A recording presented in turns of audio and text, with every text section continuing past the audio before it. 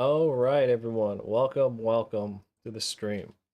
So, officially, we are done with doctor's appointments for about a week and a half, which is awesome. So, before we get started, I would like to invite everybody to join the Discord. That's where you can find me most active. I'm not very active on other social medias, Instagrams, and the Twitters. Like, I copy paste stuff there, but like, that's not where you can find me. Hop into the Discord. That is where you can, like, I am active on the Discord. So, I appreciate everyone who has been part of the Discord. I appreciate everyone who has been active in the Discord. We're building a good community on there. Um, Also, pre-orders for this print are available in my online shop right now. The pre-order not only is at a discounted price for another about a week, but anyone who orders a print in the pre-order time frame will get an additional print on top of their order for free.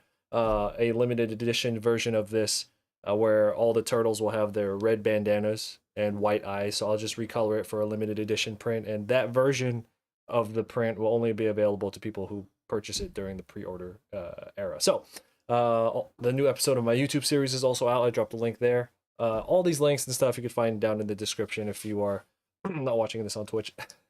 But everyone's watching this on Twitch because we're only streaming on Twitch, right? We don't multi-stream. That's against the rules. So, welcome. We're just gonna get to work. We're gonna have the mic on all night. I'm not quite sure how long we'll be able to work tonight because I am pretty tired, but we're gonna do our best. Hey, how's it going?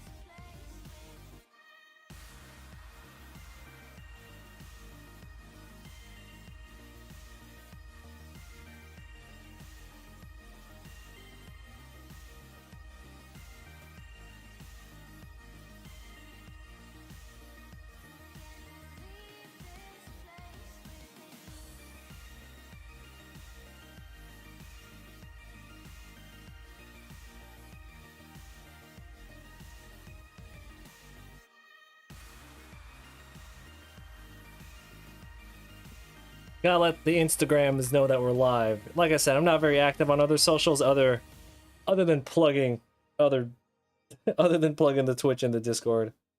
My phone will behave and unlock itself.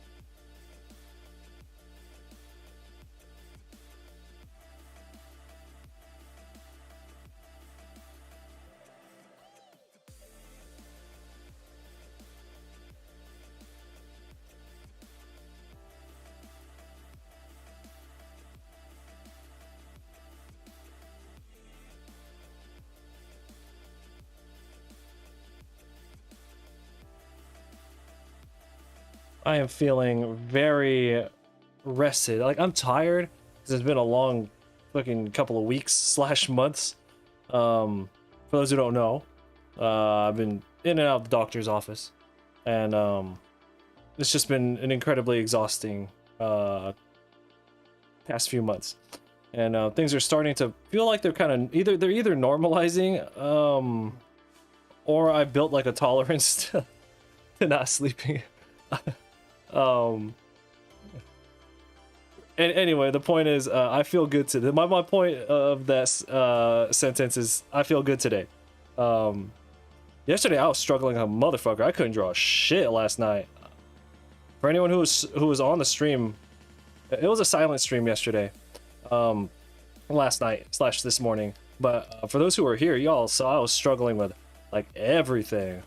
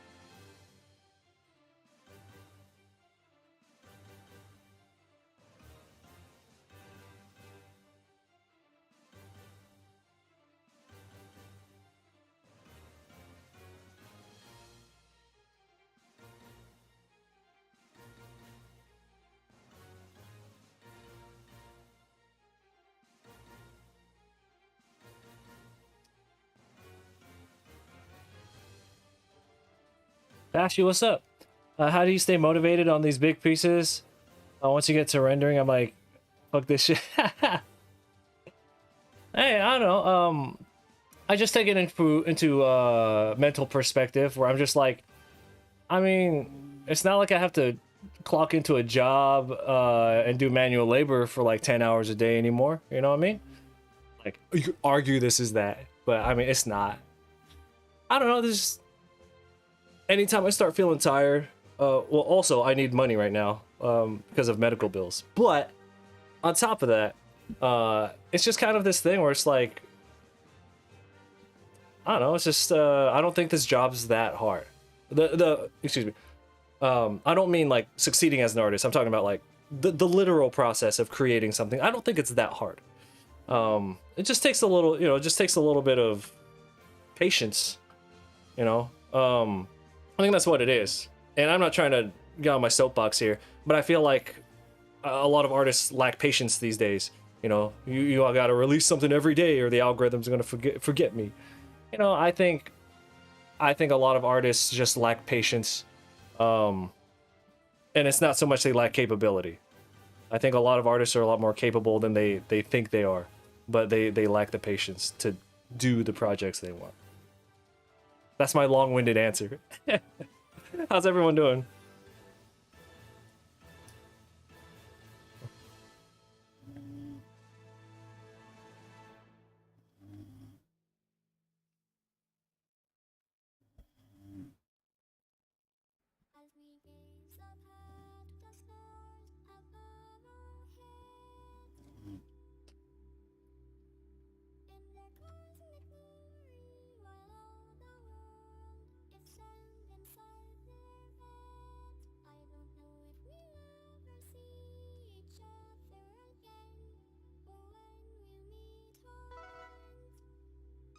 Thanks for the follow. And I think another thing that helps, especially with these big projects, is I always pick a property that I like.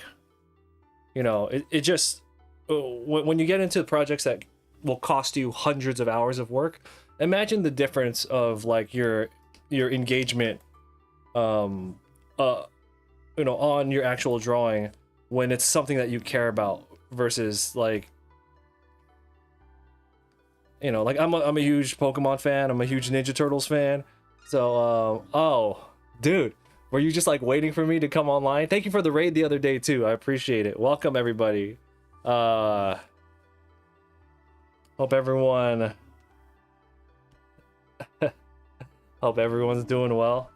Yeah, today is officially the last day of doctor's appointments for the next week and a half. So we're gonna be able to stay up and just work on this piece. Yeah, it's gonna be hype. For those who haven't seen the piece yet, go ahead and just zoom out for y'all.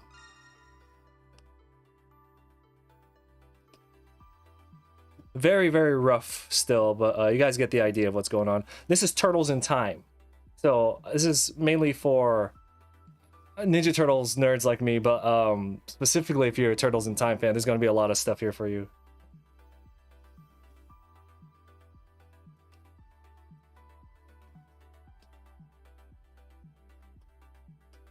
Composition wise, this is like the craziest one of all the collages. Yeah, but yeah, so someone had asked the question, and Overlord, I don't know if you have an opinion on this. They're just wondering how you stay motivated when you do longer projects or bigger projects. I don't know who here draws or paints, or if God forbid we have any animators in here. Well, what do y'all like to do to keep yourself, focused and motivated and continuously working on these big projects? My answer to that is that I don't think the act of drawing is really that hard compared to, other jobs, and we've all had those shitty jobs, right? So that's it. I have a really basic bitch answer to that.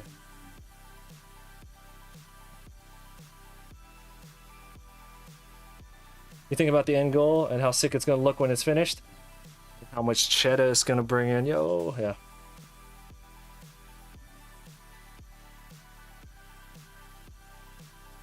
Well, I must For anyone who here is anyone here who is new, I must plug.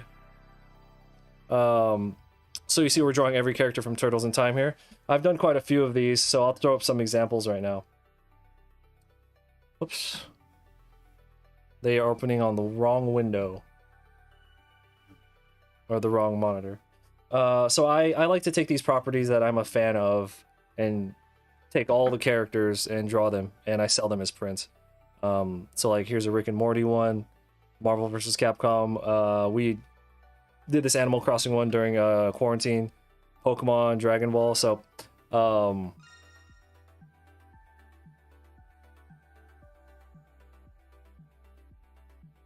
yeah, so for those who are interested, all those prints are available in my online shop. Also, pre-orders for this print are available for another week. Once the pre-order time frame passes, then you don't get the bonus. So the bonus is if you order within the pre-order time frame, I will include an additional print where I will recolor the turtles to have their red bandanas, you know, the original colors. Yeah. Anyway, I must plug that, so.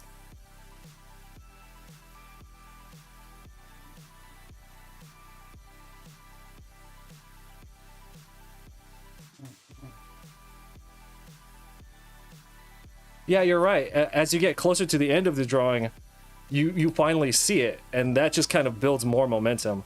I think the part that you're really just kind of keeping your head down and you have to go into like robot mode is when you're in the middle, because anyone could start a project with a lot of with a lot of energy, and then when you get to the end, like you said, like Overlord said, you start to see the end result. You could like taste it at that point, and you're just like, all right, let's go, right? But it's that middle section where you're like, I could be working on other stuff.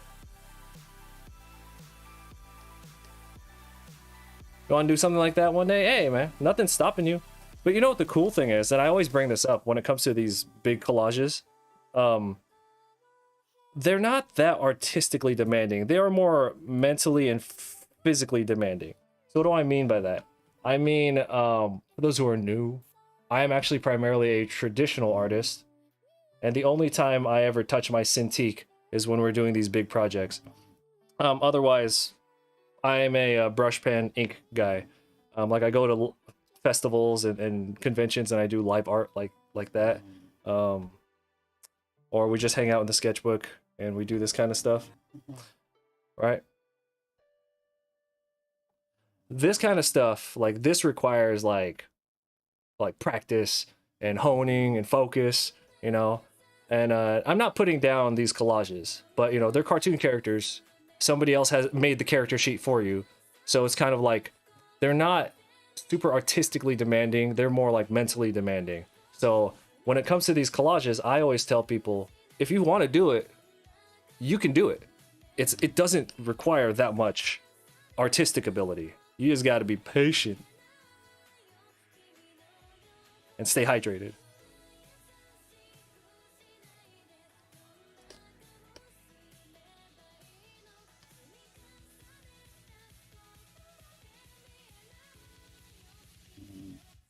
It's hard to stay motivated throughout the whole piece. Yeah, you know, that's that whole thing where it's like that's just like a trained behavior, right?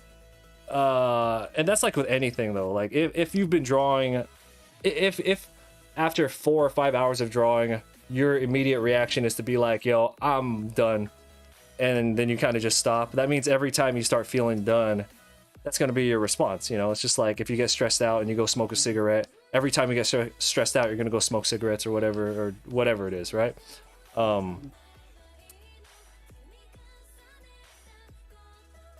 So it's just a conditioning thing. If you have trouble staying focused, it's one of those things where you just have to continuously hammer away at it, and then eventually, I swear to God, this is, you know.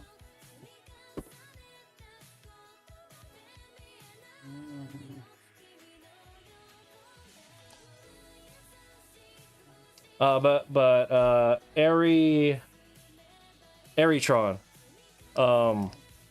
If you do want to do bigger projects like this, You can.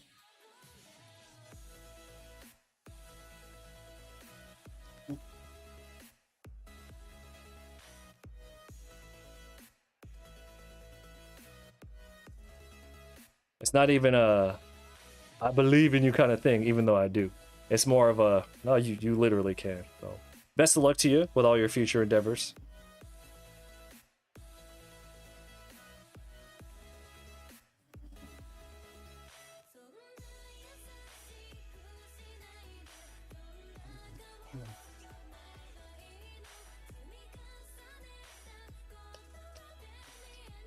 I think the head needs to be a little bit more like bulbous.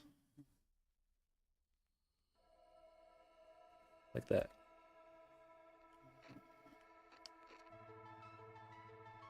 There you go.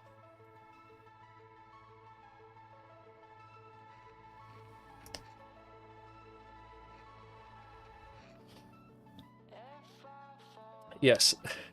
If we can talk about this topic again, I think there's this huge like over emphasis or romanticized vision of being a full-time artist.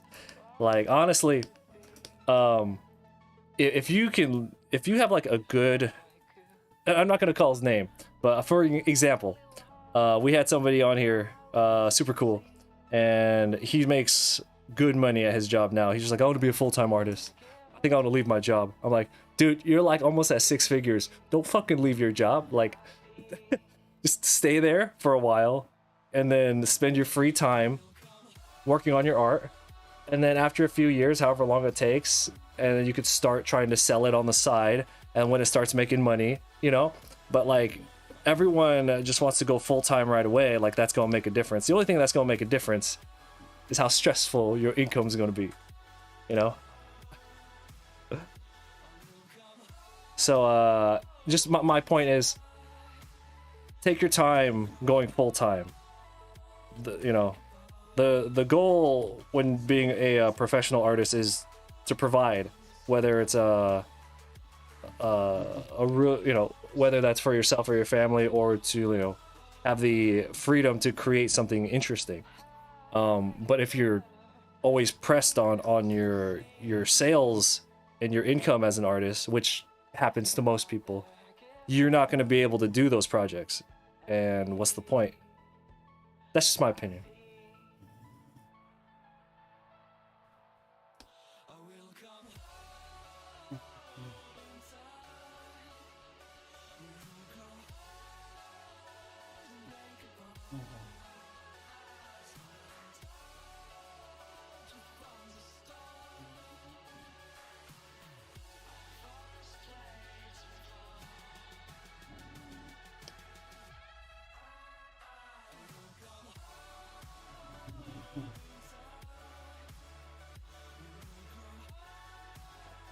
Now, the good thing about being an independent artist is there is no ceiling to how much money you can make. And that, I think, is what's really appealing to a lot of people, whether or not they realize it. It's borderline meritocracy, but there's a lot of luck. So it's kind of like, as like an independent artist, if you just work all the time, then you'll probably just make more money than if you don't work all the time, you know. So getting it started could be kind of difficult, but man, when you do get it going, like you could make I don't know, obscene amounts, especially, you know, with how things are with the internet and conventions. And but until you get to that point, I just always like to bring that up when people bring up the topic of trying to become full time. I don't rush into it. Just fucking take your time. All right.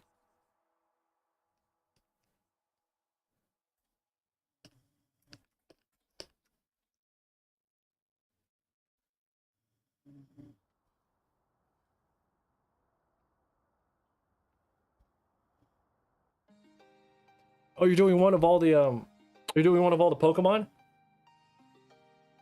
Yeah, so this is the one, I have all the Pokemon, and I've seen a few other people do theirs too, and I like seeing other people's Pokemon collages that they draw. So we finished this one. That's a bit, almost been a year since we finished this one. So I drew every Pokemon and all their different forms. So this goes up to including Legends Arceus.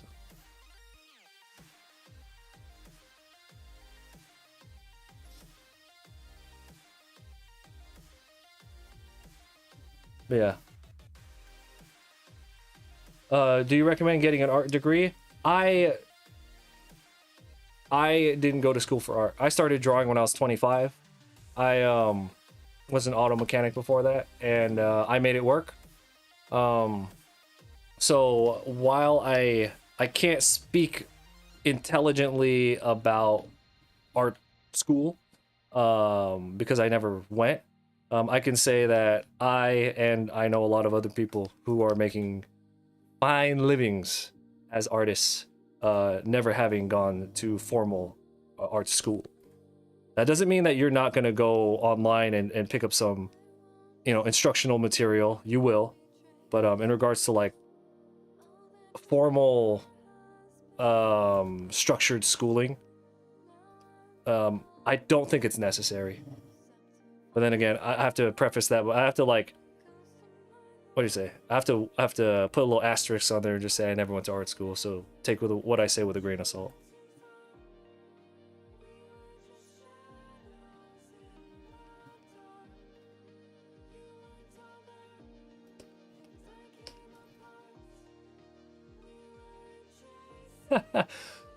You know what's funny? I've been okay when I go to conventions and I sell these prints, right? Thank you for the follow, by the way. One of the things that always comes up is just like, well, what are you doing next? What are you gonna do next? And I always tell people, I'll do One Piece. I'll do One Piece when it's done. I'll do it. I swear to God, because I just like it's over, right? Like I just win when I do that. Plus, what a great challenge. If I when I finish that project and then I die, I could be like, all right, sweet. But it's funny because I bring it up and people are like, you're not gonna do it. You're never gonna finish it. And I'm like, dude, I did Dragon Ball already. Like, I don't know what else you want from me. Like, what else do I have to do? Like, if somebody who drew all the Dragon Ball characters, if that's not enough to like buy good faith that I will do One Piece, I don't know.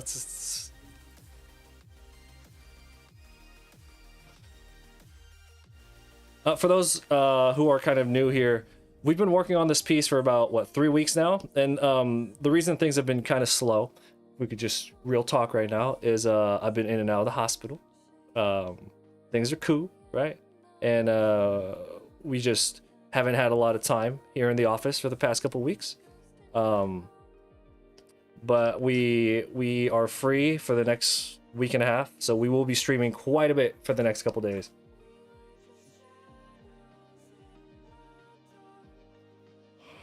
How are you planning on a canvas this big?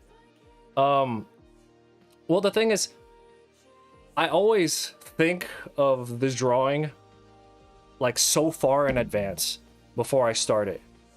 So like by the time it actually comes time for me to put the pen on the tablet, I already know what it's gonna look like. I've already it's already been swirling in my brain for so long. So I mean, I don't know. I don't really have any issues in regards to composition. Like there will always be little changes that happen along the way, but the overall image is already done in my head.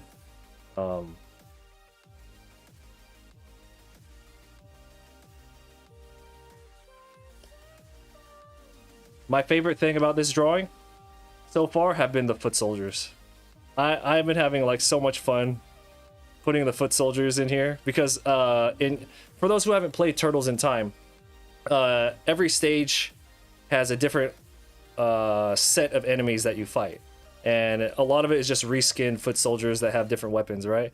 So I went through the game and I took notes over which characters have which weapons, right? So I've been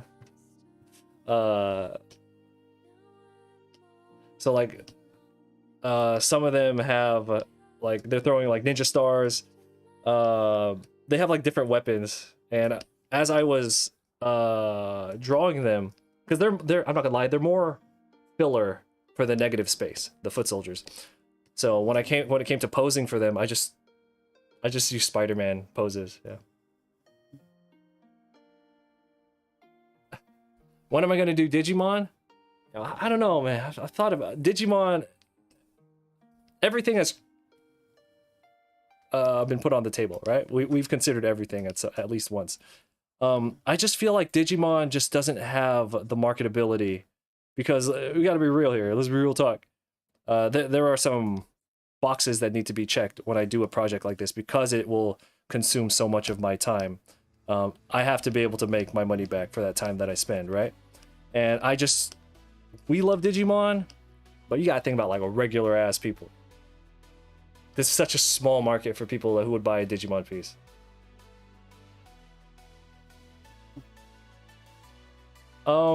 I don't know if Turtles in Time is hyped right now. I'm just doing this because the reason we're doing the Turtles piece is because I'm a fan of Turtles. We were doing an Attack on Titan piece, and I'm opening the Attack on Titan file right now. We were doing an Attack on Titan piece, but you know how earlier I said some art requires a little bit more artistic focus, and some other ones just require a little bit more like physical patience. The Attack on Titan one required a lot of like attention to detail and a lot of effort, and I just haven't been sleeping a lot, and there's just a lot of stuff going on, and I just didn't have it in me, you know, go all in on an Attack on Titan piece. So I'll show you how far we got on that.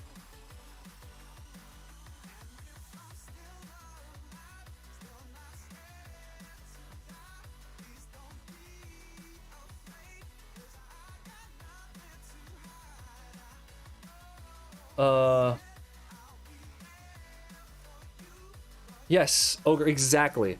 So if we were like, well, we should do one with some robots or something, would I do Gundam or would I do Metabots? Well, clearly it's going to be Gundam. Or actually, I'd be like, well, Transformers hits a wider demographic. So I'd be like, well, I'd probably be Transformers then.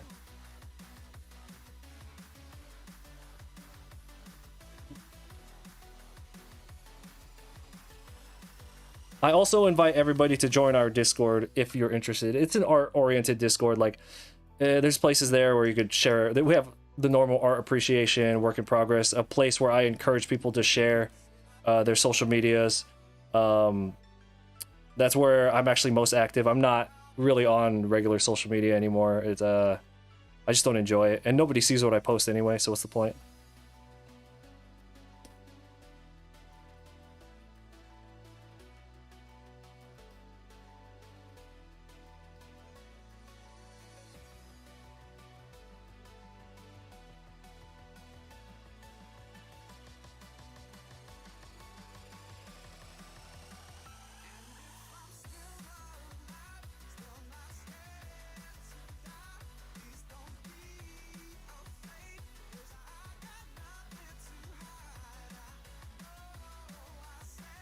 I have to look up a reference picture. So this is in regards to composition. Each of these like slices on here on the board represent a different stage in the game. Between the SNES release and the arcade version, there are 10 stages, and I have to pull up a reference picture to my favorite stage called Neon Knight Riders. And that's where they go to the future and the foot soldiers are on like hoverboards. So I need to look up some reference pictures so I know what the hoverboard looks like. Because in the rough draft, I just drew like a circle.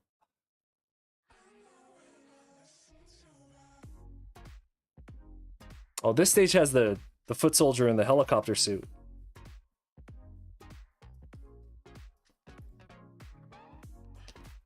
Let's do it.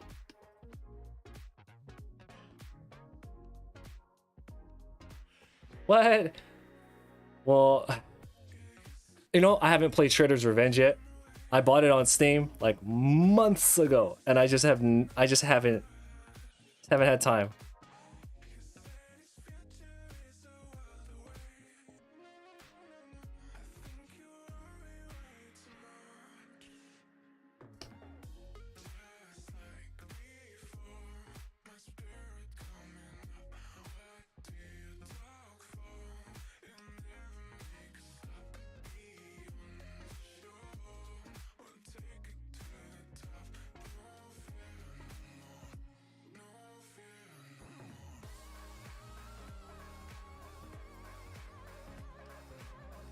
So when it comes to like mobile suits, or you're drawing people in cars or something, I find it easier to draw the person and then draw the car around them.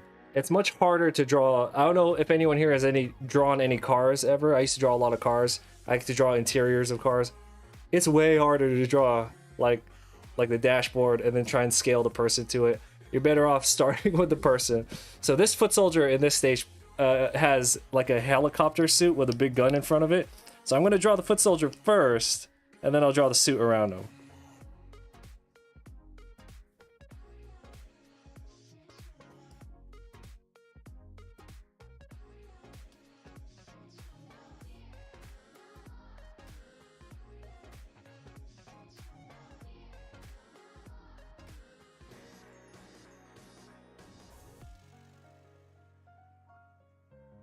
These foot soldiers, I didn't realize how big their heads were.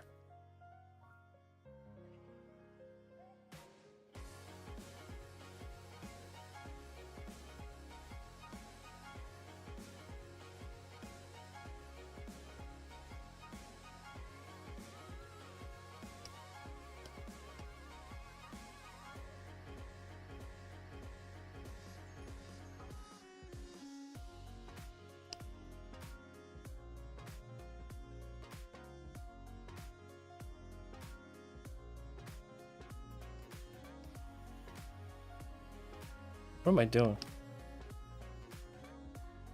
Where is it? Smooth.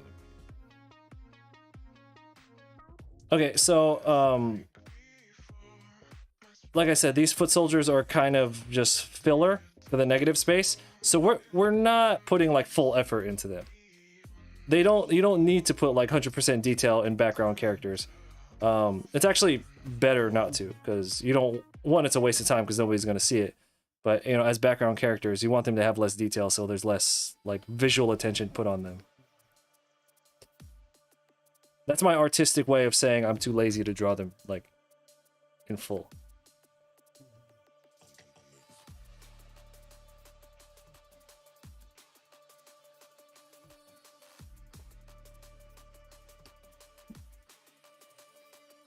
Yes, I'm a full-time artiste.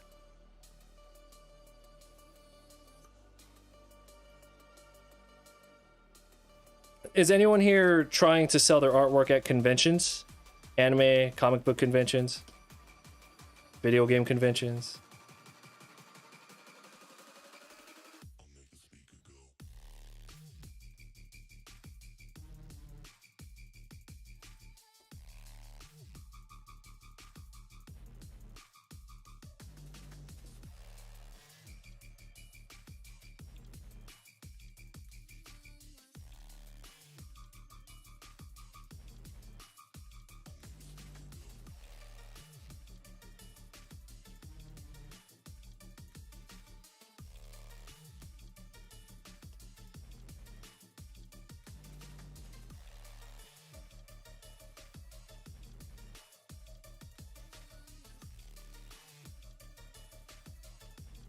Got a book for motorcycles? And again, I must, and this will be the last time I bring it up, in case this gets annoying to people. For anyone who's new here, I'm actually primarily a traditional artist. The only time we get on the Cintiq to do digital is when I do these big fan art projects. Otherwise, we do like to hang out in the sketchbook and here on stream, and we like to work with brush pens. A lot of the practice I do is without pencils. And I feel like doing so much, and I do live art, live drawings like this, not just on Twitch, but at like festivals and conventions. But I feel like that practice I do without under sketches has made the whole process of doing a quick under sketch and then drawing over it just so easy. Oh my god, yeah.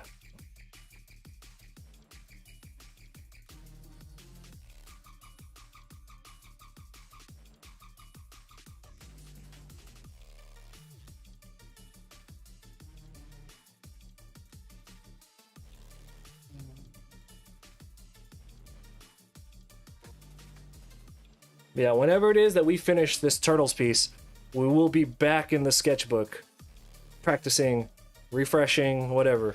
I'm rusty as fuck though.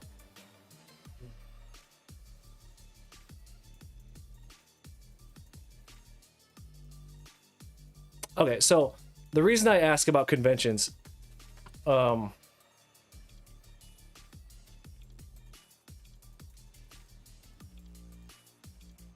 is pre-COVID.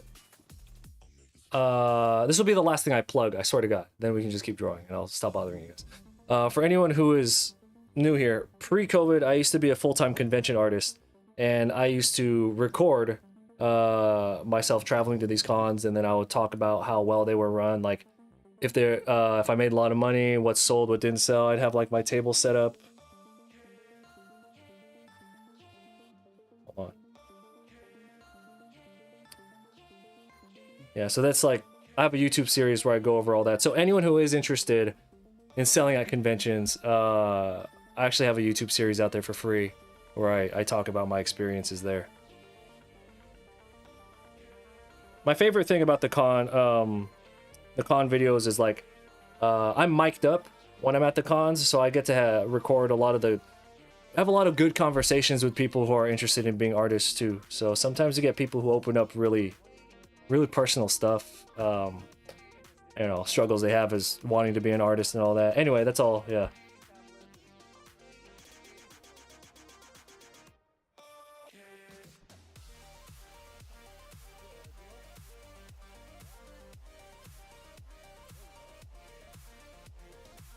All right, back to drawing.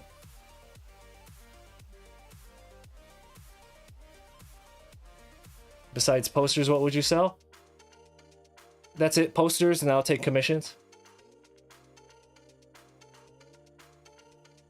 This is what I'm really focusing on though.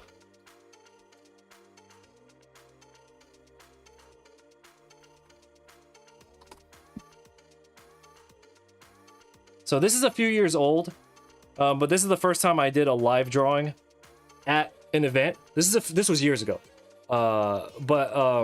Basically this is what I am aiming to do full time. You know, I can only go to cons and sell prints for so long. I don't want to be fucking 40 years old slanging prints, you know? Yeah, so I've done quite a few of these live projects. So at cons, I sell prints, I do commissions, and then anytime I get the opportunity to have more space, I like to do these bigger drawings, yeah.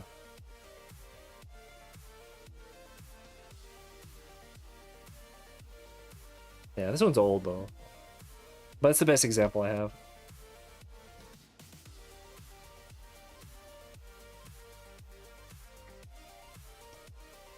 Oh no, bags and clothing, that kind of stuff sells really well. Basically stuff that stuff that the customers don't have to carry. Like prints are hard. Like they buy prints because they know when they go to the artist alley, they're looking to buy prints. But I'm not gonna lie, charms and stuff, the reason they sell so well is because people at cons, they want to walk around for the weekend or whatever, and they don't want to be carrying a big old poster, you know? So yeah, you could kind of make anything work sales wise at a con.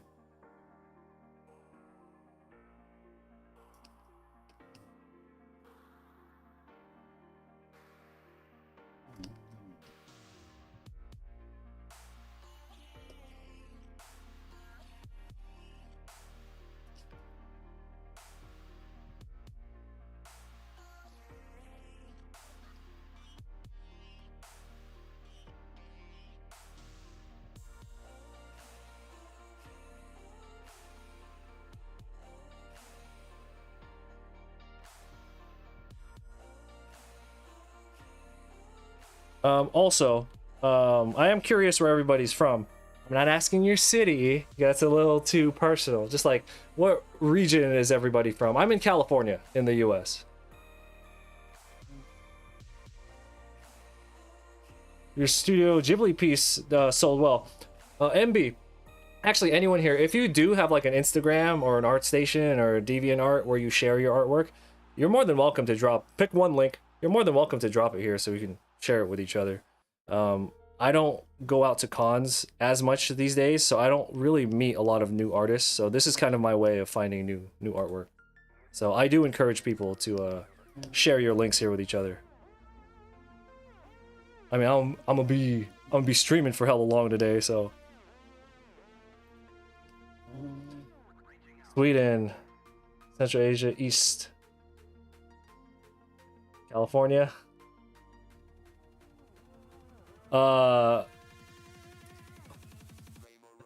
I hope you're not dealing with too much flooding. Fortunately, where I'm at, I'm in the Central Valley area. Heavier rain than we're used to, but no flooding yet.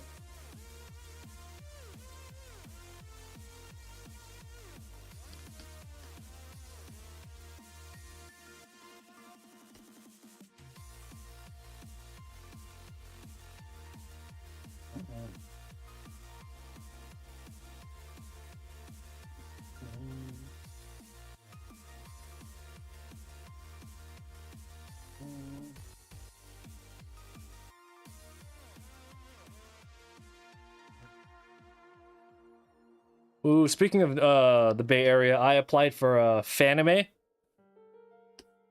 This is like way too big right here. I applied for Fanime, which I haven't been to that show. I think 2018 was the last time I sold at that con.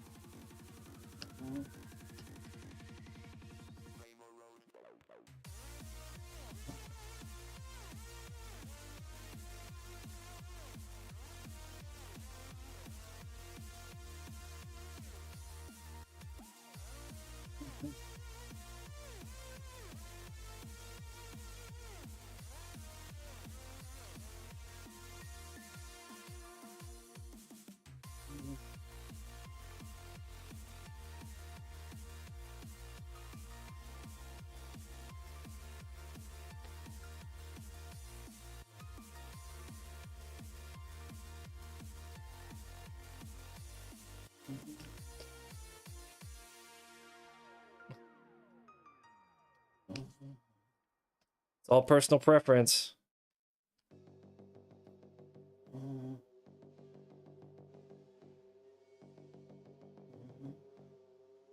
I started tabling at anime cons, comic cons. I think I did my very first one table in like 2014. So like 2 years deep into drawing. And then I think I did like 2 more in 2015, and then 2016, 17, I was doing them like every weekend. And at my peak, I was doing like 30 a year, some shit like that.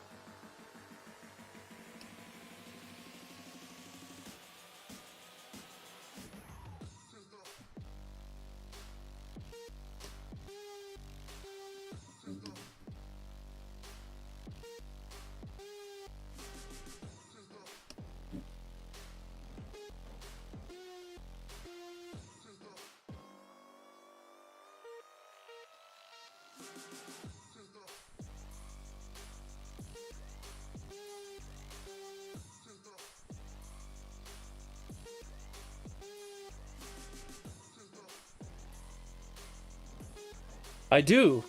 I have one. I have one original character. I actually sold 50-50 of my original concept art and fan art when I was at cons for the longest time, and then I just sucked it up, and I was just like, hey, nobody's buying these as much as I'd like them to, so that's why I switched over to all fan art at the cons. But yeah, I have an original character.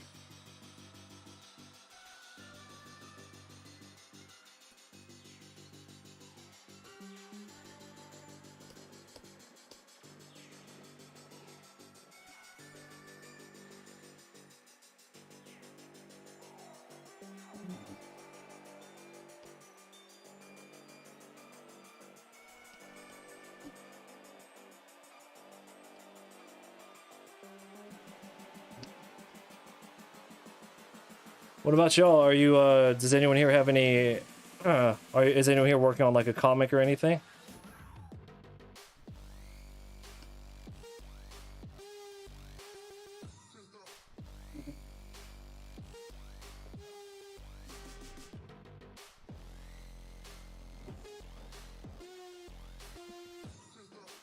Oh.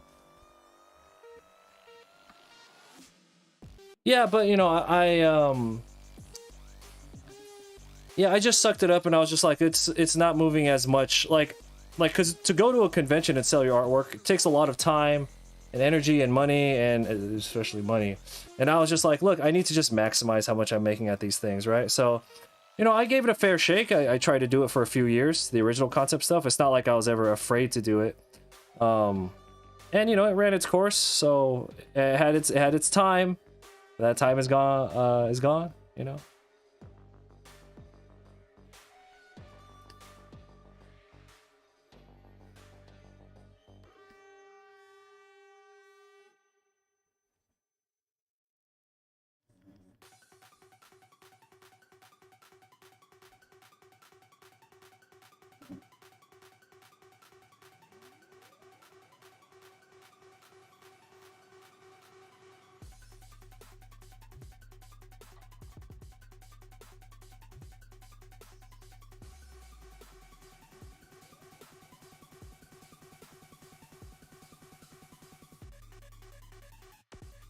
Yeah, I'm actually going full-time cons for like the next 2 years.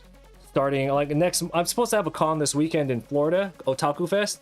But like I was talking about earlier, we have some doctor's appointments this week, and you know, when you get accepted for a when you get like into a doctor's appointment, especially like with oncologists, you don't fucking turn that shit down. So my next con will be in February. I'll be in Vegas for Level Up Expo.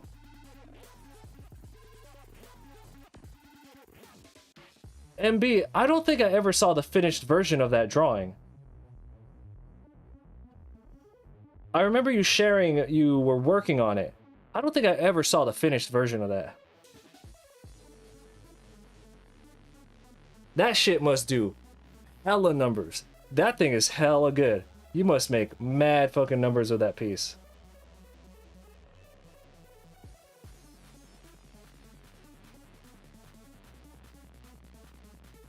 It's my wife, not me. Yeah.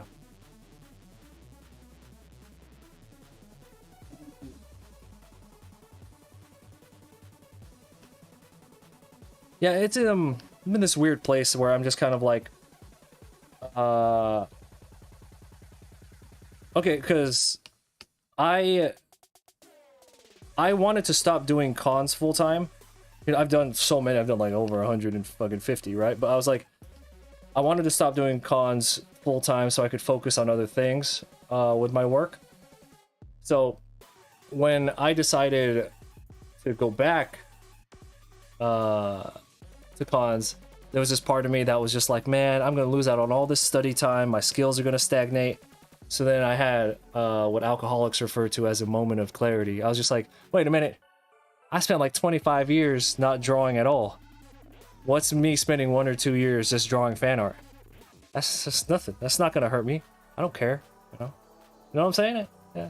So, yeah, I had a minute where I was just like, oh, I don't want to go back to cons, but I mean, it is what it is. Now I'm just like, I'm in a place where I'm like, I don't give a fuck. It's not gonna hurt me.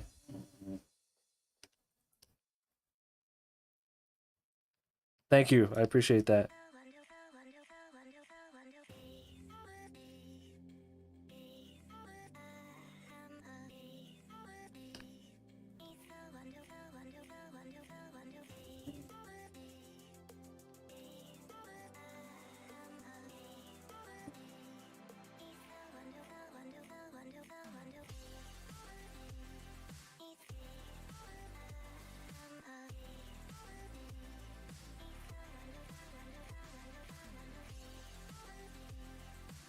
Yeah, you know, and if we could be more open, she had a serious surgery about 5 weeks ago, and for those who are hanging around, you know that I was like running in and out of the stream because she needed help like getting up, and things like going to the bathroom, like that kind of stuff, right?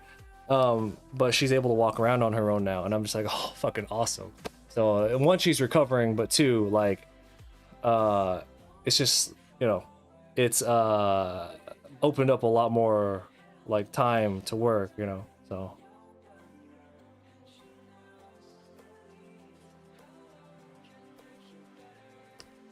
Hey, the cons are doing well again.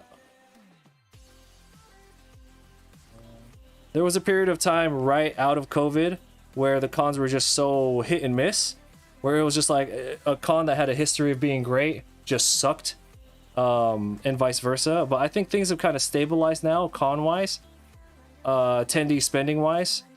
So I think you should apply and go back out there if you really want to. I think the COVID risk in regards to spending behavior, I think that's done.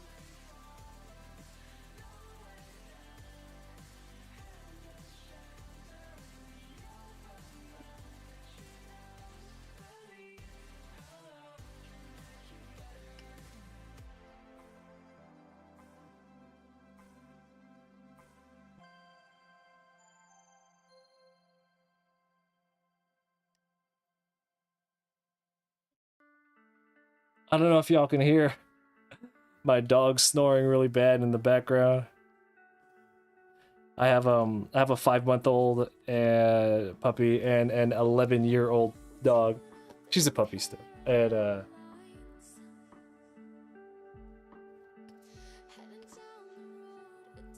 dang it, this turret's gonna be right in the way of that foot soldier with a bomb.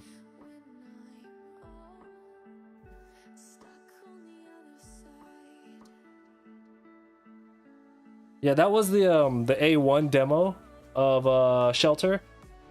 I'm not gonna lie, I like the A1 demo better than the official release of Shelter. I always have. I've always preferred it. It has like an M83 like a Japanese city pop vibe to it, you know what I mean? Regular Shelter's just weeb shit. No, I'm just kidding.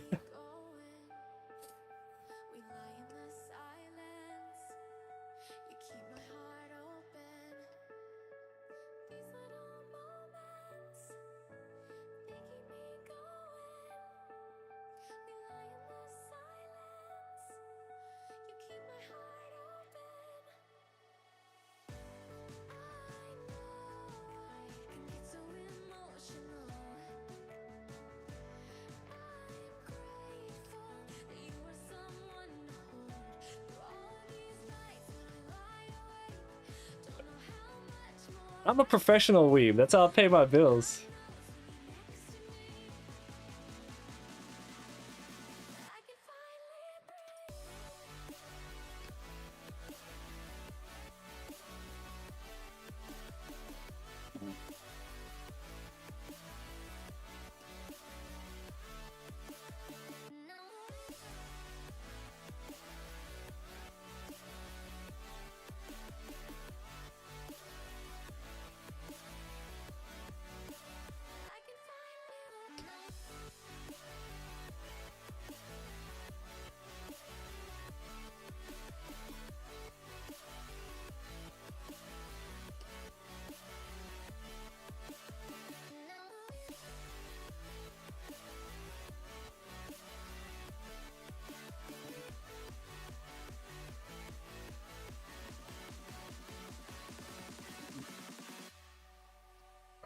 I have also moved away from using the like shape tools in my digital art programs. One, I actually don't really know how to use them in Clip Studio Paint. I know how to use them in Photoshop, but also I think the imperfections in the shapes looks more visually appealing. Like you could just drop the hard, like a round tool, right? Excuse me, an ellipsis tool, and then get this done. But I don't know. I just think it looks nicer like this.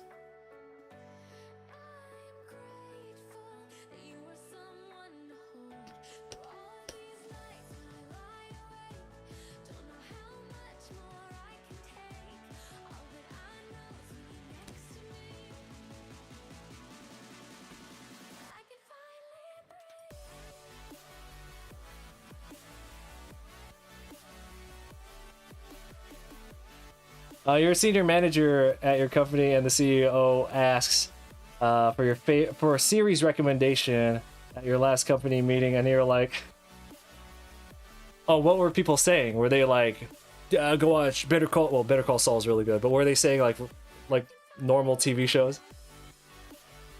Tell them to watch One Punch Man."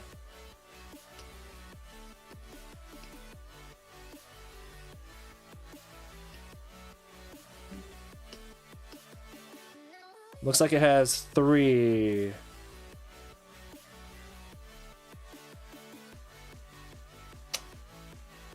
So this gun has 3 cannons on it, or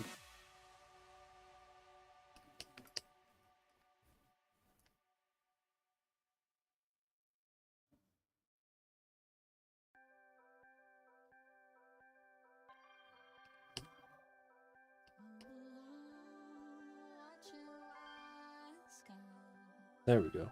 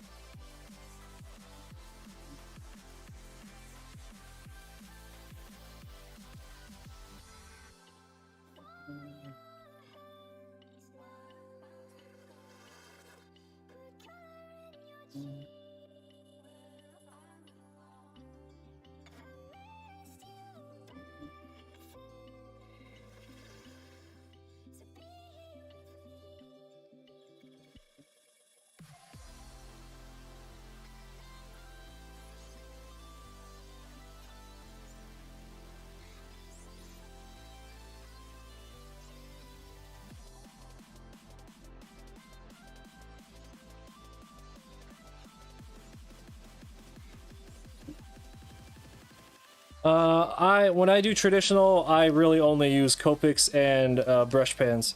I don't really use any ballpoint. If anyone here has any recommendations, we have somebody asking.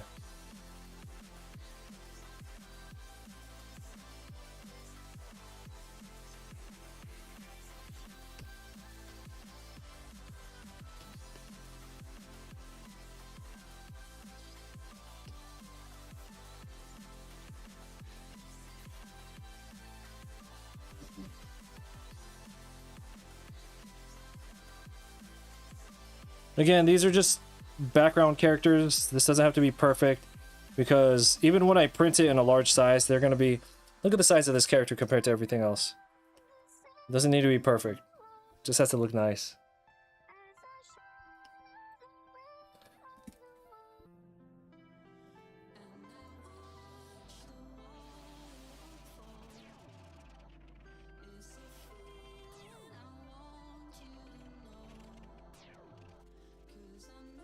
Alright, give me a second. I gotta take care of something really quick.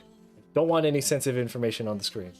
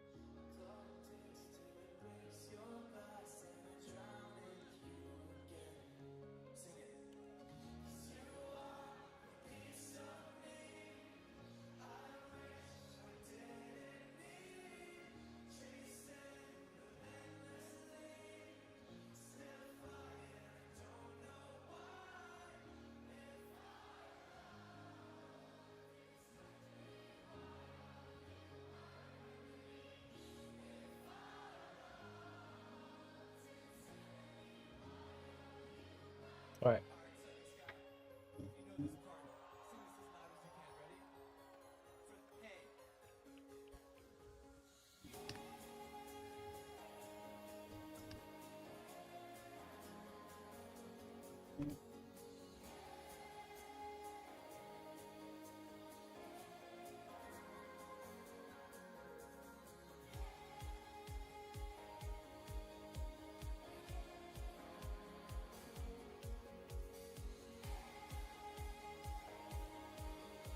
Leo, what's going on?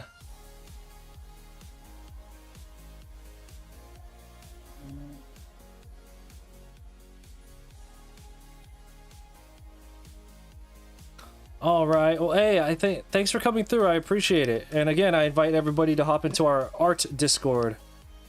Yeah, go to 9 to 5. Go get that guaranteed paycheck.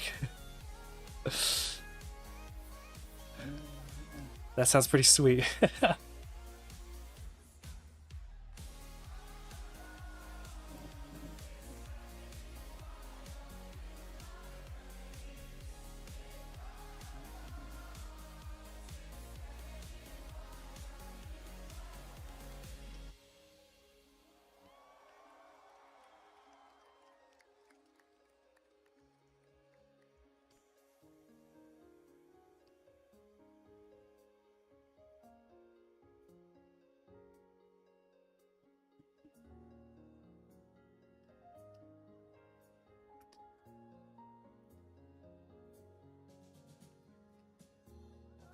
I appreciate it.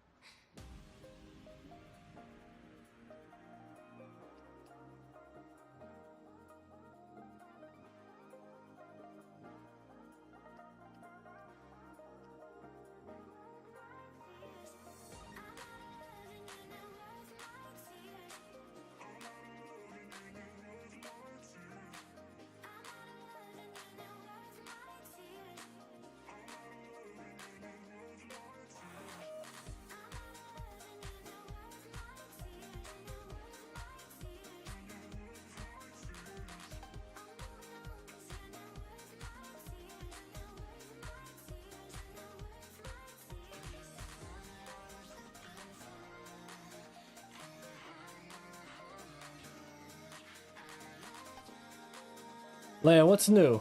What's been going on with you?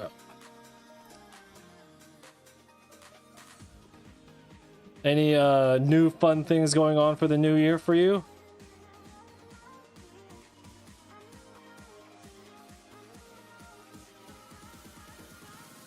All right, so I've been saying that I don't play a lot of video games, right? Because it just takes too much time. When we are done with this drawing, we will have a Shredder's Revenge stream. Like I mentioned, I bought Shredder's Revenge on Steam months ago. I don't know when it came out, but like that's when I bought it. Still haven't played it yet.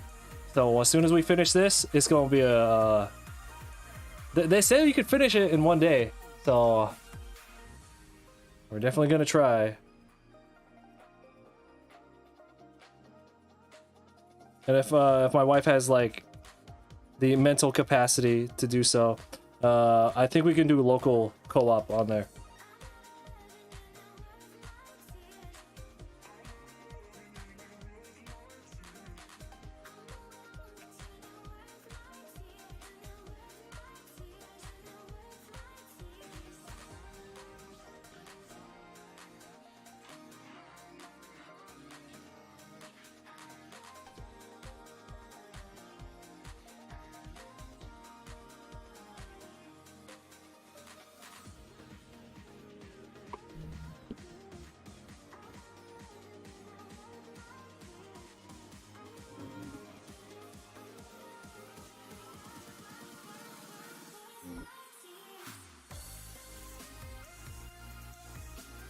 Ooh, we got a stressful day. Well, I hope everything turns out okay. I don't know what's stressing you out, but whatever it is.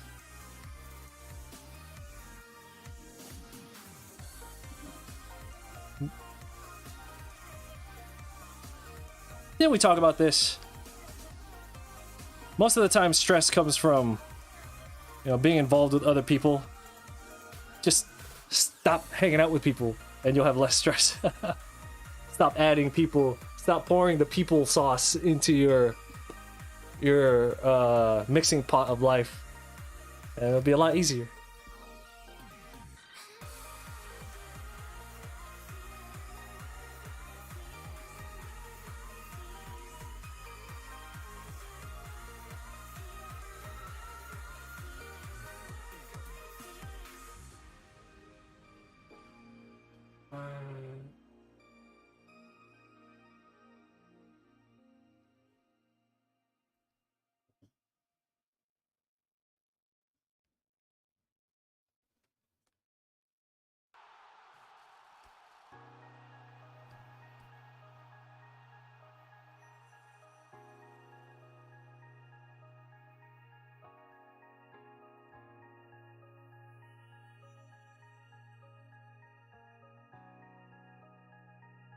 Oh, throughout this drawing, I've been doing something called lazy hands.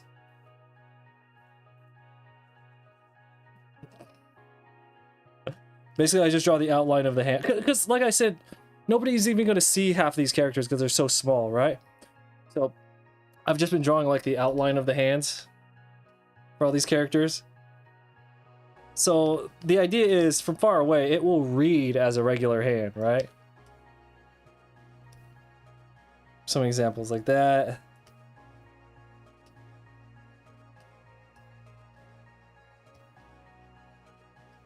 Like that.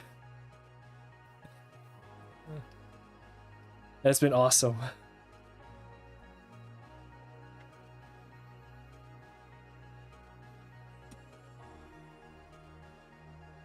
Alright.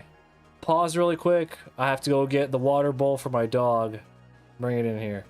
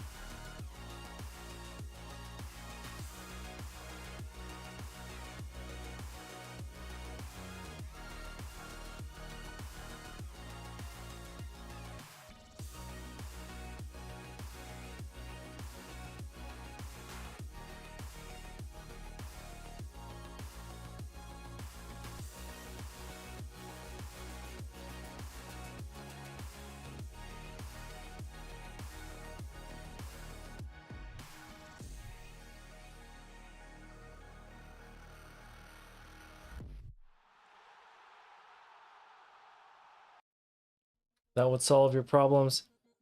Part of your stress is 2 birthday parties within 3 days.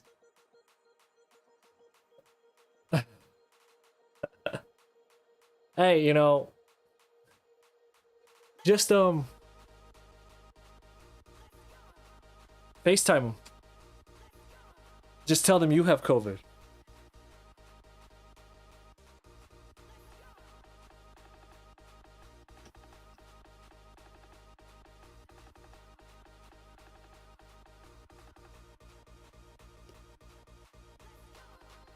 Nah, that's lying though. You don't want to lie to your friends or family. That's not cool.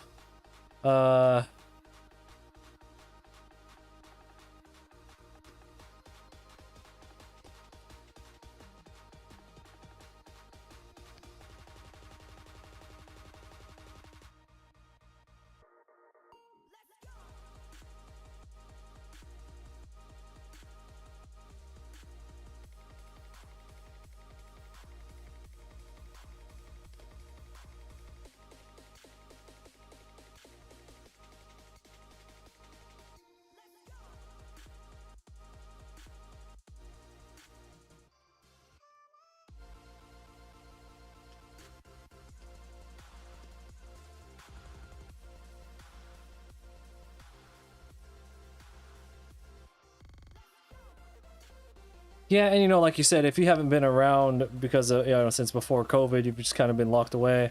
I'm sure they want to see you. You gotta think of the people.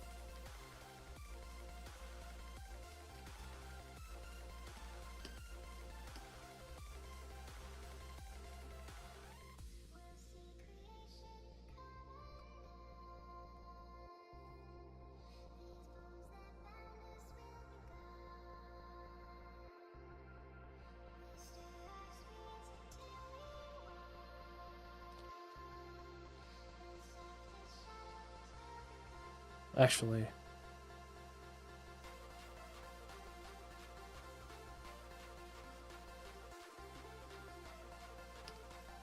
I would say about right here.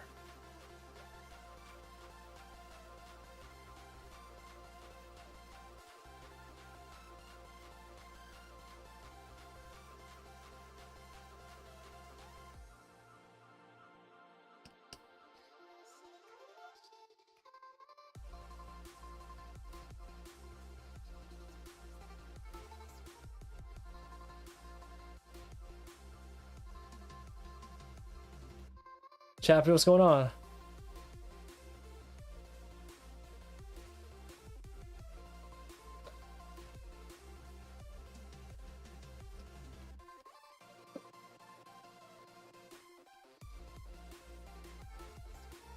Have you had it, Leia? I know, like, especially during you know, the past year and a half, we've had so many people in the chat on and off get it. I can't remember who has it, who hasn't.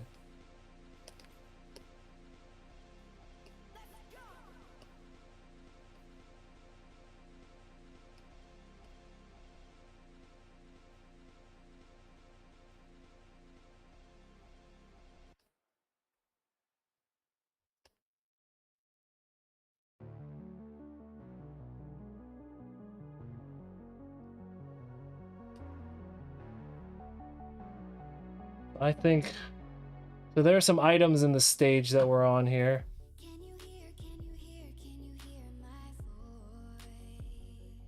So little glowing circles with question marks. I know.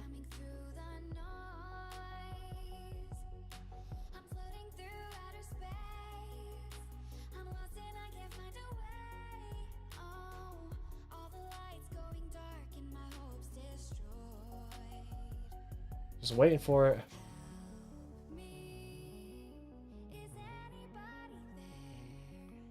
So we need to move this foot soldier right here. I think he's...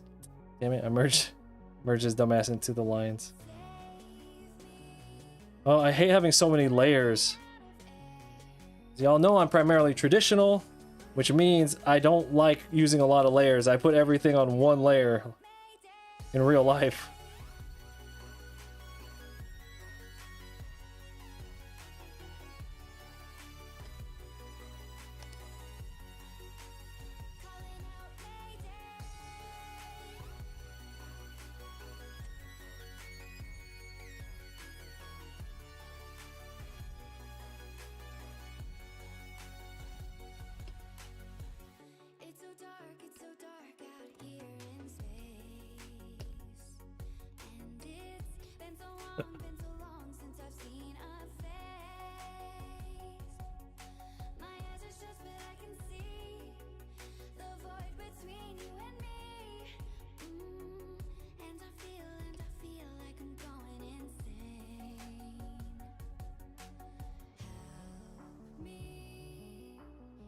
Is there a part of you that wants to get it?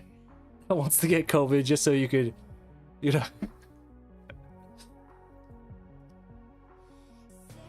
You know how like you stand in a circle of people and they're like talking about a band, and you're just like, I have no idea what y'all are talking about. And you know, they're like, yeah, that's cool, and they just keep on talking.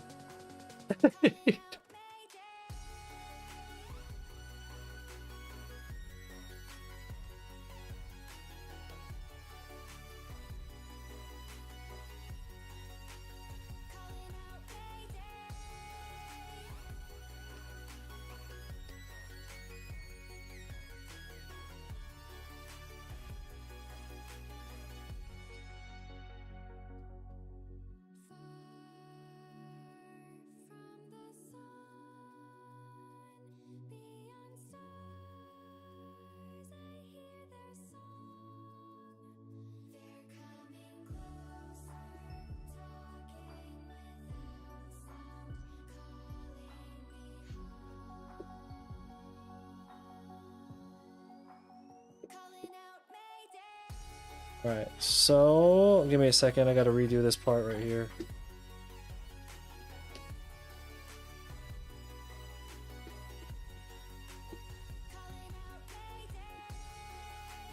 Actually, let's merge like all of these lines together so I don't have to fucking deal with so many layers. It's a nightmare.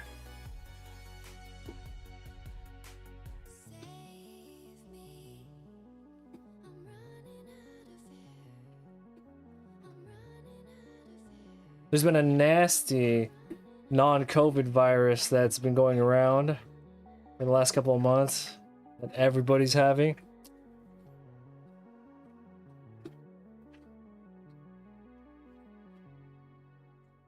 I'll be honest with y'all. I got COVID in July last year. Or June last year. And I still had to go to do a live drawing at a really big event because I had like thousands of dollars invested. And I was just like, I had to go. So when I did that live drawing, I was fucked up. Super bad, yeah. But I still did it. I took precautions, you know, not to get people around me sick, yeah.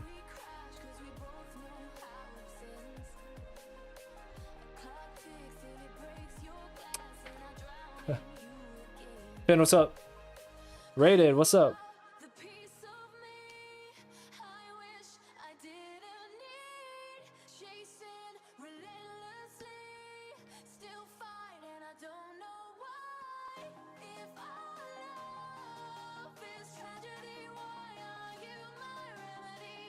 So the board looks pretty thick.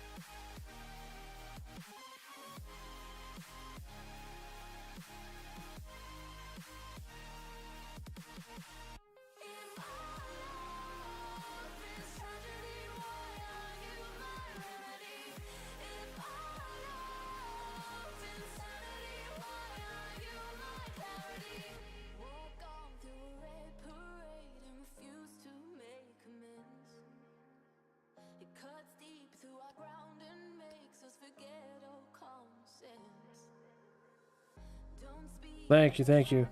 Yeah, it's been going well. I've only been able to put like 4 hours of work per day on this. But luckily we're gonna have a lot more time the upcoming days, so not saying we're gonna get it done. I highly doubt it. But we will do some major damage to this piece in the next couple days.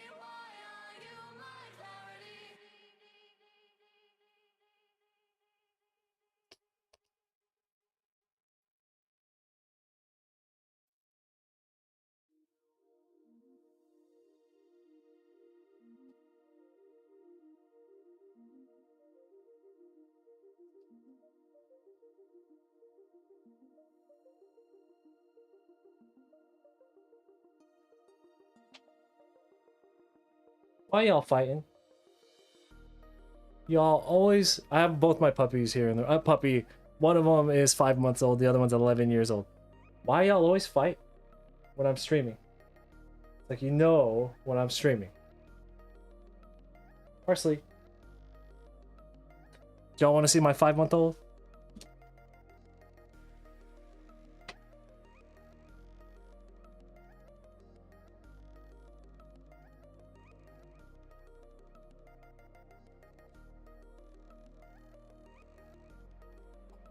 Don't side-eye me.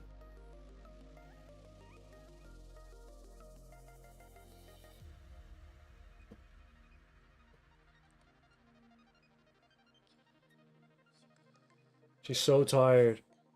We played for like an hour. Oh, well, she played. I just threw the ball as I was taking care of business.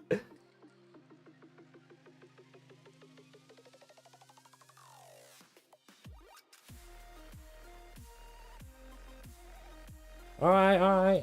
We gotta go lay down though. Go lay down. Go lay down. Good job. Good job.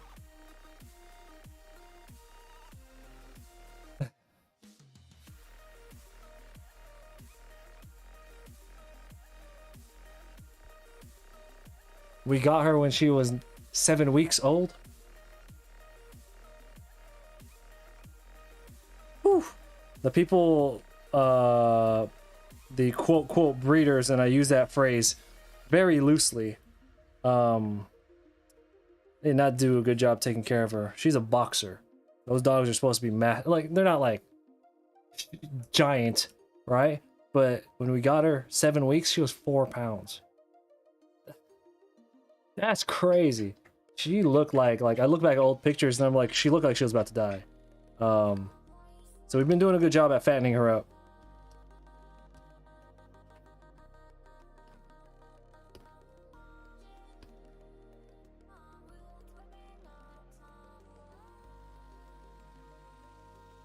Yeah. Yeah. She's close to 30 pounds now. So we've definitely put in some work and a lot of money into getting her healthy.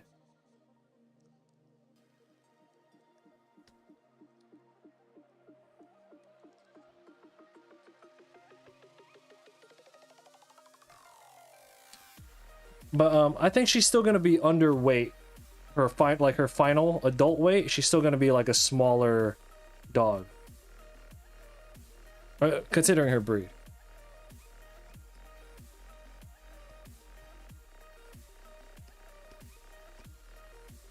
Actually, yeah, she talks with her paws all the time, slapping shit. You saw when I was carrying her here. If I carry her, it's just this. Not even to escape. Not even it's not to tell me to put her down. She just likes to touch stuff. So like we'll be walking, like if I have to carry her and move her somewhere in the house, I'll carry her and she'll be calm. She'll be like this, just calm. And if there's something in range, like a cat, she'll go out and go like that for no reason. Well, there's a reason. She's a little baby and she's curious, right?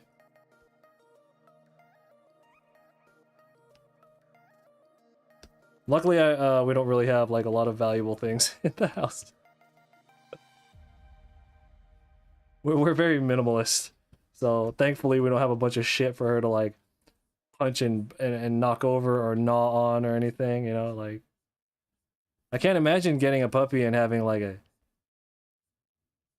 you know what I mean, like stuff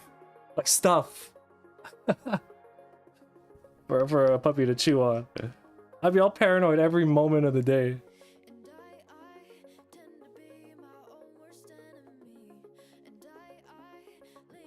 Leia, how's the gym been? Let me tell you what, I haven't been to the gym in like 2 months.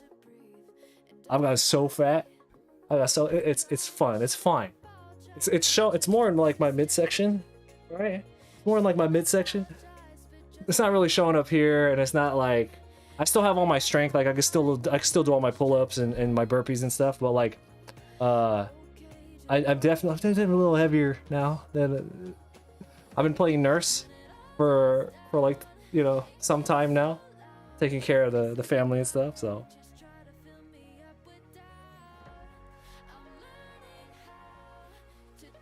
I was just like, man, fuck this. I'll get back to the gym when I feel like it.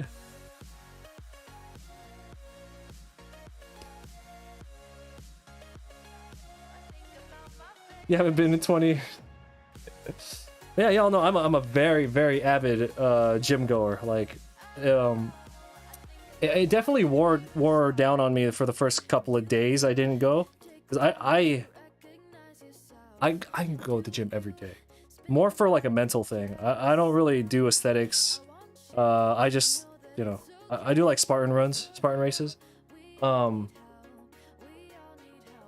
the first few days when I had to change my schedule around and I couldn't go, I was in a bad mood, and it was hard.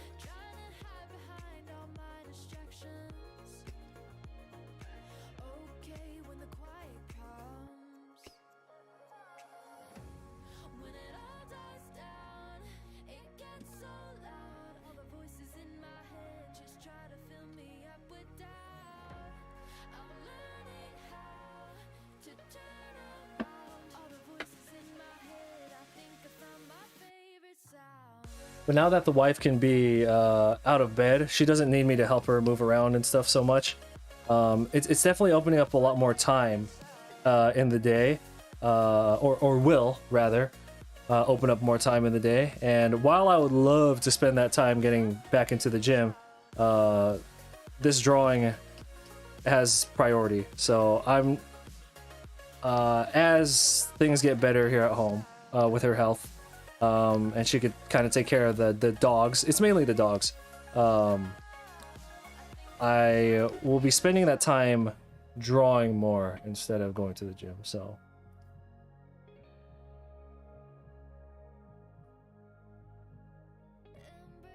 oh, photography, right? But you were always into photography, right, Chappie? Like,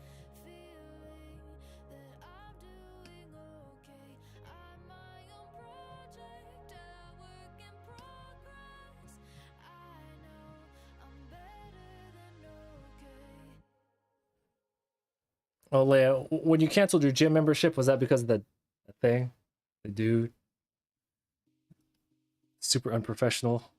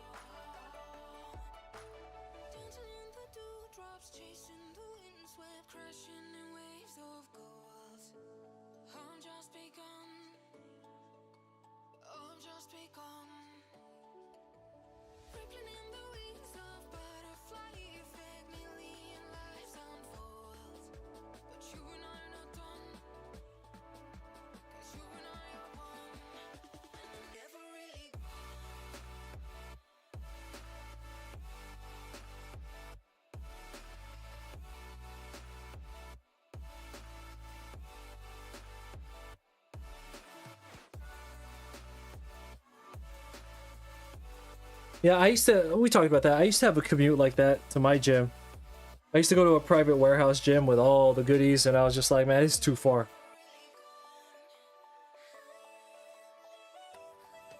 like just the travel time to the gym. I could have just ran extra amounts per day. You know what I mean? Like,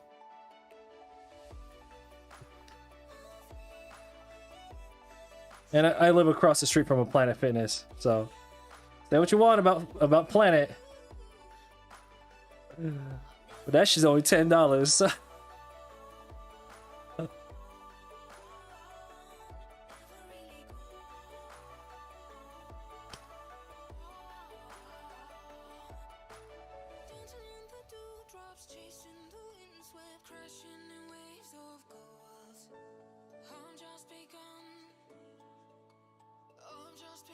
What abstract cluster patterns are called? You're asking the wrong person. I've only recently, because I'm into very literal art, right? And I used to not appreciate like interpretive art or like abstract stuff, but as the time goes on, I am getting much more into that stuff, and I do find it super fascinating. That said, I have no like idea what the fuck I'm looking at or what I'm talking about when I see things. So you're asking the wrong guy.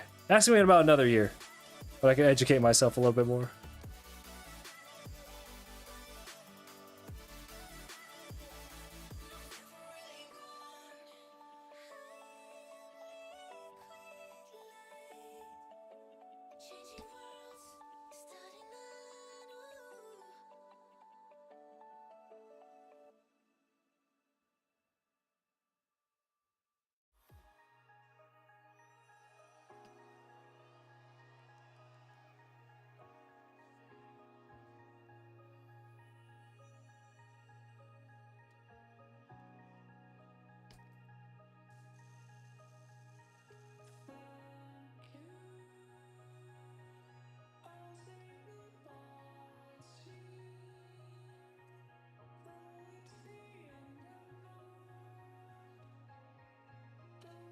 I invite everybody to join our Discord. We can get more people in there. I could start monetizing it. I don't know how they're doing it. I don't know if they're running ads or whatever, but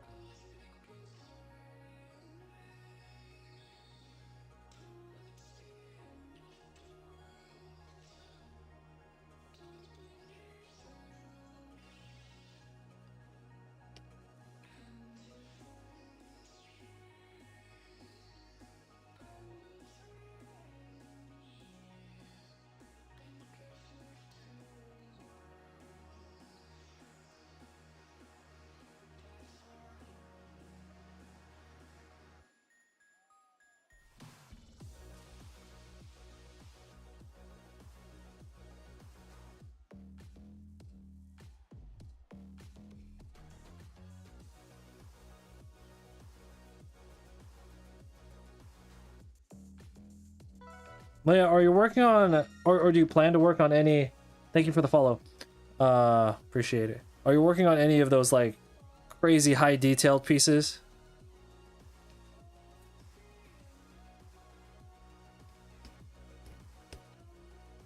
Or do you plan to?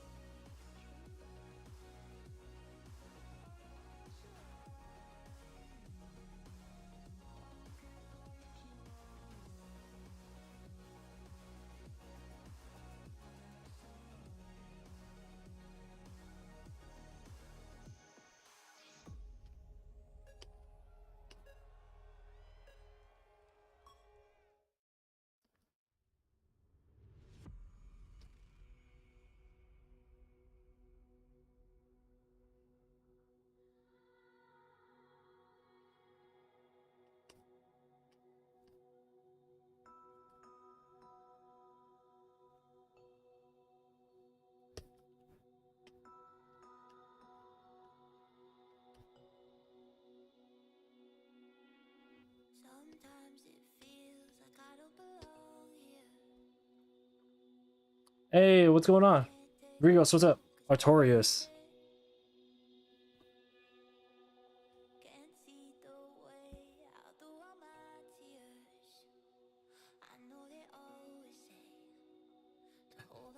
That's just art. I'm gonna take this thing. I'm gonna smash symbolism all over it.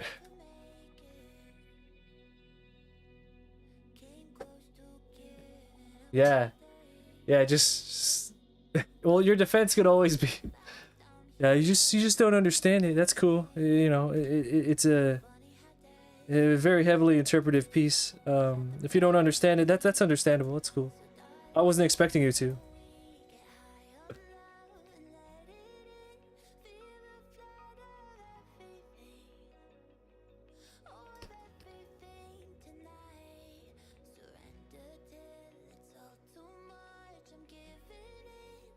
No, no, it's okay. It's okay. You know.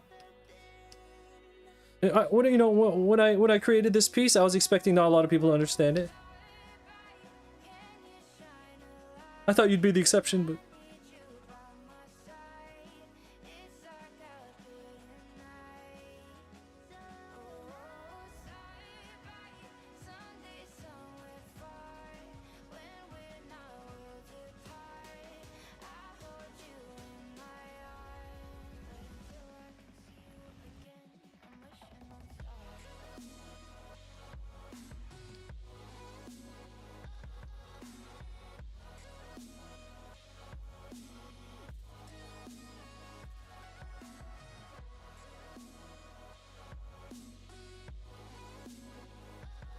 It's like what that doctor did to me when I dislocated my shoulder. So I went to the ER to go get it popped back in, right? And he was just like, "All right, I'm gonna pop your arm back in. It's gonna hurt." And I was like, "Okay, that's cool." And he's just like, "Do you want something to make you more comfortable?" And I thought he was gonna give me Vicodin or something, right, or some Oxy or something. So naturally, I'm like, "Yeah, yeah, of course." And then it was after, so he said.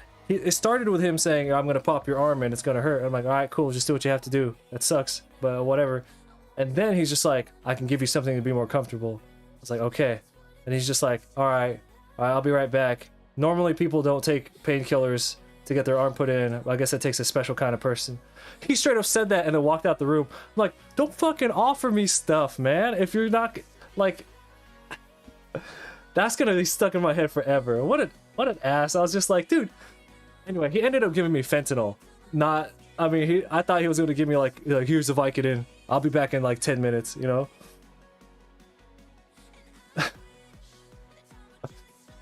Hey, you little asshole.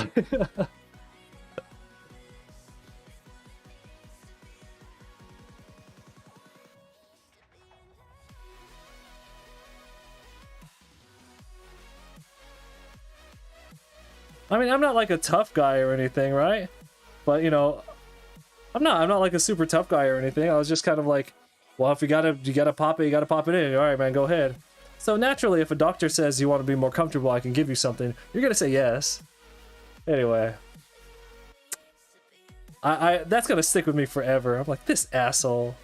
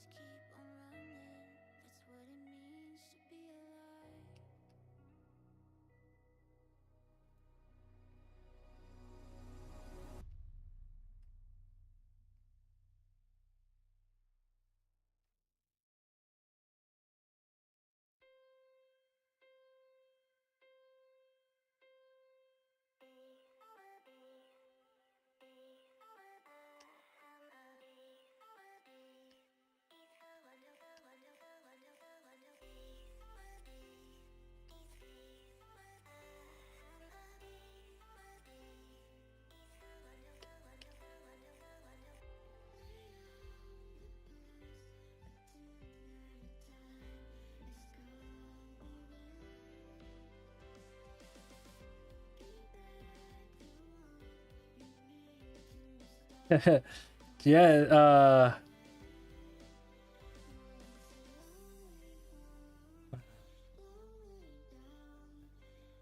hey, it's how we do it. Opioids everywhere. It's just hard to get a doctor in general, so it's kind of like, I'll just take whatever you want to give me.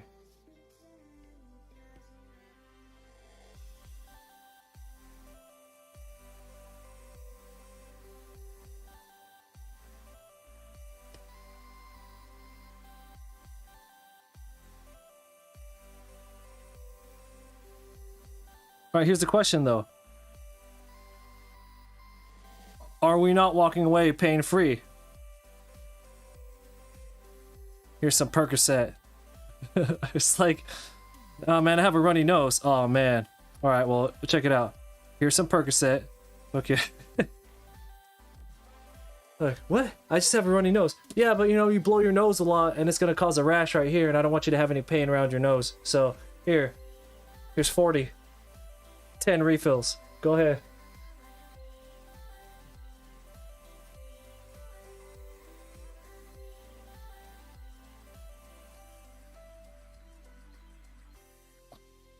You want to talk about a nightmare.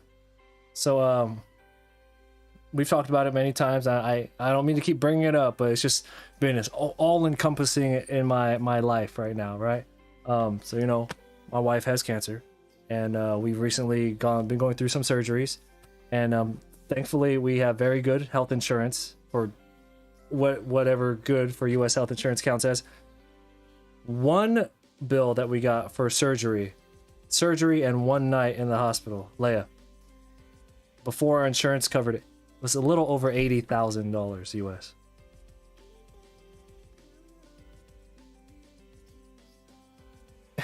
She spent 1 night in the hospital. It was surgery and like, yeah.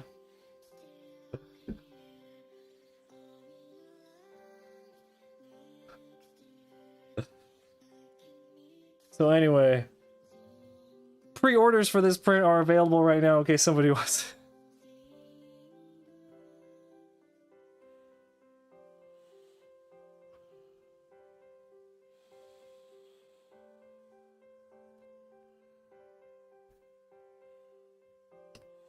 That's the surgery she's recovering from. Where I've been playing nurse and kind of taking care of her here at home. But my point is,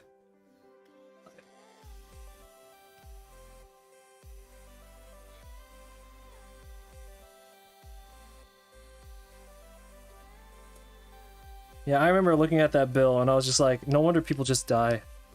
Like, no jokes. I'm not trying to be like, you know, facetious or funny about it. I look at how much we've already spent. We have great insurance too. And I just look at how much we've already spent and I'm just like, no wonder people just die. Because it's just like, you're gonna rack this up and then leave it to your family after you go? You know, it's like,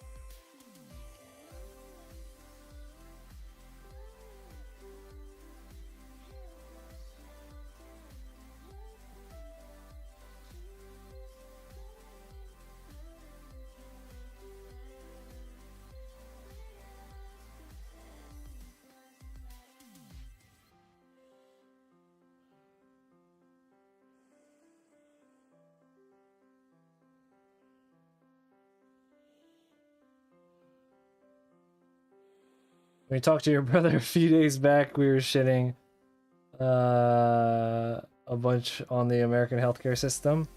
And I brought up what you're going through with your wife and how literally not even with good insurance you're fine. No, I mean, when I say amazing, we have incredible insurance, and it's still like I'm just like, well, it's gone.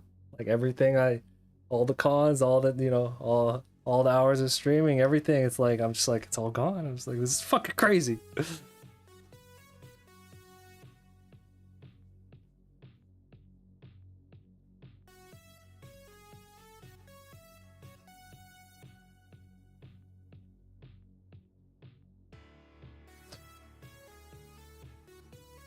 it's not healthcare here, it's health management. It's not even management. It's like it's not about keeping you healthy or preventing you from getting sick. It's what can we give you when you're already there.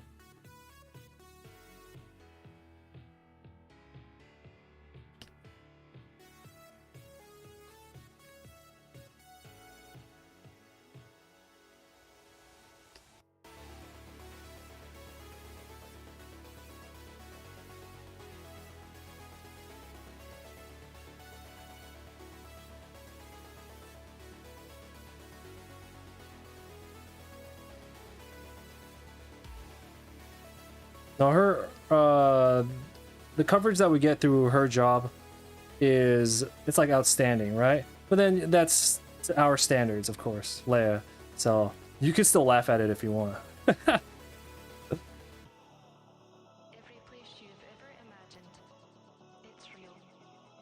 There is a fictional city in your mind and you know every corner of it. Your mind is a world. Each of us is a place.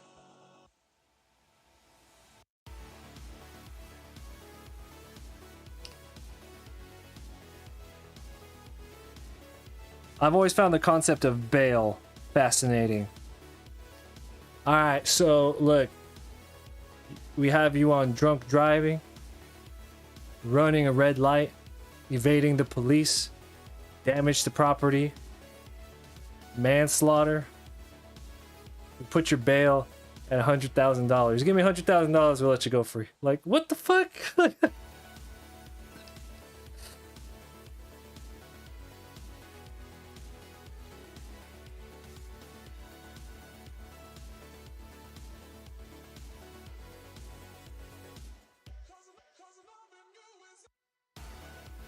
I know it's more complicated than that, right? I know. I was just saying. Just the concept of that it has always been fascinating to me.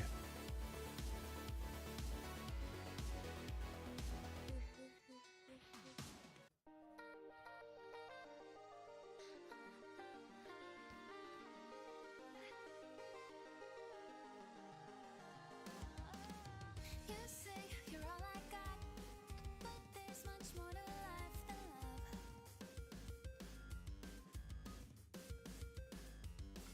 Robo, what's up? Keep me down, but I'd be better off above. Oh, yeah. If I don't get diagnosed, I'm healthy. If I don't see the red light, I didn't run it.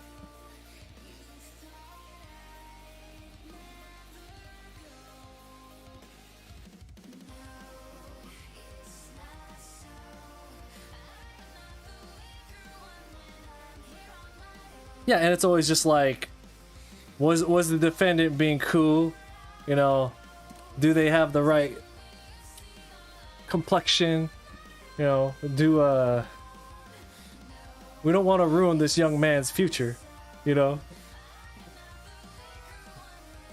Hey, I'm not gonna get into that. We're just joking around. But despite what we found you guilty of, I'd hate to ruin your future. You're a bright young man, and we would hate to ruin your potential future. So, Mr. Dahmer, we're gonna let you go.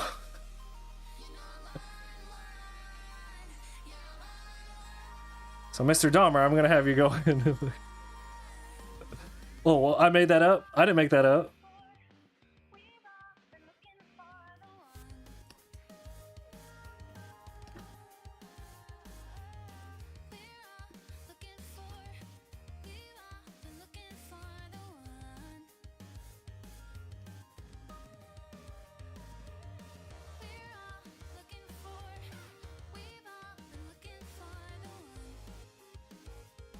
Anyway, well, my point isn't to get into that. My point is just like, yeah, it's messed up, you know. It's just like, why they make that show? Because of the money, man. Isn't that crazy?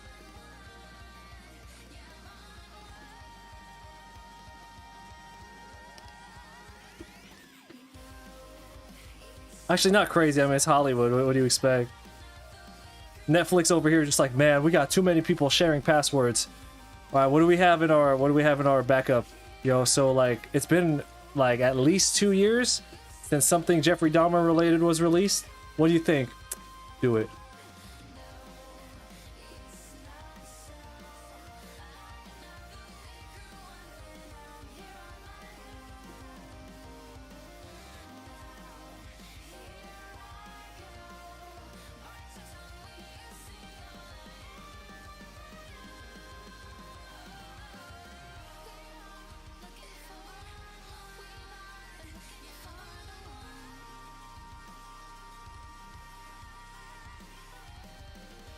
Now you got to give it to Evan Peters though.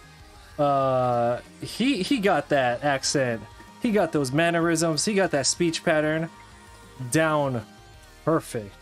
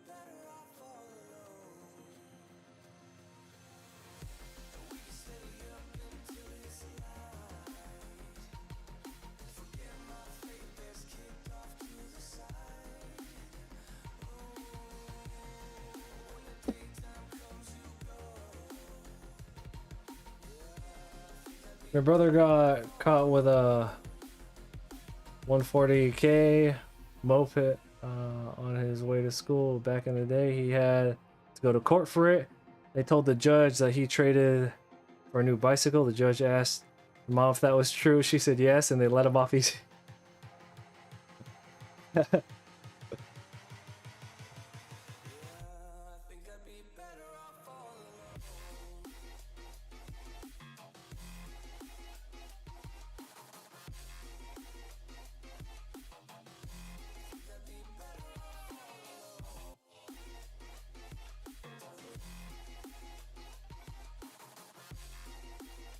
The law is a funny thing, isn't it? No matter where you are.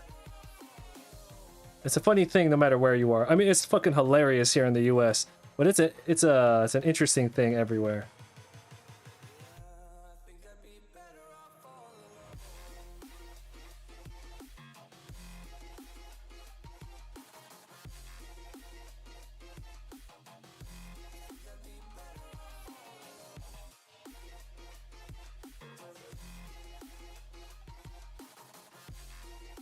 Nothing is as goofy.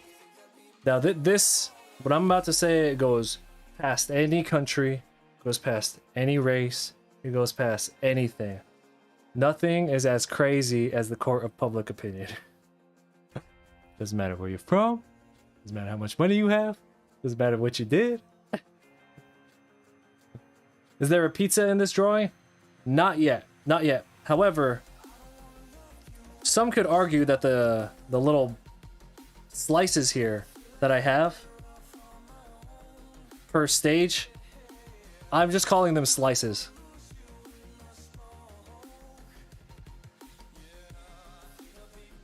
Bob, what's going on? Bob, we have there's another chat from the Twitch stream. So if you hear me answering some questions, that's where that's coming from.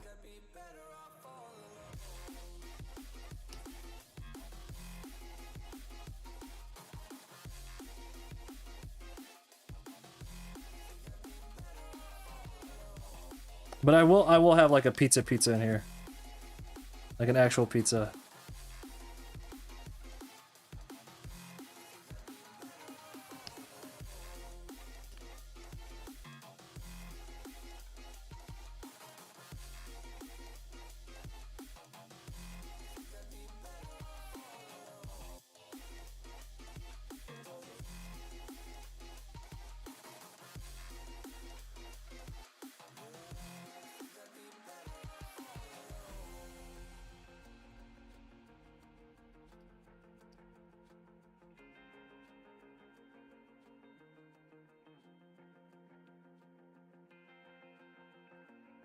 think this one should be a little bit bigger.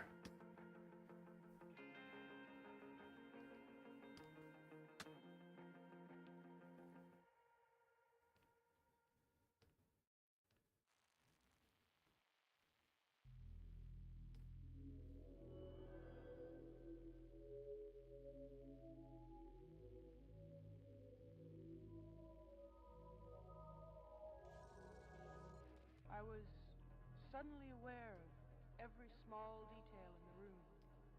My senses increased 1,000-fold, and I began to see things I had never noticed before.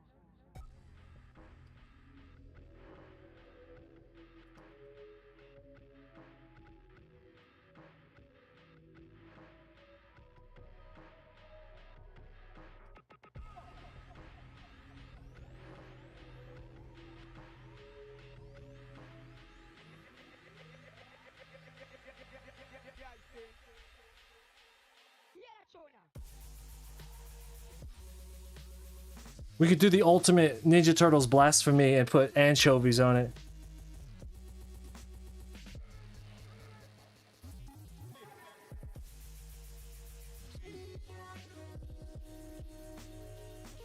How did I learn to blend? I'm actually not doing any kind of blending in this drawing at all. This is all, like you see, it's just hard shadows. Because I want it to look very cartoony. But blending, I find, because I'm primarily a traditional artist, I'm good at blending with Copic markers. That's what, Copic markers and ink wash is what I like to use. But in regards to digital art, I find blending is honestly, that's one of those things where it's up to your program. Like 99% of the time when you're doing digital art, doesn't matter what program you use, as long as you practice and get good at it. But I find that, like, I don't care what anyone says, Photoshop, I mean, you can get it to look like it's blending by using like a soft brush, but you're not literally blending the colors together. Something like Corel Painter and even Clip Studio Paint, like if you have a brush that blends, like it will pick up the color that's underneath. So like if you put a section of blue underneath and then you put like yellow on your brush, you know, with enough work, you can get it to blend together to create like a green, right?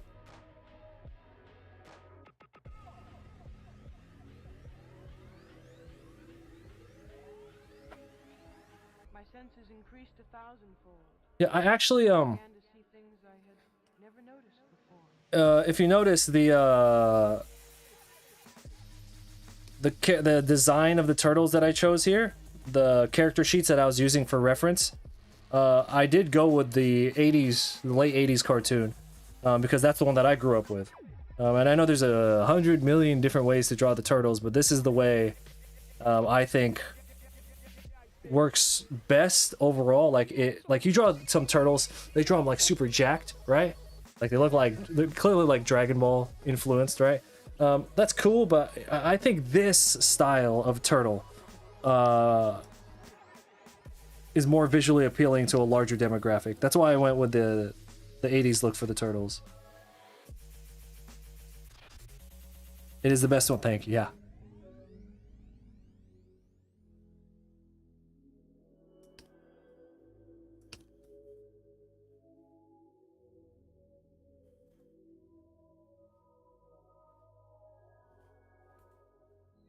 Yeah, feet are a pain in the ass. I haven't practiced drawing feet in a while.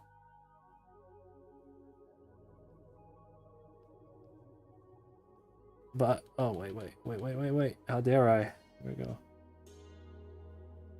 Second toe. I'm in, who here has a bigger second toe? Y'all are a bunch of freaks. No, I'm just kidding.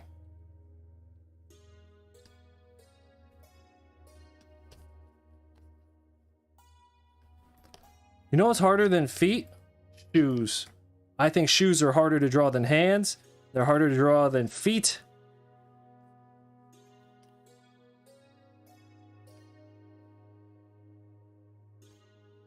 Shoe, that's like a skill set on its own.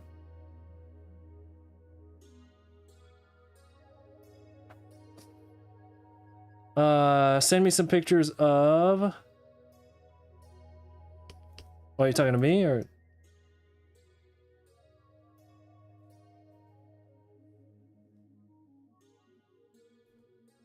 I'm always very skeptical, all right? I'm not trying to call people out, but I'm actually skeptical of when I see somebody draw like immaculate shoes, right?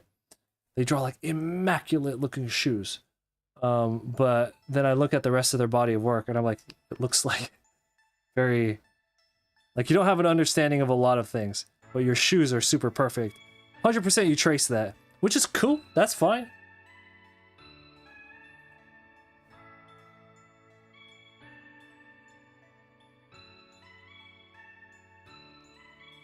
Whatever gets the job done, trace it.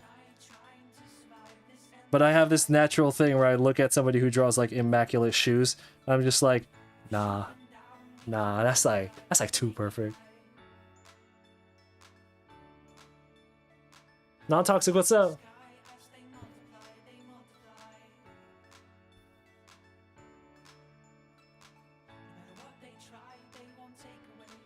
And I know because I have traced my fair share of shoes too, you know? And I look at that and I'm just like, alright, that looks good. Here, I have a drawing. Oh, how am I gonna find it? It's buried somewhere. It's one of my unreleased drawings, original concept pieces. It's buried hella far in my hard drive.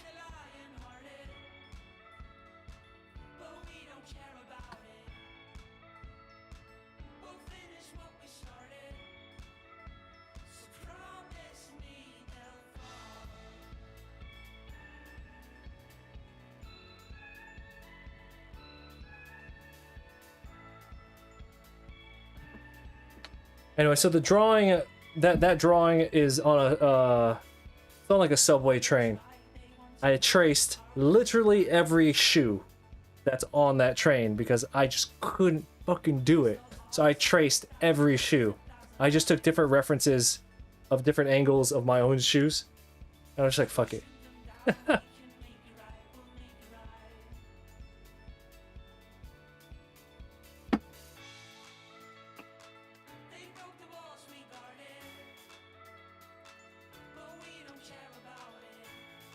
I remember how I used to have trouble drawing feet, and then I just spent like 14 hours one day just doing nothing but feet, and now it's like burned in my brain. Like I could draw it now, it won't be as sharp because I haven't been practicing, but like if I just took like 20 minutes to kind of warm up and look at my old notes and stuff, I would get it back. I need to do that with shoes. Just dedicate one day where I'm just like, nobody talk to me. I'm gonna be in the lab for like 15 hours drawing shoes. I bet I can get it in one day.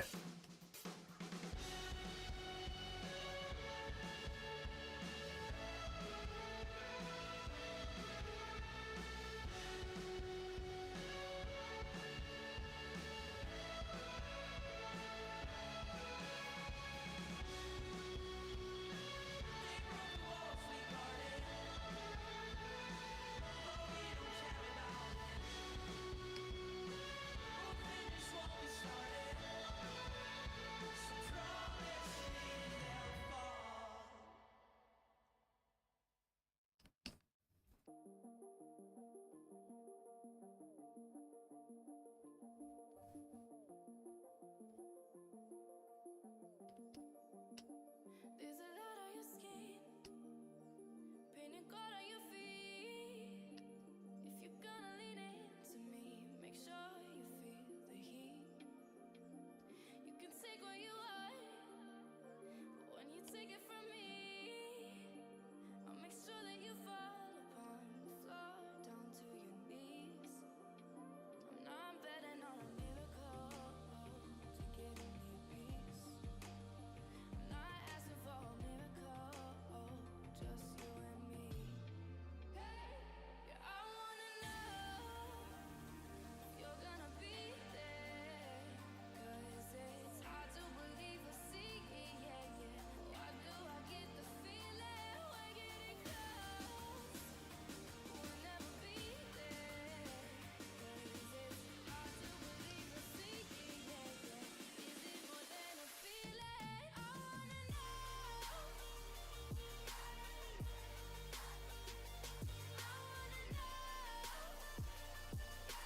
know. Hey, that takes dedication though. Just trace off your monitor.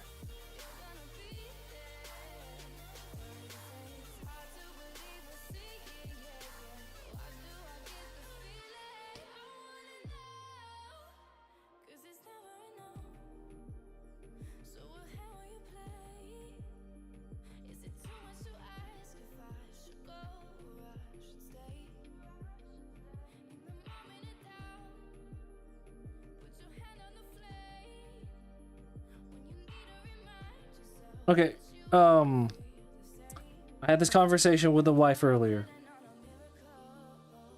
Who here likes the Baz Luhrmann Romeo and Juliet starring Leonardo DiCaprio? That shit is fire. And I haven't talked to another person who likes that fucking movie. And it blows my mind.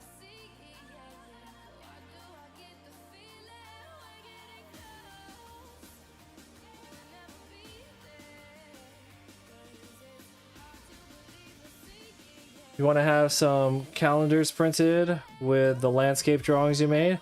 I made more than 12, but I only have 10 really good ones. You want to give the calendars away to? Hey, that's cool. You should do that.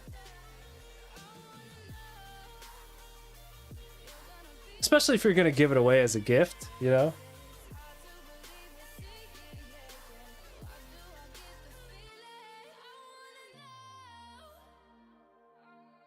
That's really fun. Actually, this hand, this is Mickey. Look at this Mickey Mouse ass hand.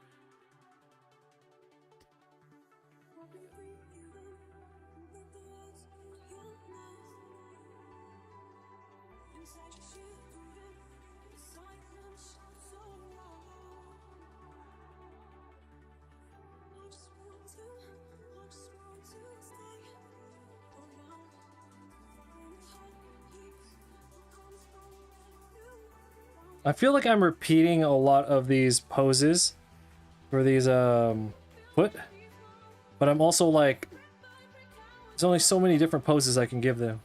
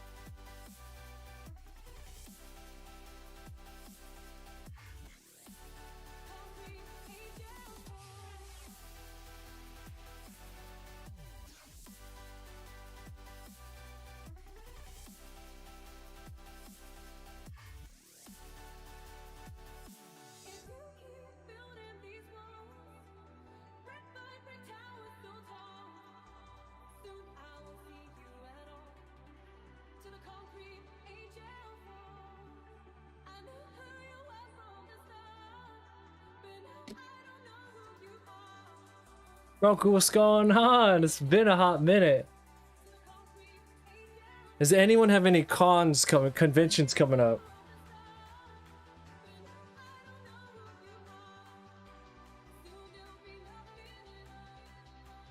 We're not really supposed to take it seriously. I mean, for fuck's sake, every time they bring out one of their guns, it makes the sound of a sword being unsheathed. You know, I don't know if you noticed that. I just think there's just like a lot of fun, creative things in there that just wouldn't be done today. Like I just don't think that movie would ever be made today. And I look back on older movies, whether or not they're great, and I just like, these kinds of movies would just never be made today. And I think for those reasons, I start to kind of appreciate them a little bit.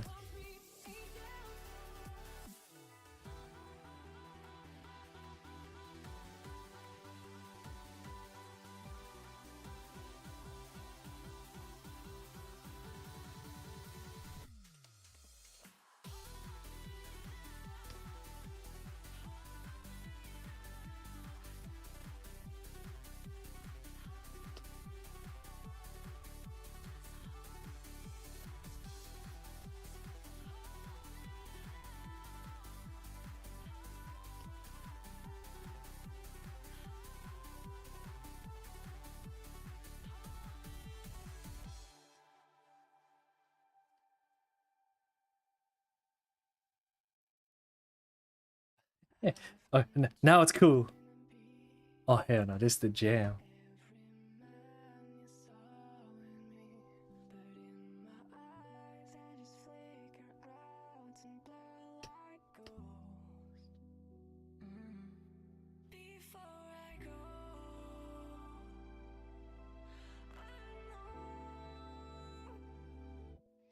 Look at the sky, I'm still here. I'll be alive next year. I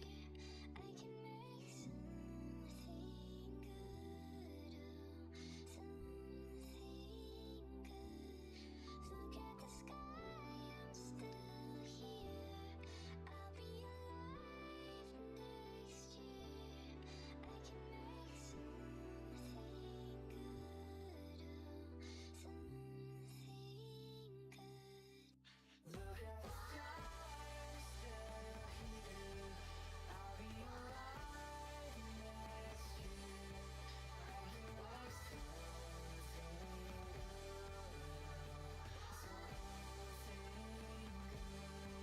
Look at the sky, I'm still here. I'll be alive next year. I can make something good.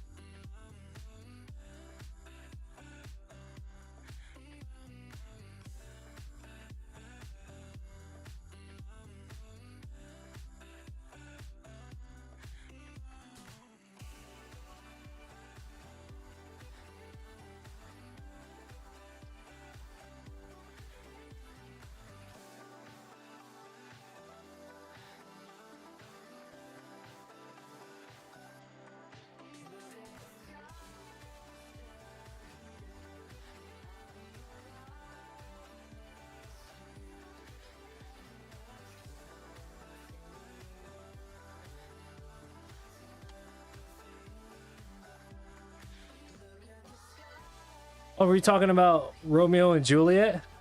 Let me see what year it came out.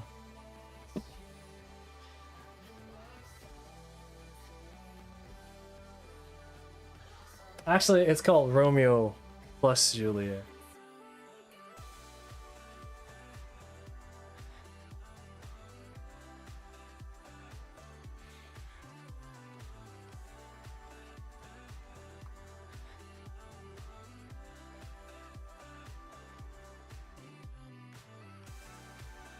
It's got young Leo in it too.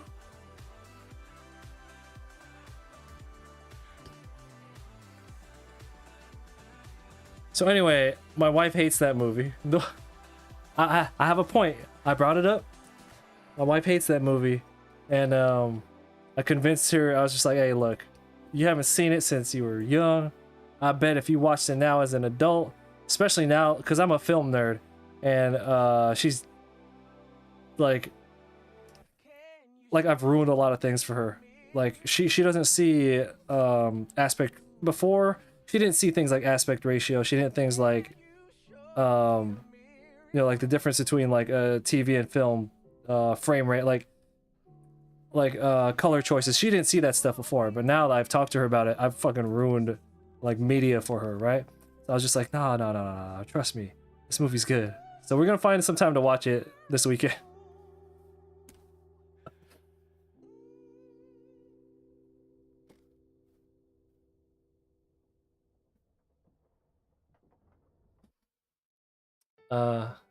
I would argue dropping like a tab and then watching that movie would probably be fun.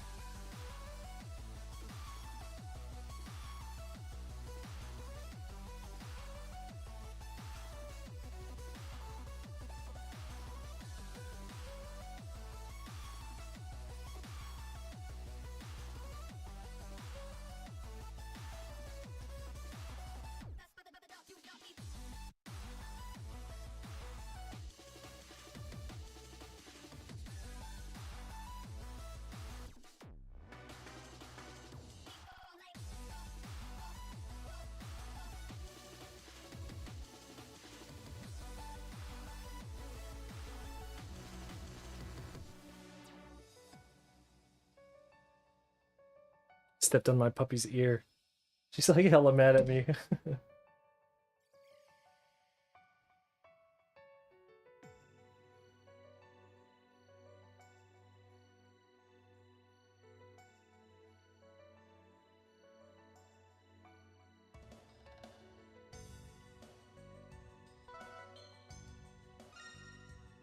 Thanks for the follow.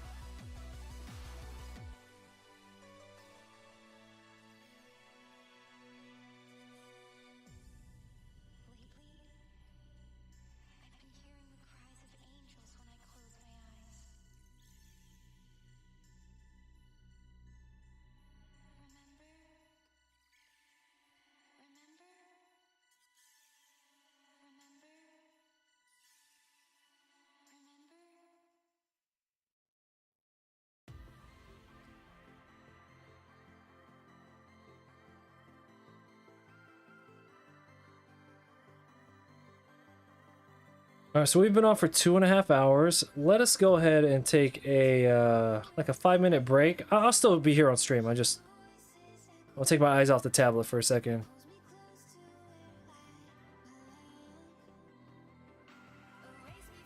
I gotta color this section right here. I'm half and half on how this section came out. It's not quite as dynamic as the rest of it.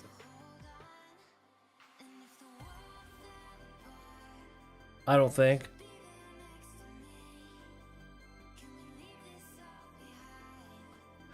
But I also don't think I'm gonna... I was like so tired when I did this section here. Like this foot right here needs to be completely... His midsection's all fucked up. So I'm gonna have to fix that.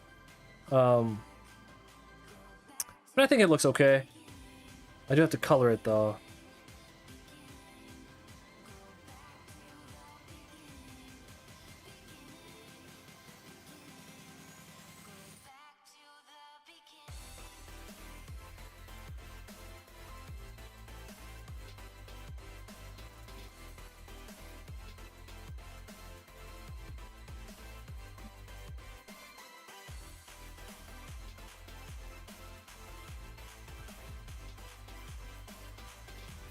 Ugh.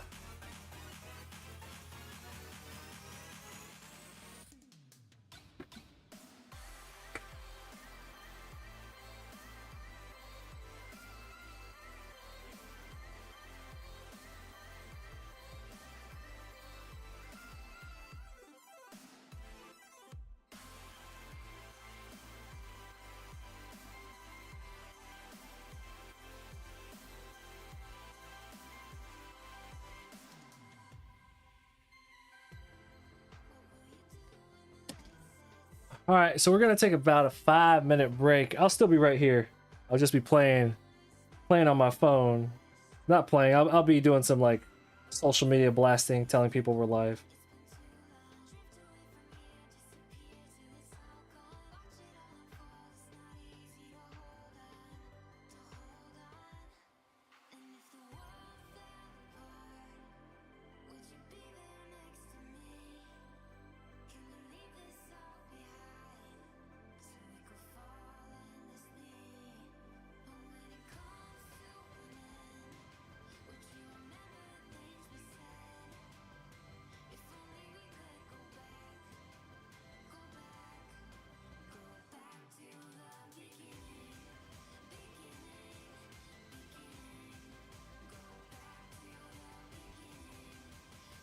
I want to say thank you to all the viewers. I know this is a really weird hour to stream. Hope everyone's New Year is going well. I hope whatever resolutions or goals that you have, you're starting them, or working towards them, or will start them, or haven't quit them.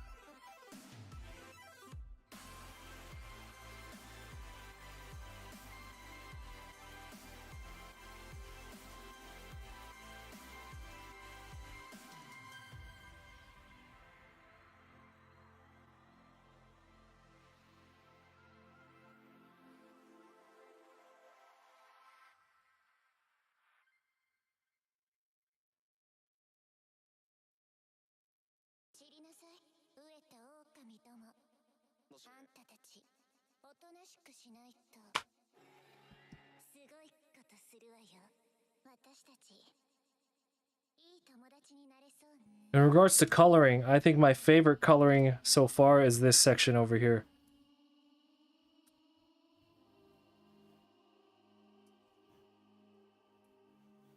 It's not even done yet.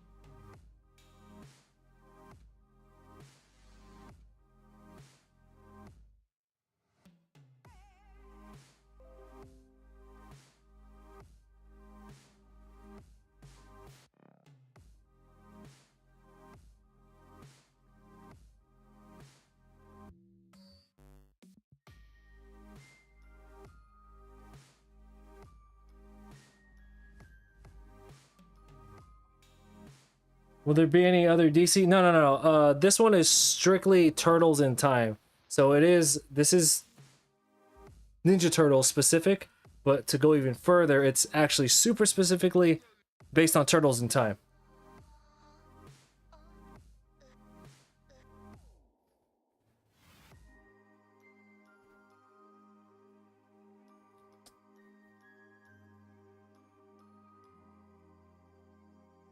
I could throw in Batman somewhere in the background just for shits and giggles, just for fun. For those of you who may not be too into it, have any of you seen the comic covers for Batman Ninja Turtles?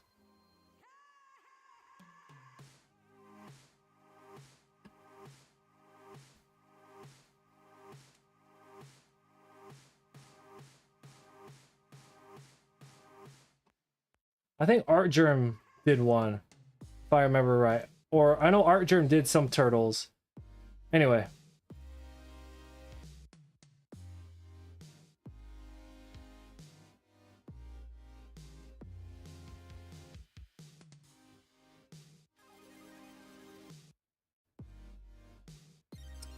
Did Artgerm make one?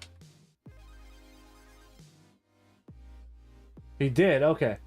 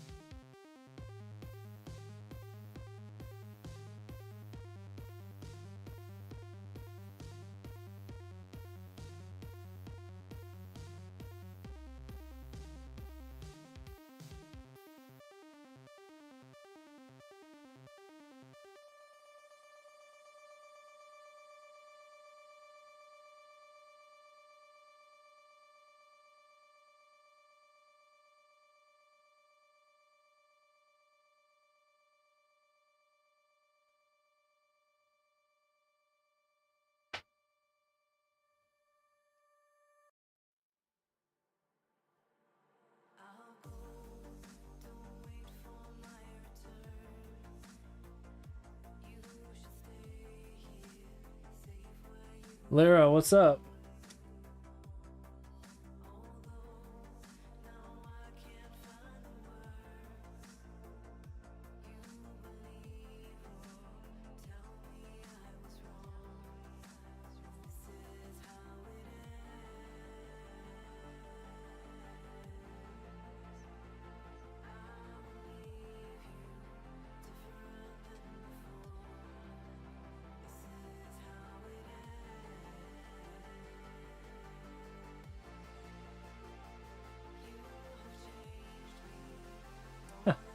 You just woke up? How's everything? COVID wise.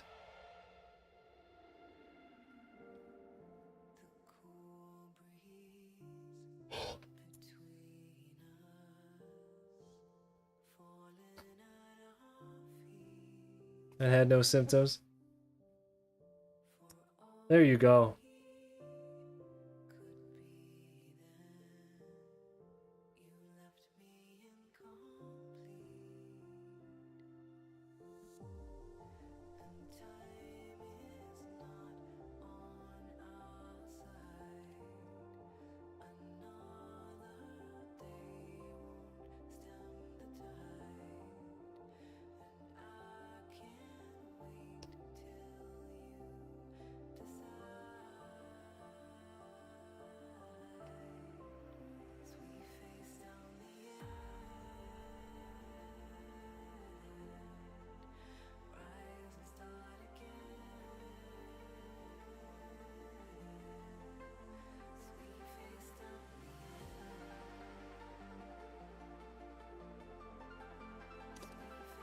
Oh, you know, we're taking a little break right now. I keep saying I'm gonna take a break, but I start drawing again. We gotta take like a 5-minute break.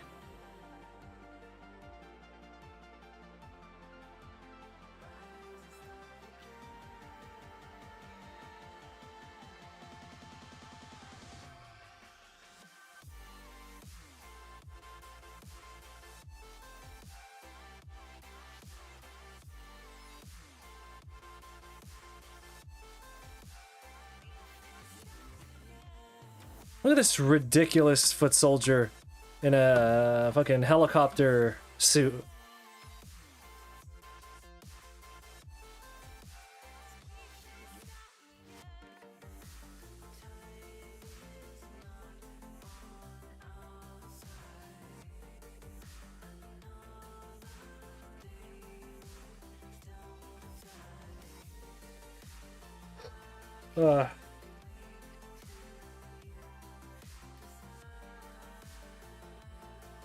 I didn't come up with a design.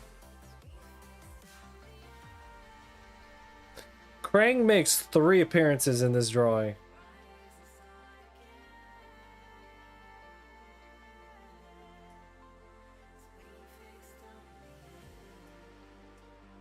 This right here is my favorite section. Right here. Where the laser beams are coming down. Where that is up to where Krang is. Just that little slice right there is my favorite thing in this whole drawing. Like when I was coming up with the ideas in my head, I instantly had this right here, this section. So I'm happy to finally get that done.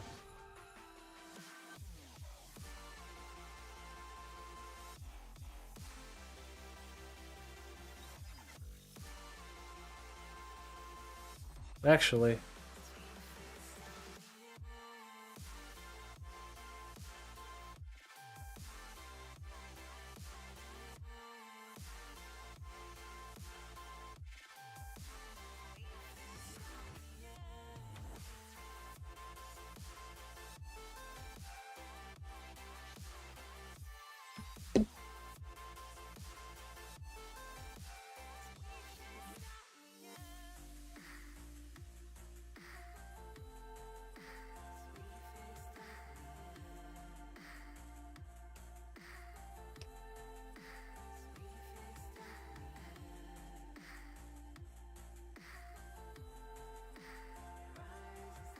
There we go. Much better.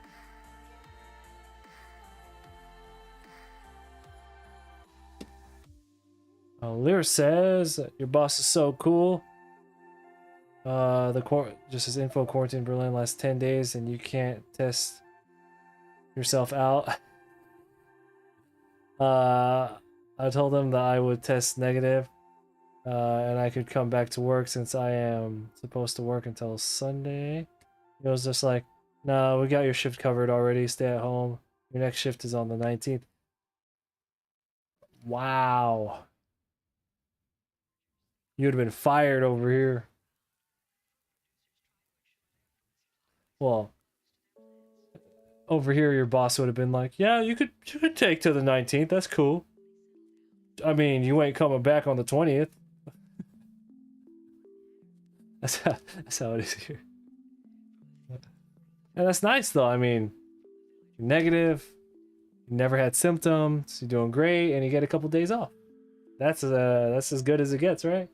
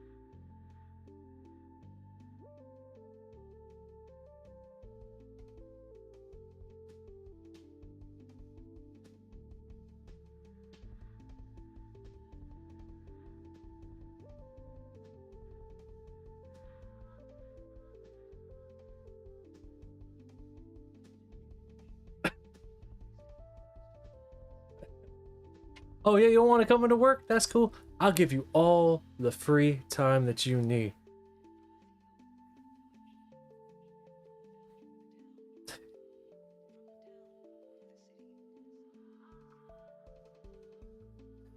Lyra, one of the only bosses that I've ever had that was similar to that was my shop foreman back when I worked at a Toyota dealership. He was just so cool. He was just like, because he worked as a mechanic for like decades before he became like a higher up, right? And he was just kind of like, hey man, if you're not feeling well, just fucking go home. Like, I don't want you to get everyone sick. And I guess it's because it's a very like it's a very labor intensive kind of job. So he was just like, look, I don't need you fucking up one of the customers' cars, you know. I don't want you to get everyone else sick, so you just gotta bounce. He's one of those guys like, if I catch you here and you're sick again, I swear to God, like one of those guys.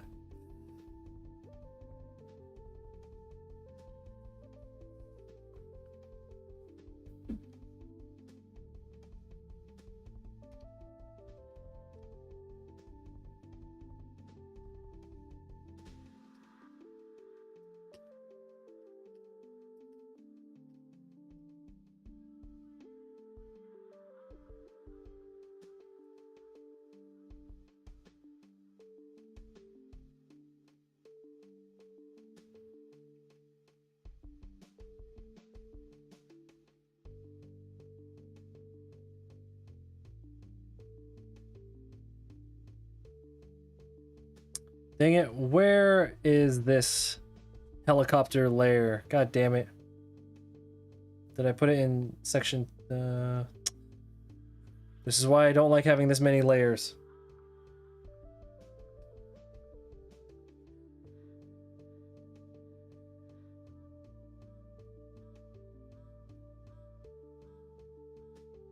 Also.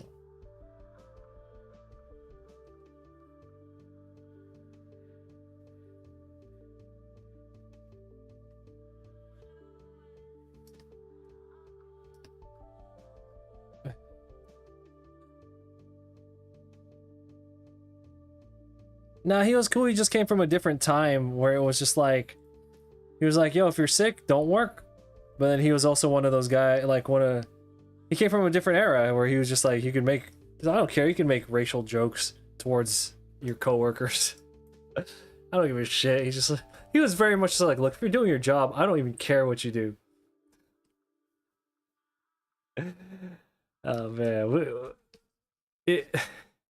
whoever here has ever worked in like a garage environment, if you hear the kind of stupid shit that like, man, cancel city these days. I can't imagine working at a as a like a an auto technician or a mechanic, or you know, like being in the military or something these days, because like stuff you do when you shoot the shit with the guys, like just, you know, crazy. Anyway, he was cool, but he would incite a lot of those. Hey, Chris? Yeah, it's cool. You want to do that job? That's cool. You just don't leave any rice anywhere, like shit like that.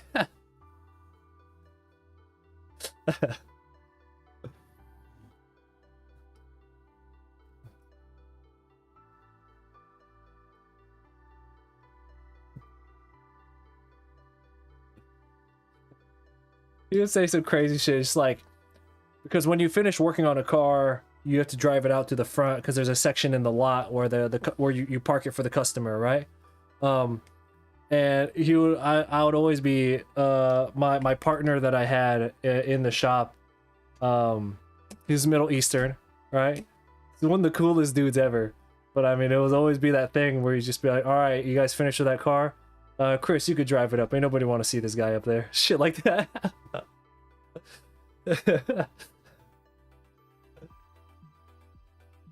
Oh, your boss is smoking a joint? Well, see, that's cool. I mean, as long as the work gets done, you know what I'm saying? Like,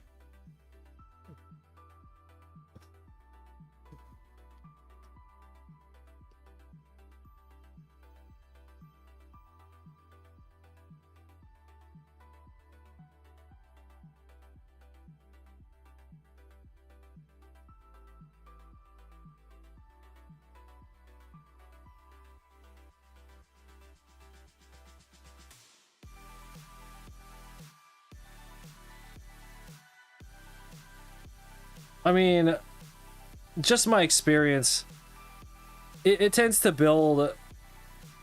Maybe it's because you're around a bunch of like old guys and they came from a different like time period, right?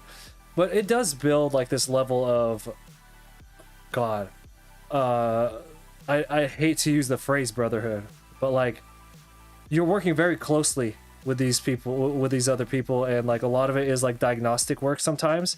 And it's like you need to be able to communicate with each other, right? So these old guys, they talk that crazy shit. None of it is malice, right? It's all just jokes.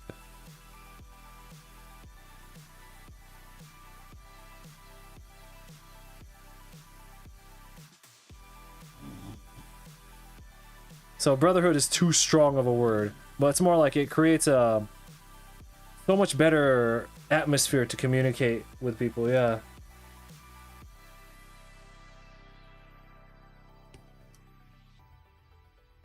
When you're not so worried about like losing your job over everything, yeah. Yeah, you know what? I think it's like anything, right? Now, naturally, if somebody says something, it's all about like context and intent, right?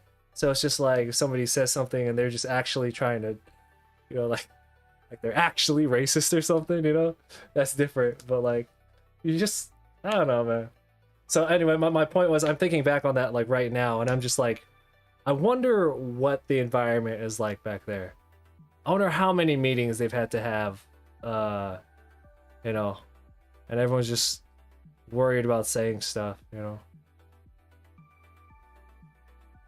Bunch of robots working back there. Anyway, I just came across my mind right now. And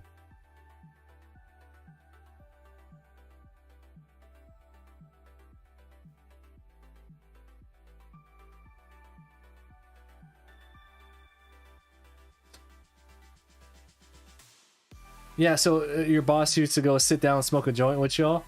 Yeah, it was like that with us, but cigarettes. We weren't big weed smokers back in the day. But like, boy, we stand out there with our boss and like, just like smoke it up. And that created a really good work environment. Yeah. Anyway, you know what? I just realized right now I've gotten closer to a lot of artists at conventions, just because I smoked. Like we would step outside.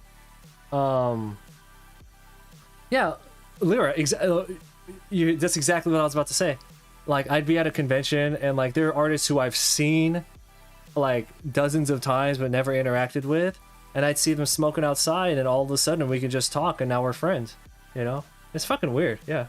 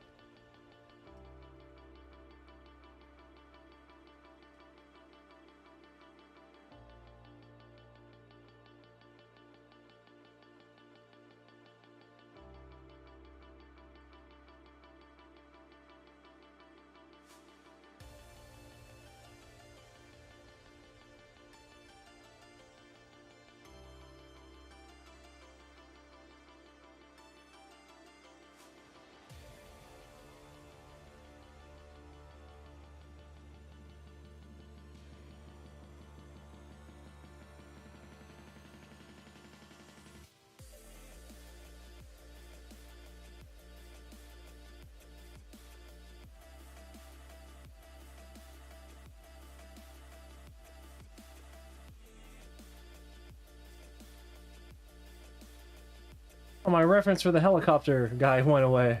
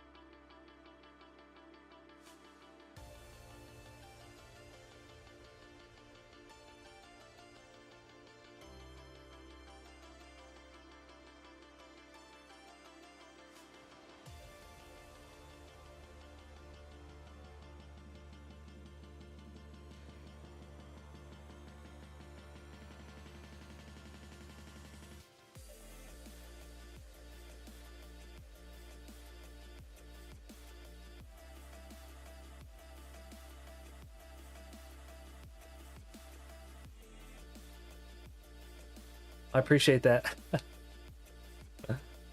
Yeah, we had a little bit of harder music earlier, but as we get deeper into the playlist, it starts to calm down a little bit.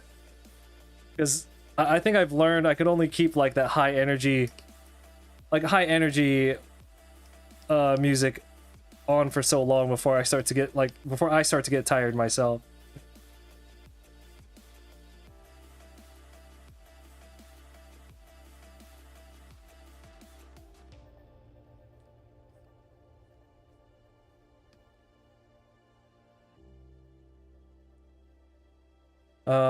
Does anyone have any New Year's resolutions? Lyra, I asked this earlier. Was yours to get back into the gym. Was that you? I'm sure that's a common one for a lot of people.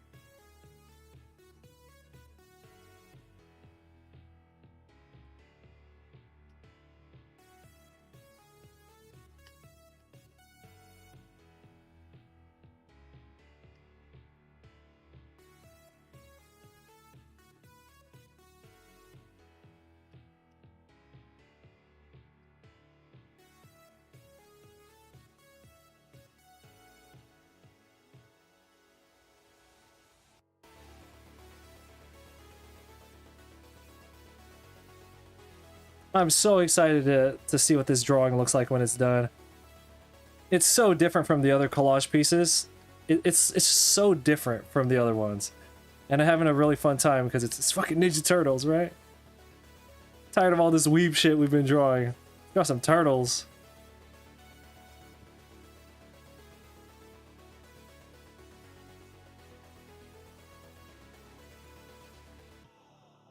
Every place you've ever imagined, it's real. There is a fictional city in your mind, and you know every corner of it. Your mind is a world. Each of us is a place.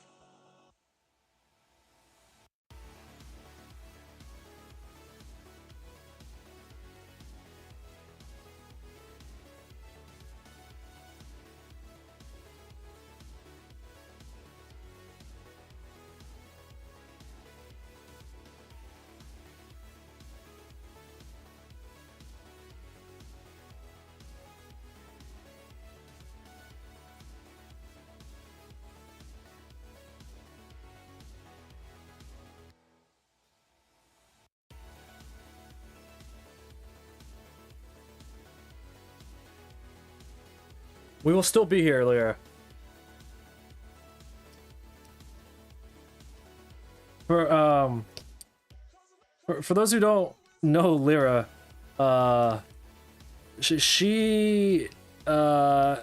Lyra has been around the streams for so long. We used to do YouTube streams back in like 2015, and Lyra was around back then. So it's always cool. So there's three people. There's Lyra, Moof, and Your mind is a world. Each fuck, I forgot her name. Espeon, but Espeon goes by a different name now.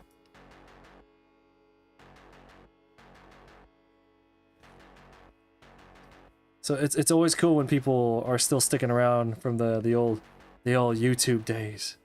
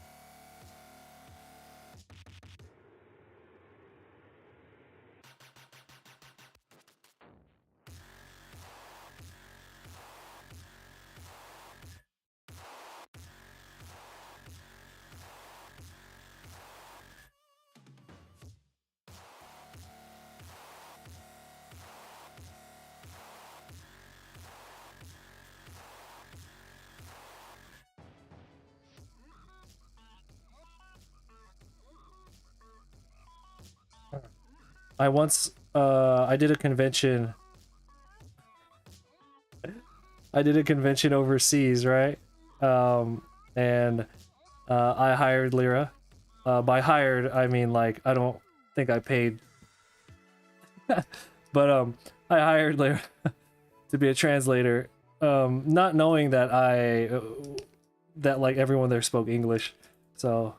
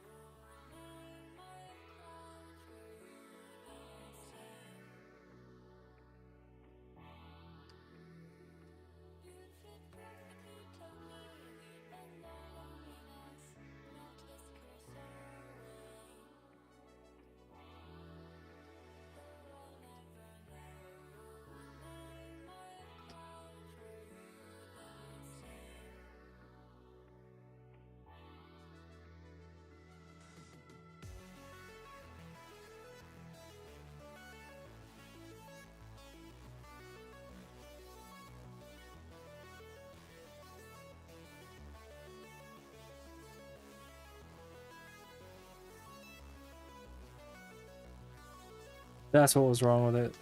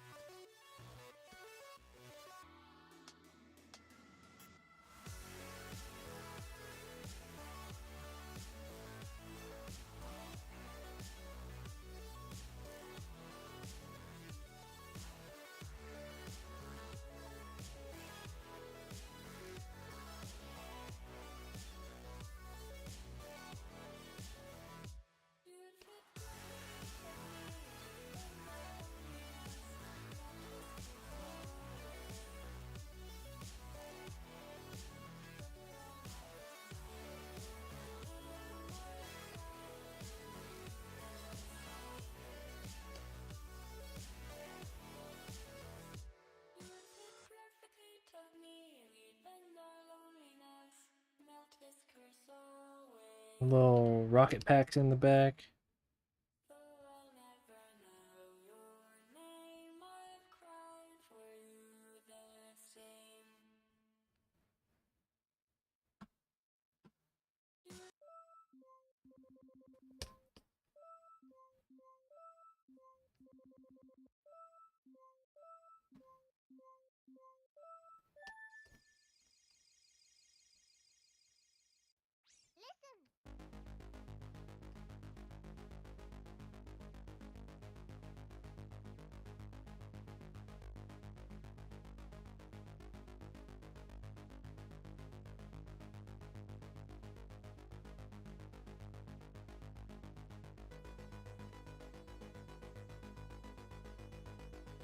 What does everyone have planned for the weekend? I just can't believe it's the weekend. Oh, basically the weekend already. Once it's Thursday, to me, it's like a wrap, right?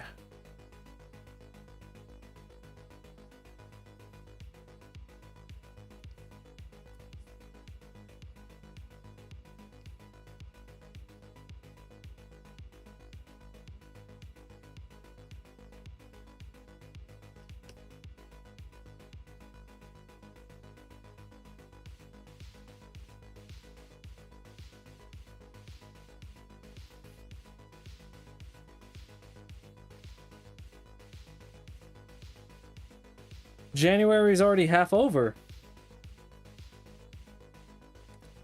You know it's gonna be like April before we know it, right?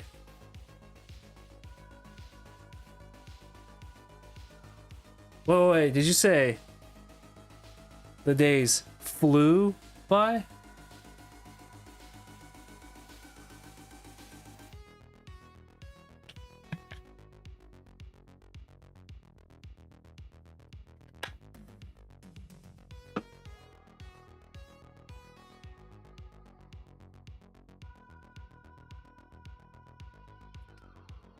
Son of a bitch.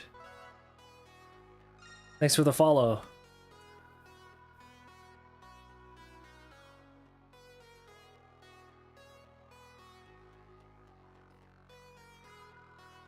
All right, so I have to make sure that I have all the, because every stage has a different set of enemies that show up. So I need to make sure I have all the right ones. So we have the blue one. All right, so I'm missing that one.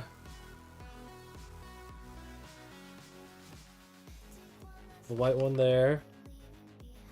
The orange one with the spinning hook. The helicopter one. Yellow with the bomb. Pink, purple. Blue with the sword and blue with the... Okay.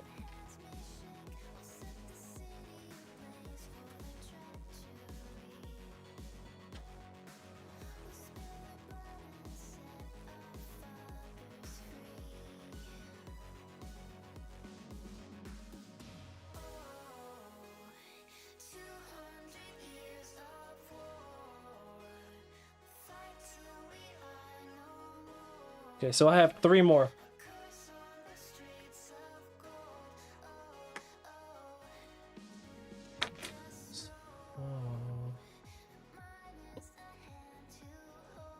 So what we're going to do, once I have like the baseline of all the characters that I want in there, right? Once I finish all of that, I am going to see composition wise, like find all the negative space, and I'm just going to fill it in with regular purple foot soldiers. I'll be using that to fill in all the negative space to kind of even things out. So if things look a little shifty or wonky, or there's a little bit too much negative space here or there in certain parts of this, I will fix all that at the very end by adding foot soldiers. Easy solution.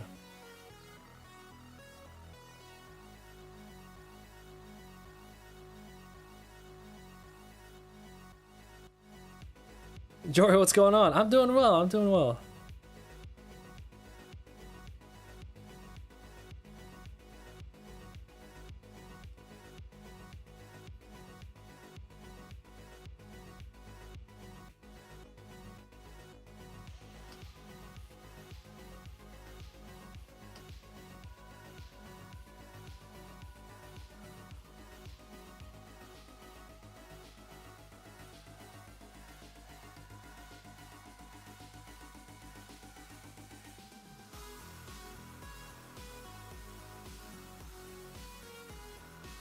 Just, the saga continues on this drawing. The saga continues.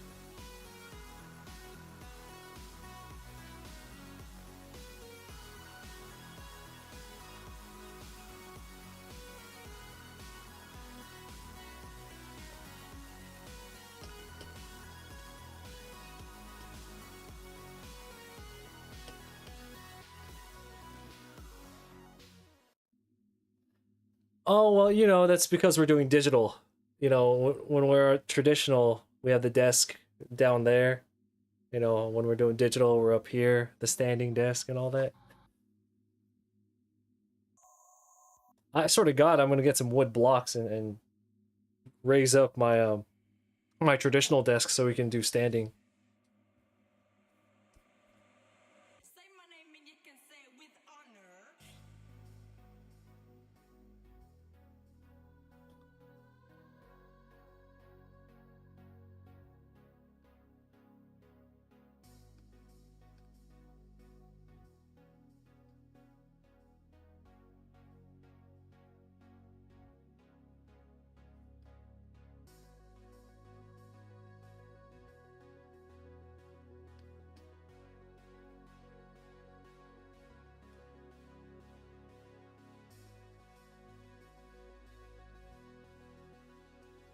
But that would mean I have to go to the store.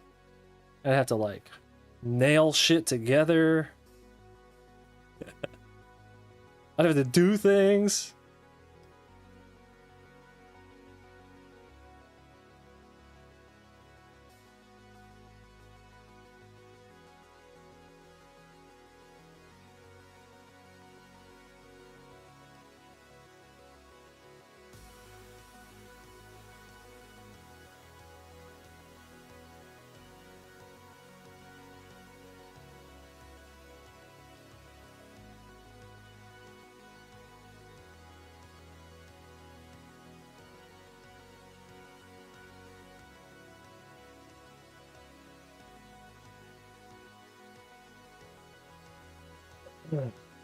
Looks comfy to work this way.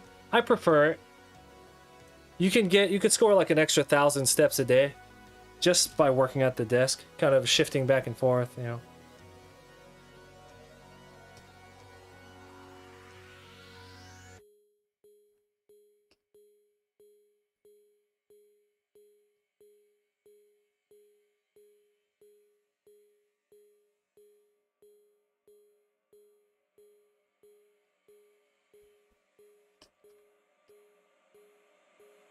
Say my name and you can say it with honor.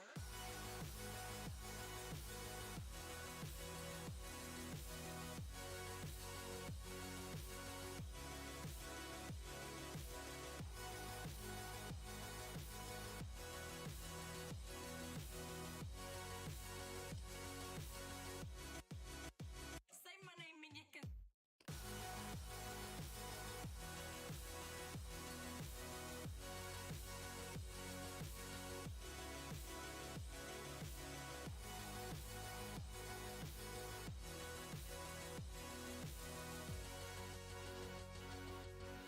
Hear what I hear.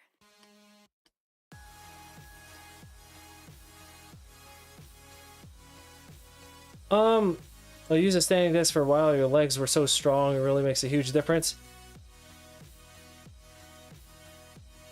At one point, yeah, I mean, eventually, I have a stool here under the desk. I could put my leg up on it if I want. I could rest a little bit on there if I want, because, I mean, I don't have unlimited energy. I get tired too. So, I mean, I'll put a little bit of weight on there if I start getting a little tired, but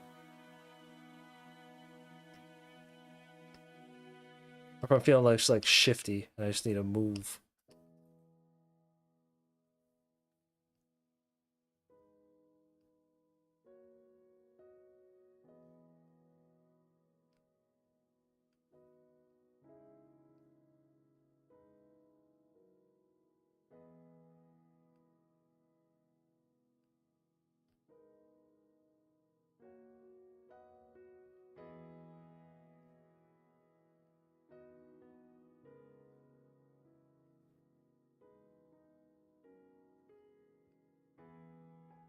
I cried, for I didn't think it could be true. We're gonna do the lazy hands again. That you and I, Y'all know what I'm talking about with the lazy hands? I posted it up on Discord. we could not only evolve, conjure a Lazy hands is you just draw the outline of it. That's crazy how well it reads. I've been doing that throughout the whole... Look at like a Krang's hand. People are gonna accuse me of not knowing how to draw hands. But I don't care, because we all know that's not true.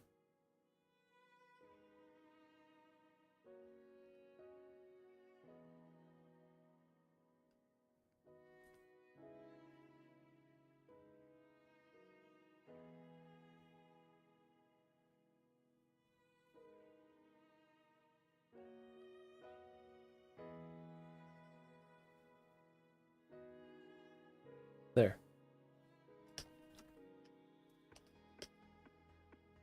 Saya, what's going on? I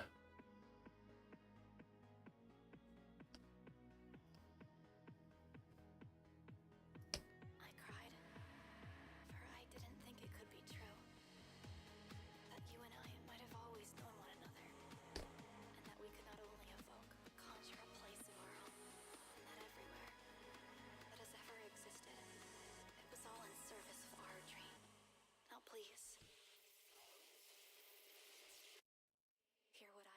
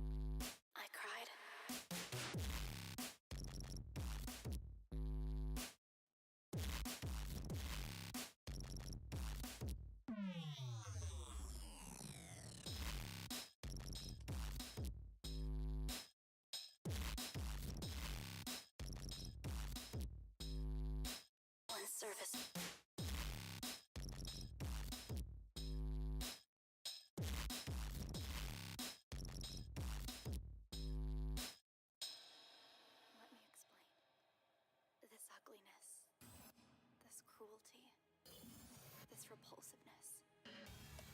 It will all die out. And now, I cry for all that is beautiful.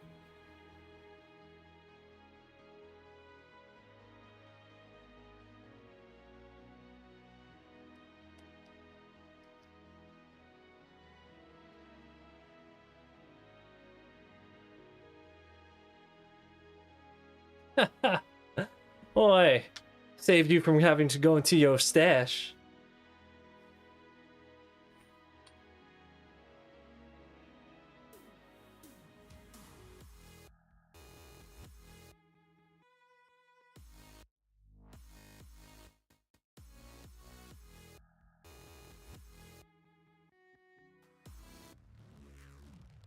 Let me explain.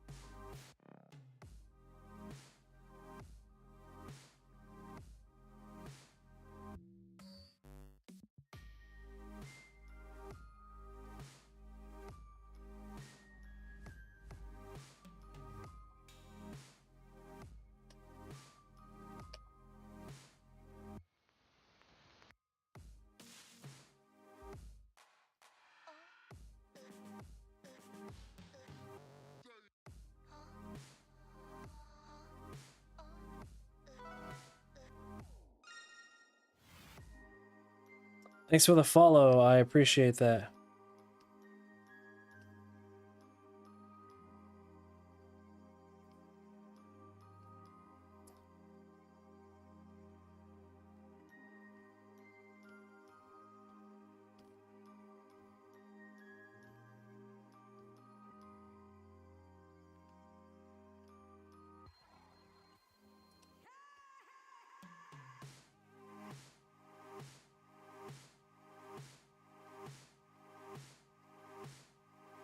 So I must, now that we've been on for 3.5 hours, I must plug the fact that pre-orders for this print are available in my online shop. I dropped a link in the chat right now.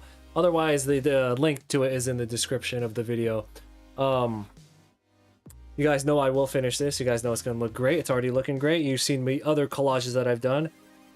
As a bonus, anybody who does order a print of this in any size, you get an additional bonus limited edition print that I'm going to make only available to people who order during the pre-order period. It'll be an 11x17 version that has all the turtles in their original colors, which means they all have the red bandanas and the white eyes. Yeah, so I will be doing a recolor for the special version that will only be available through the pre-order time period. So if you're planning to get one, it is discounted in the pre-order, and you also get a limited edition version of it, which will be numbered and signed. Well, everything comes signed, but the limited ones will come numbered based on the order of people who bought it.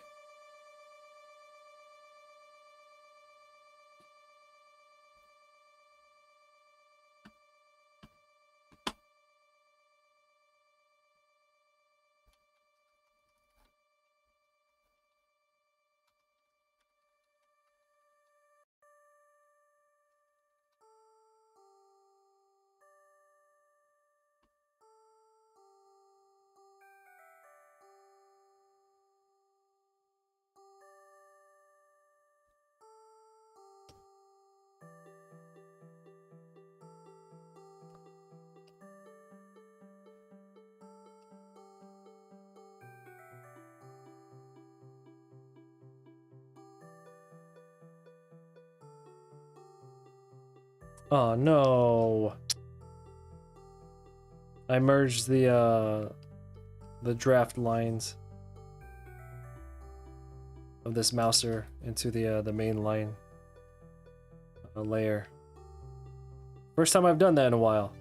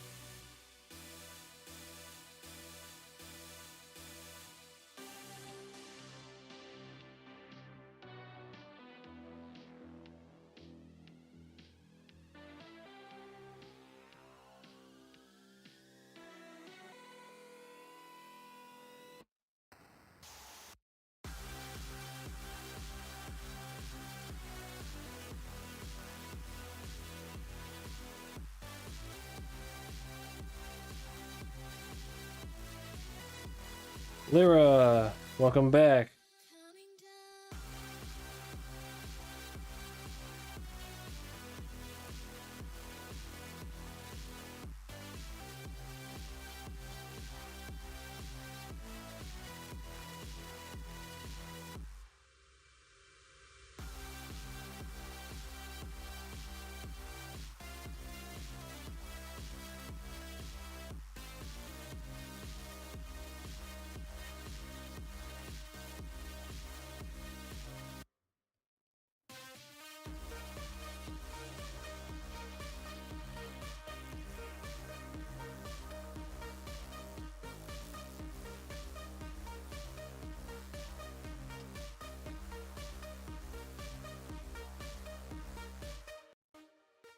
What do you plan to do with your sick days off?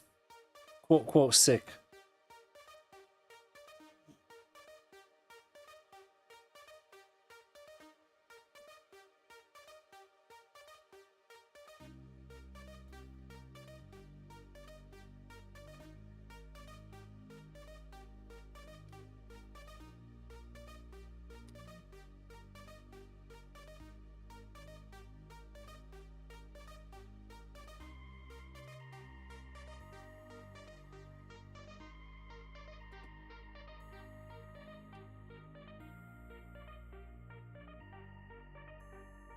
Oh, that sounds... All of that sounds fun. My next week is just going to be drawing, working on this. That's it. We're finally done with doctor's appointments for a week and a half. So I'm just like, yo, let's get some real draw. Because I've only been able to work on this like, what, 3 hours a day? Every day for like the past couple for the past couple weeks, right? But now I'm just like, all right, cool. Other than taking care of the dogs, like my wife is mobile again. I'm really looking forward to the next couple days of just grinding out work on this piece.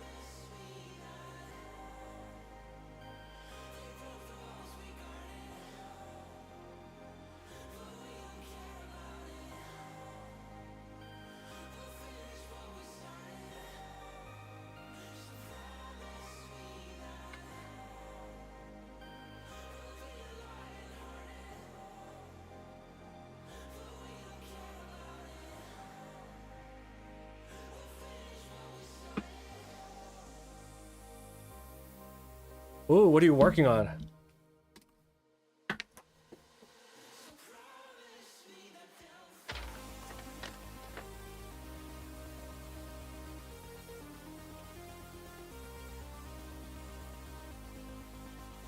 So I have two more foot soldiers. Two more foot soldiers, a purple and a pink one, no weapons.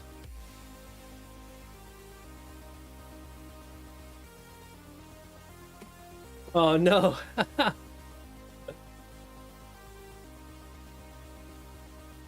Y'all got the rest of your lives to see each other. You gotta study to get the thing now, so that you can pass the exam, make all the money, and then go really spend some real time together. You know what I'm saying?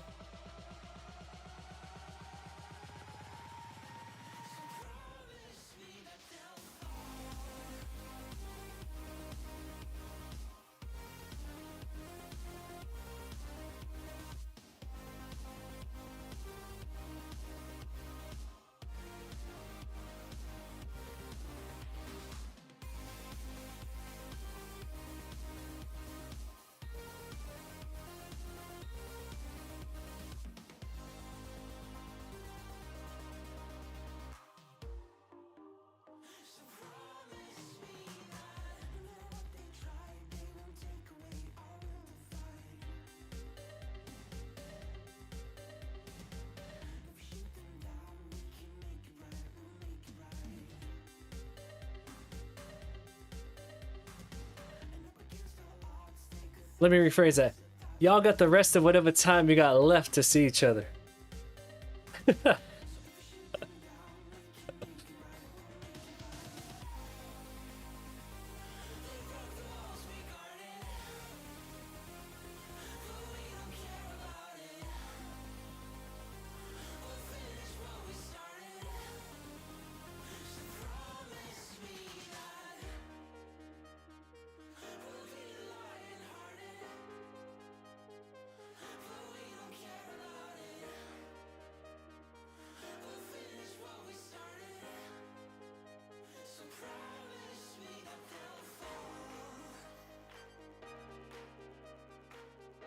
Oh yeah, handwriting. I saw you post something on the Discord, right?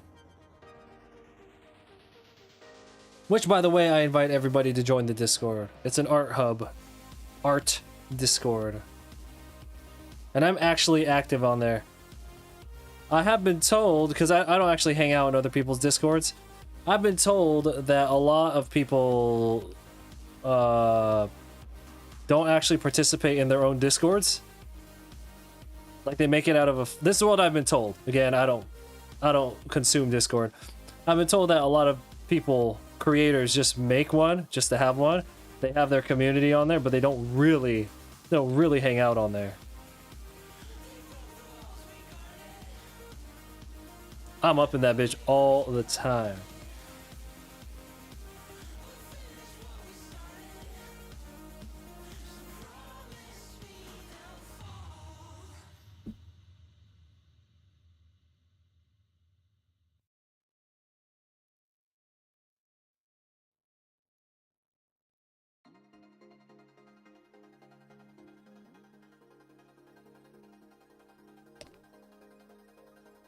I mean, I could totally be a little bit more active. Just, you know, past couple weeks I haven't been nearly as active as I normally am. Normally I'm putting stuff up there. Like, I always make a point, you know, to do something in there every day. And as more time passes, it's just the place that I like being. I'm so tired of other social media platforms, man. And again, we're not going to go on this whole thing again because you guys know how I am about that. But the more time that passes, I'm just like, oh no, I could just stay here forever.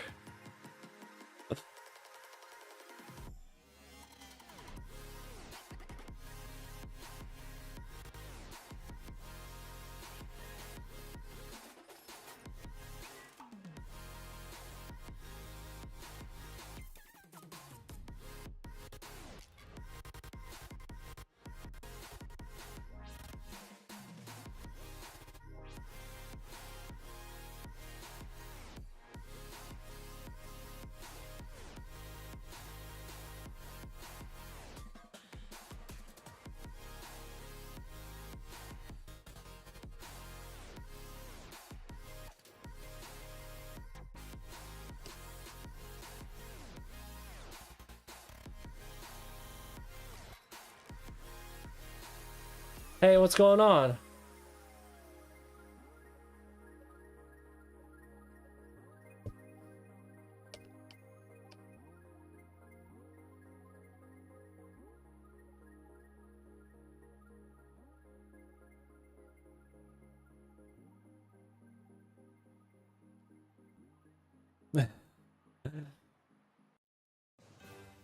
Oh, you mean you're sad that you got your own life to live?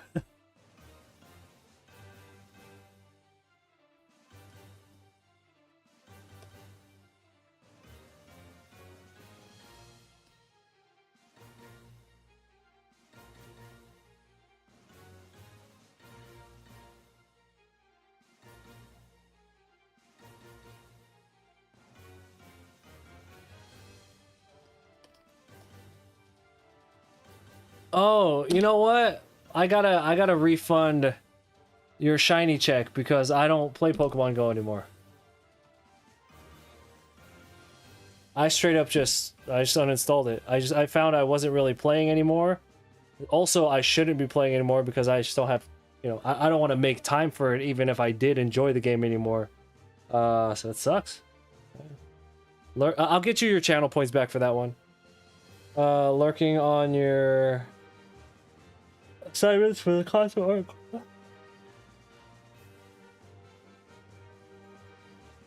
Doing another yeah, absolutely. This I'm actually really enjoying how this Turtles piece is coming out. When this is done, I'm not gonna lie, when this is done, I think this will be my favorite one that we've done, that we've drawn.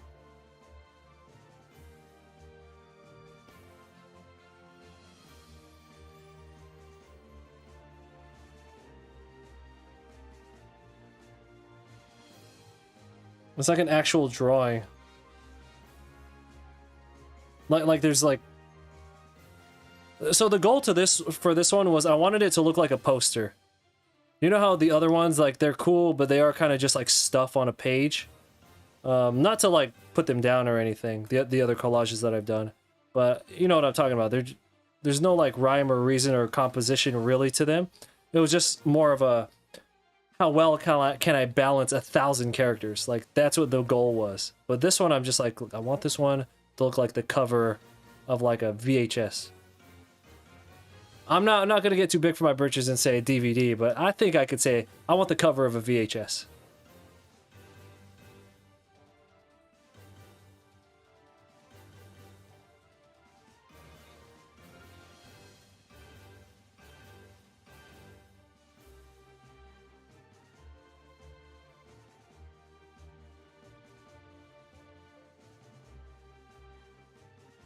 More like a huge character sheet? Kind of. You know what? Yeah. More like a roll call sheet more than anything, right? I'm not gonna lie. For the Dragon Ball, I think this is the best this could have possibly come out, composition-wise. With that many characters, I don't think there was another way to do it. I've thought about it so much, and I'm just like, I think this came out as good as it possibly could, composition-wise.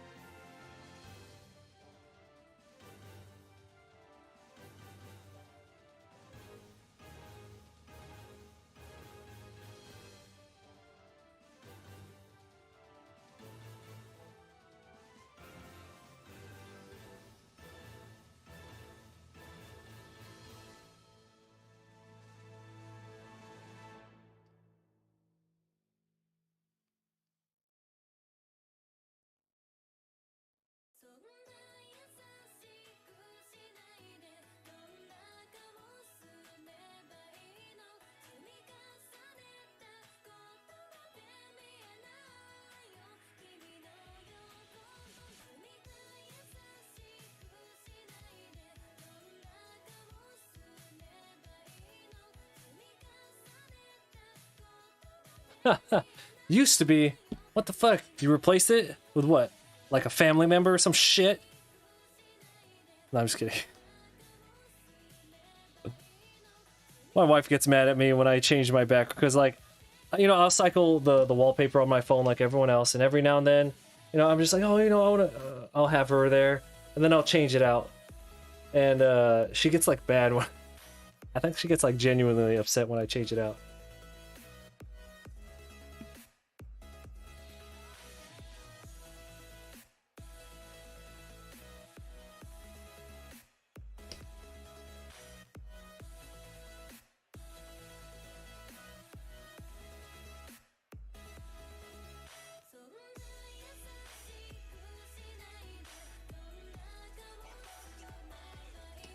Oh no, I like to keep my...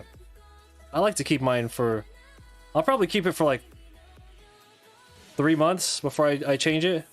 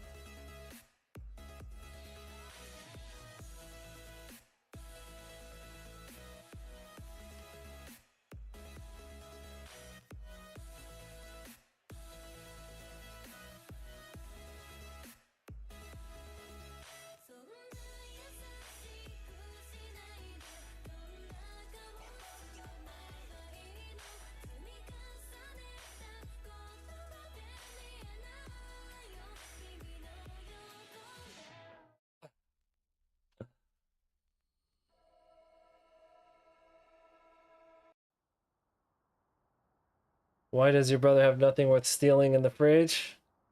Prepared for you. Chose not to add anything to the fridge, knowing that it would be at risk. Wait, that sounds like stuff she's talking about. I've been living on scraps and remains of food for like weeks. So like, cause my wife has to adhere to a very strict diet post surgery and pre chemo and stuff. So you know, all the effort of cooking has been, you know, centered around her, and just like whatever she doesn't eat at the end of the day, I'm just in the kitchen like.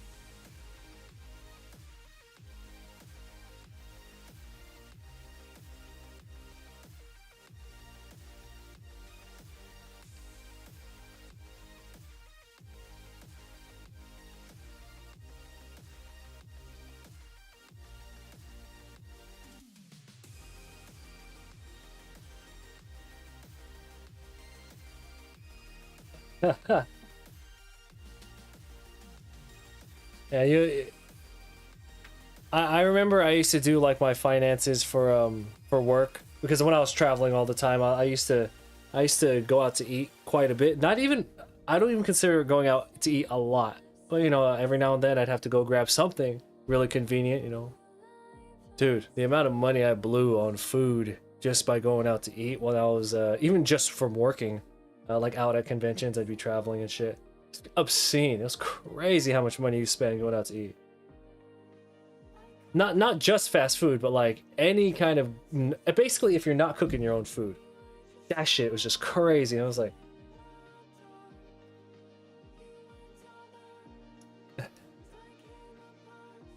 so what I'm hearing is you won't be eating fast food for much longer. And I buy, you said it. I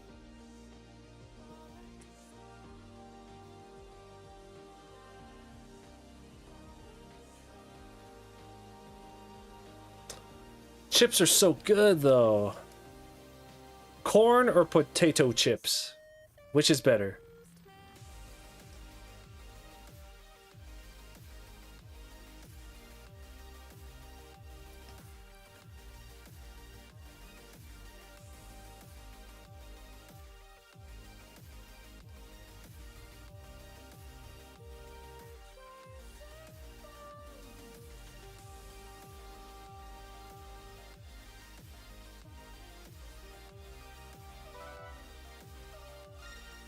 Hey, thanks for the follow. I appreciate that.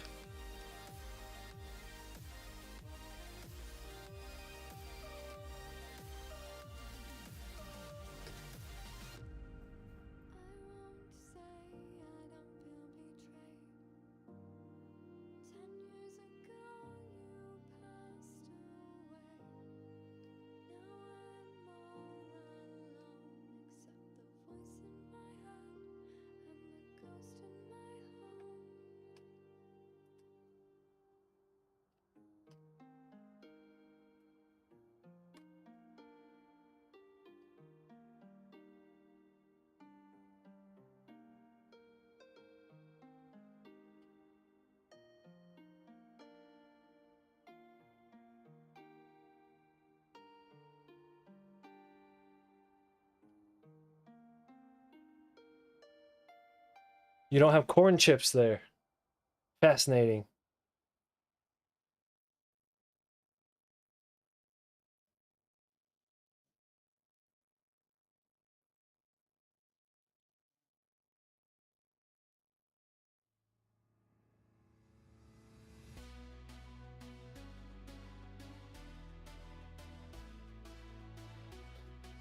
I don't think anyone here really calls them corn chips either. They call them tortilla chips.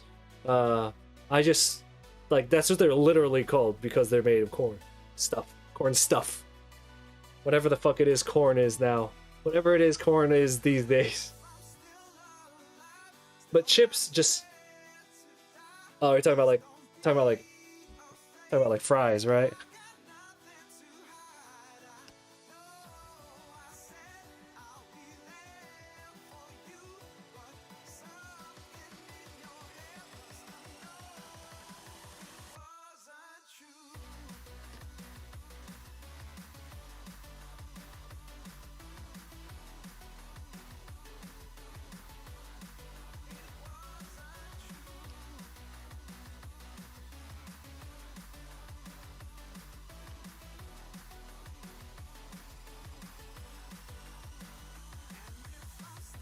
I could eat nothing but Doritos.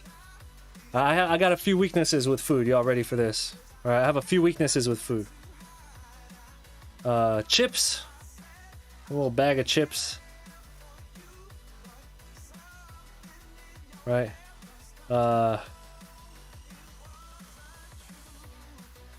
Pizza. Any any kind of pizza. Any kind. All right. Donuts. Any kind of donut.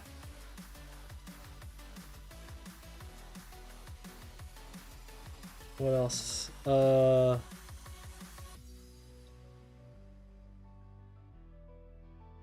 ever seen a 3D Dorito? It looks like this. Because a regular Dorito just fucking whatever, right? A 3D Dorito.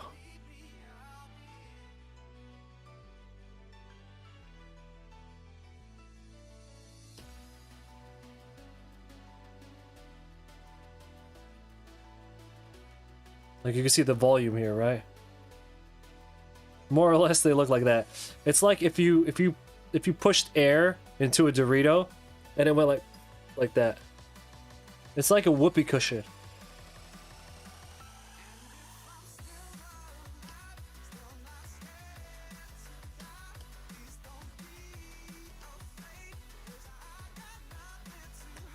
Oh yeah, it's like a bugle if it's like a bugle if the bugle didn't explode.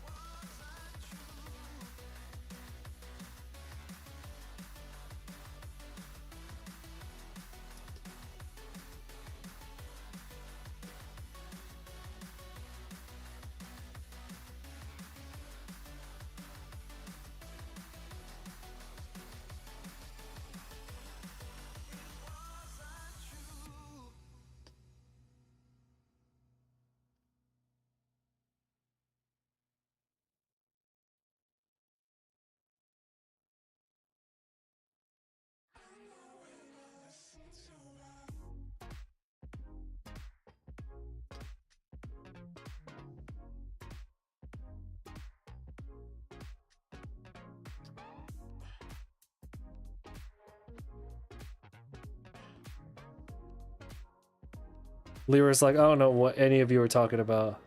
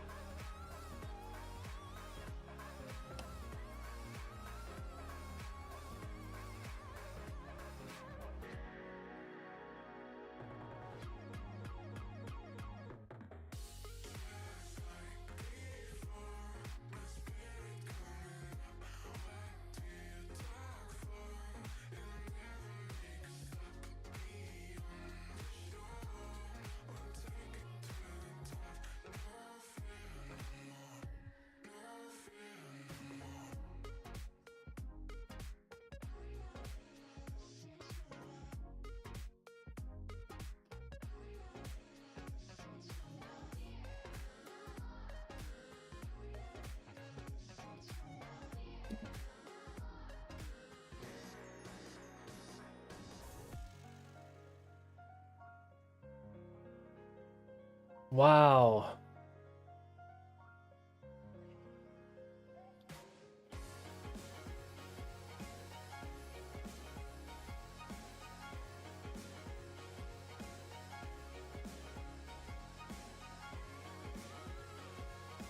I'm a lot wiser about how to ship stuff internationally now. You could always place an order. I could send you like, no, I can't send a huge box, but I found out the most efficient way to send some bags. Not like that one time where it came with like $90 to ship it.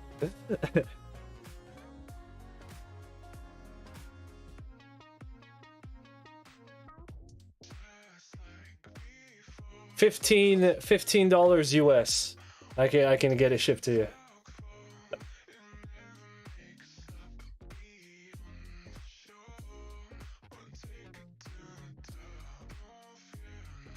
Yes. It will take a long time to get to you, but it will have tracking. Yeah. $15 US. Okay.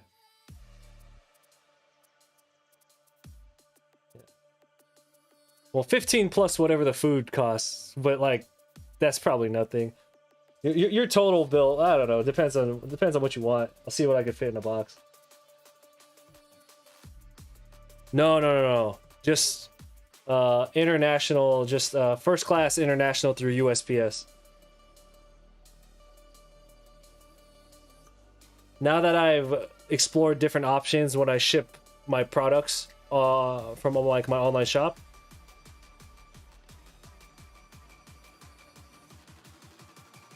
No. Anytime I ship anything, it could be to the next city over, and I have a loyal customer who's just like one city away from me. Always tracking, and always drop it off at the post office, because they're here in the US. I don't know how it is over there, but like there are certified like certified places that work with the post office, where you could drop off packages, but they don't like scan it into the system, right? So you could drop it off with them, but like they might not update it into the system for like hella long, if at all. But yeah, anything that's ordered from me always comes with tracking, and I physically drop it off at the post office because I need to see them scan it into the system. Because once they scan it into the system, then it shows on the their website that they're in possession of it, which means it's no longer my responsibility. Yeah, I go the extra effort to go straight to the post office. The same thing. I've had so many issues with packages. Like, they eventually get to the people they need to, but because they don't update the tracking for like days, like fucking like 8 days sometimes, right? Because I use really cheap shipping, so it takes like 10 days to get there. But like regardless, they do get it eventually. But sometimes they'll leave like a negative review, or they'll be emailing me like crazy, wanting a refund or just some kind of update or a replacement. I'm just like, fuck. So I put the extra effort, walk into the actual post office, have them scan it in. That way, if there are questions about where it is, I'd be like, hey, look, I dropped it off fucking 5 days ago. I don't know what you want. Oh, you're talking about just like stamp letters, like regular letters.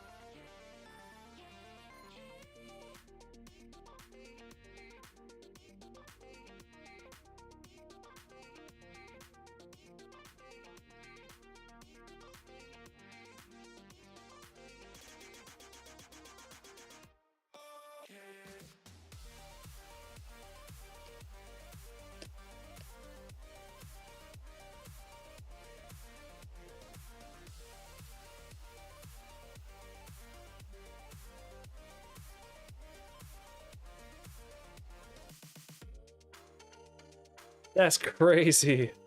7 to 8. That's hella money. In my shenanigans money.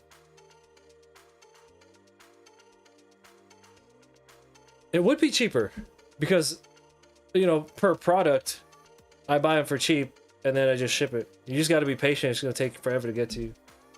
I think it was really expensive that last time because I was trying to send you hella stuff. I was trying to send you like all kinds of shit. I was sending you like a box, like a crate of stuff.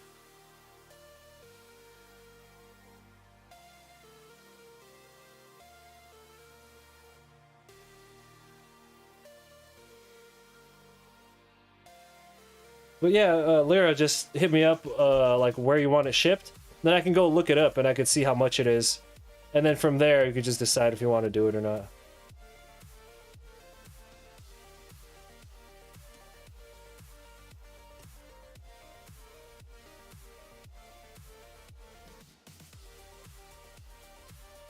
Thank God for that exchange rate for you.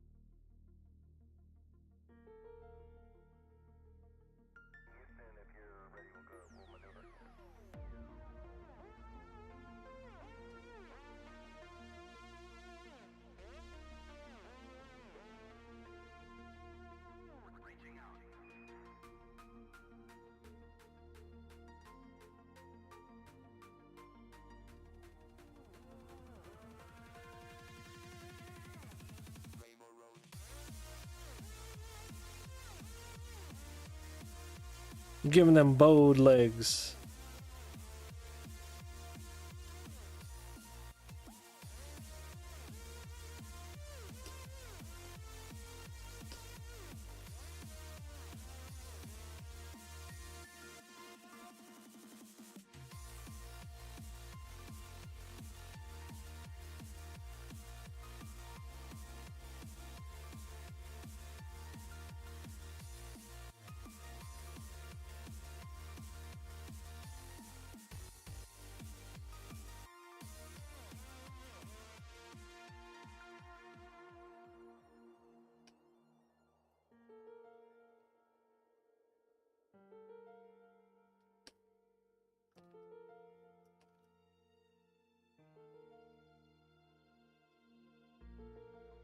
There is no place and no moment in history where I could stand and say, arithmetic begins here, now.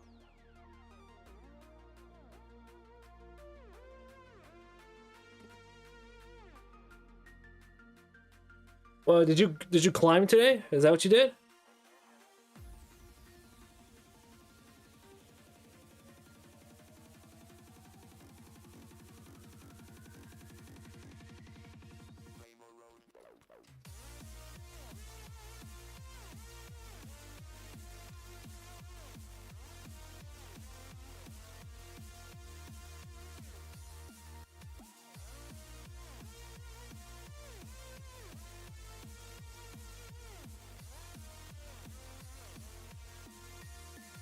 Oh no, I was wondering what you did for exercise. Did you? Yeah, what you did.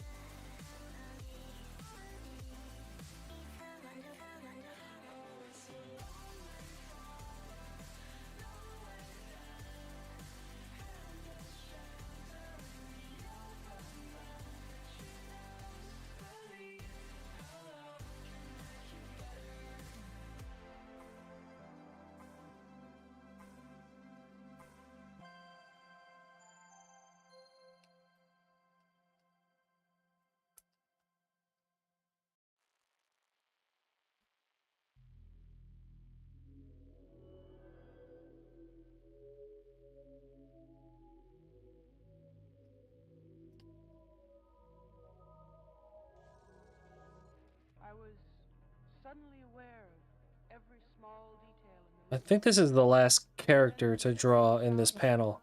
Then we have to color it. I began to see things I had never noticed before.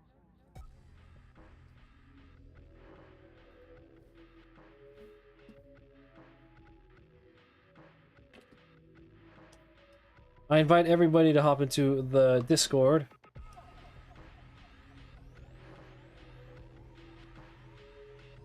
So Lyra, how has the travel bug been for you? I know you used to, you could not stay in one place, because you needed to travel.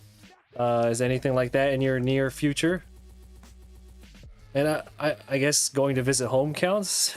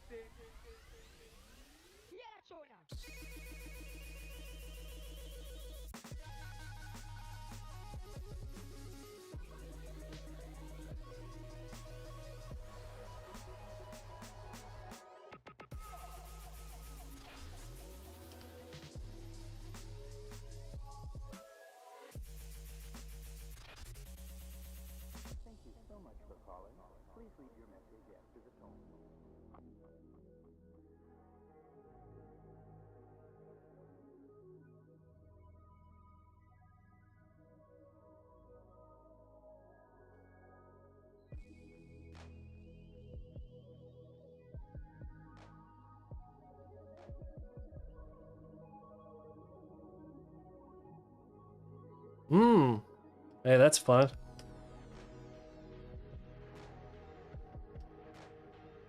Just to visit, or do you have a particular? I'm not talking about visiting your family. You said France. Do you have things that you have planned, or are you just gonna go and explore? Increased a thousandfold, and I began to see things I had never noticed before.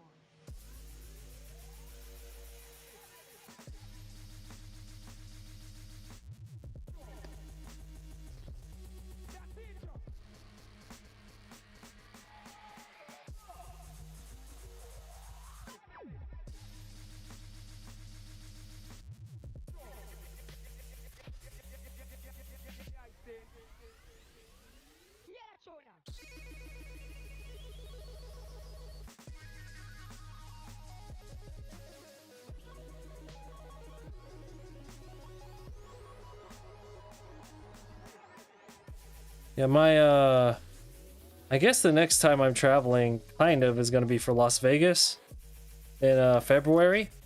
I have a convention out there. It's how you know I'm getting old. Fuckboy Chris is gone. You know, back in the day, I'd have been so hyped about going to Vegas. I'd be like, yo, I'd go to Vegas, make some stacks at the con, and go party all night. All I'm thinking about is like, man, when I get done with the show, or when I get done with the con, how far am I from a grocery store so I can get some cheap food and then go to sleep? Like,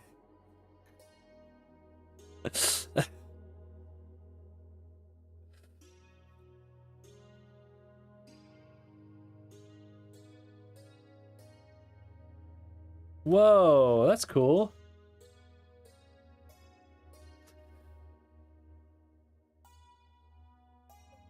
Camping, cook delicious.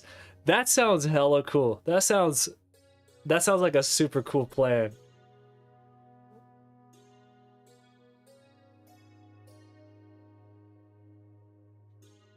Your art stagnated for many years. When you study, the things are right but boring. When it's imagination piece, it gets weird and dorky. You know, here's the thing. As somebody, and again, I'm sure you all have seen my traditional work. Not this stuff. This is just funsy stuff that we're doing right here. Sure, I've seen my traditional work. I've studied very, very literal artwork. And all I have to say is, as I'm maturing, I realize that the only thing that really matters, there's only a couple things that matter with your artwork. If you choose for it to be your job, then how much money that art makes matters. If you're not using it to make money, nothing fucking matters. Like, you want to practice the boring basic stuff because that will help you do those stupid dorky shit that you want to do, right?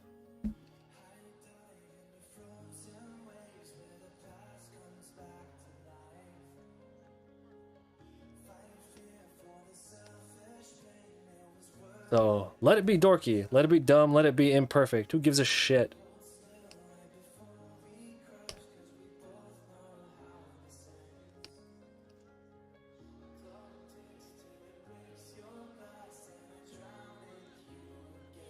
But still practice the boring stuff, because that will help your dorky stuff be better.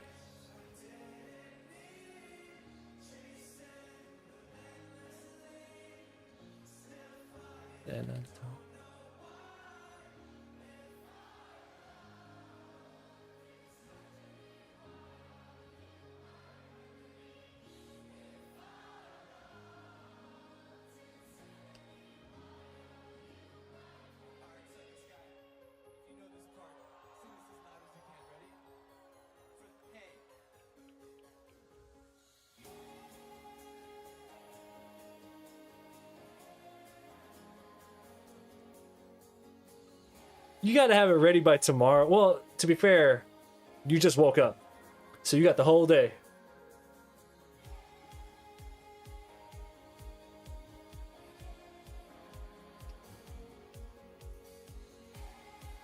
That's better than this one commission I did for my buddy. I had her waiting for like 7 months.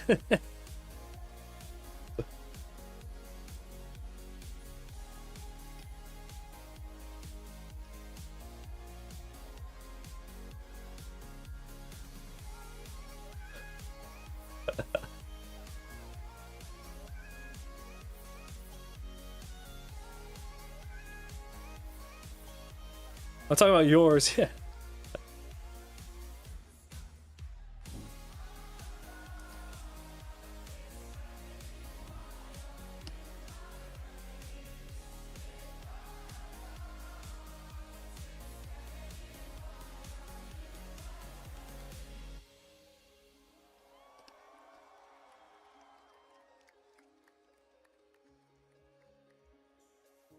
All right, so I did a convention. I'm from the U.S. I did a convention in Germany. It was like in June, and Lyra was there.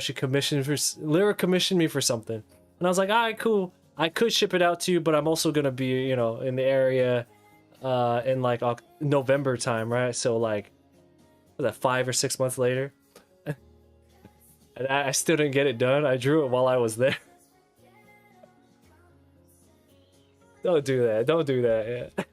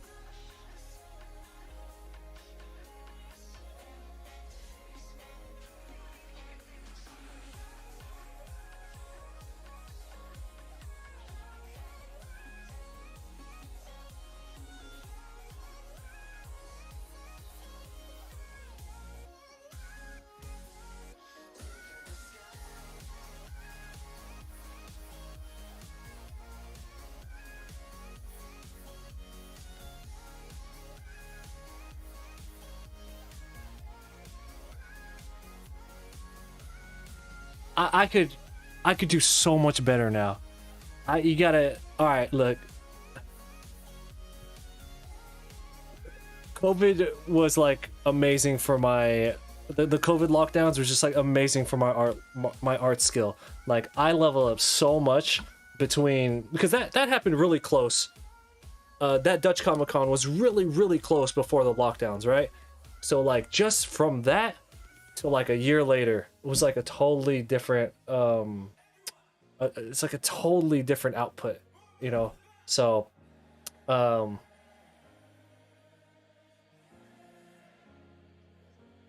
if you decide to, I feel almost obligated to put like more effort than I normally would, because I'm just like, I don't know, it's not that I'm unhappy with all the commissions that I did pre-COVID, but just the amount of leveling up that we did during the lockdown, where we were, oh my god, you know what I'm talking about?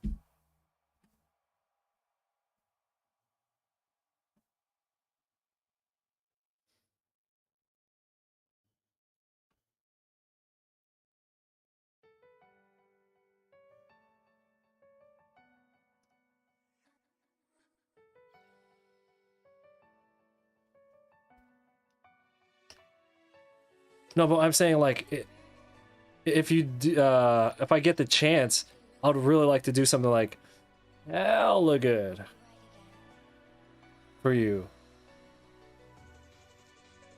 You're like, no one's stopping you from just sending me shit.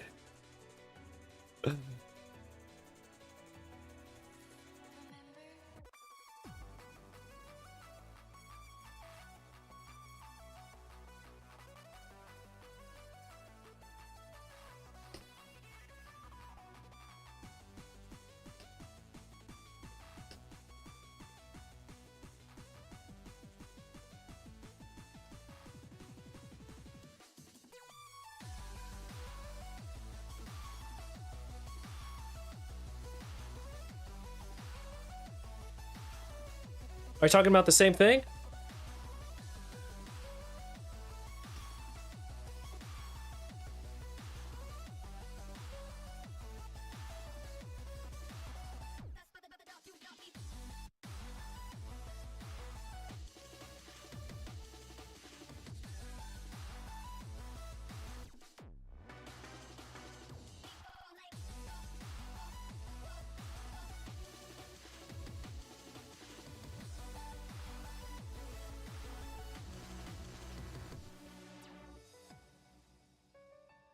Who are you talking about right now? Who are you referring to?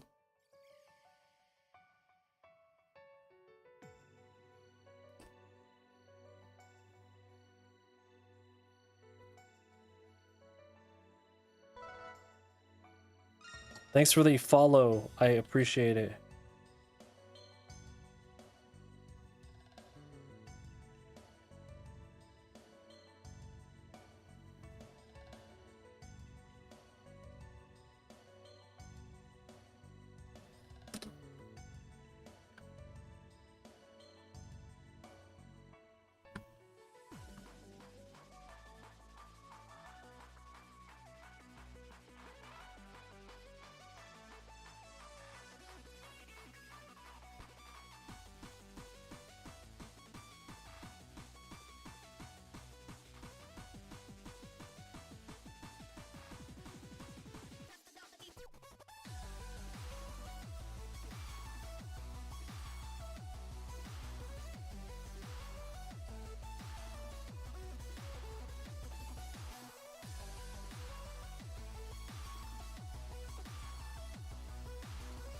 I'm unfamiliar with that.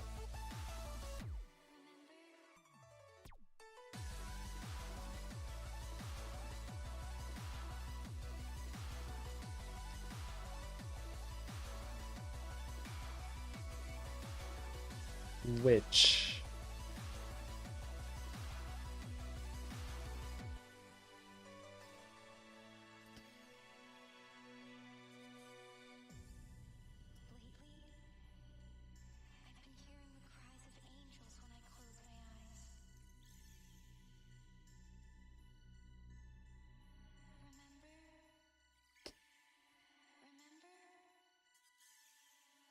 So I am not built like I used to be, where I could function off of like 3 hours of sleep. I mean, like I can, but efficiently, no. Back in the day, I used to do like Lyra was there, like that 2 hours of sleep shit.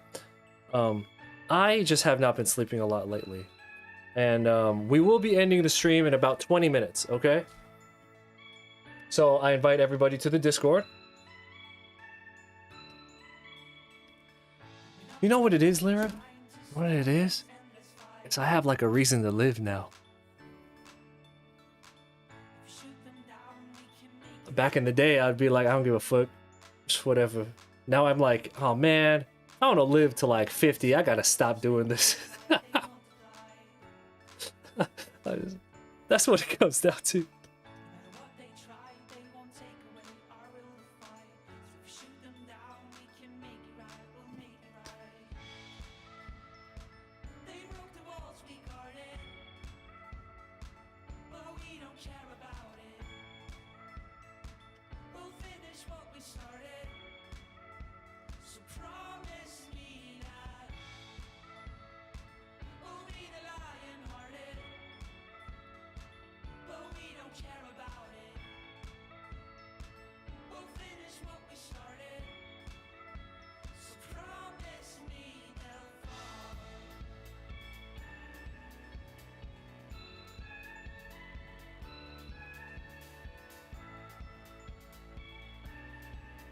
Yeah, it's however you want to interpret it or look at it, but like back in the day when I had a task with my artwork, I was just like when I would do a collage, I'd be like, I'd rather die than fucking not finish this by the end of the week, right?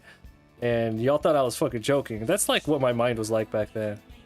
Watching a little bit too much Gary V, which, by the way, I don't watch that guy anymore.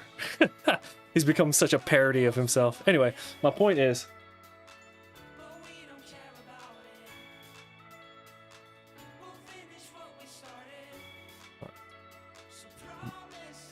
my dog is goofing off over here.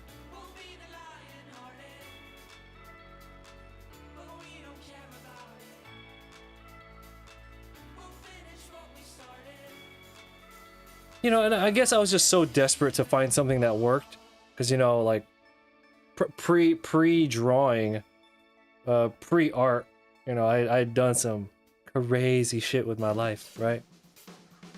So I was just like, anyway. So I think for me, that's probably the biggest reason why I just cannot do those like endless kill myself level nights, or excuse me, drawing streaks anymore.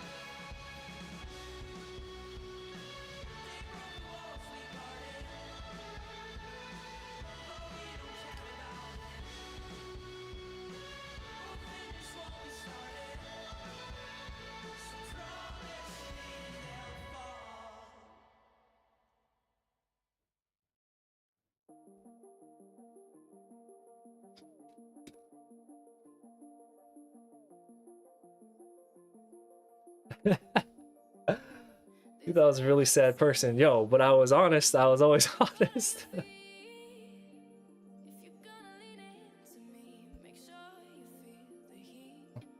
What's the reason? Oh, it's just, you know, you just, many reasons. You know, I got myself a little family now. If I want to achieve the art skill that I want to be at, that takes a lot longer than, you know, that I have to be around for a long time to get to that level. And if I, you know, if I go too early, I'm not going to get there. So it's just kind of like, so those are the two big things, right? But it's just,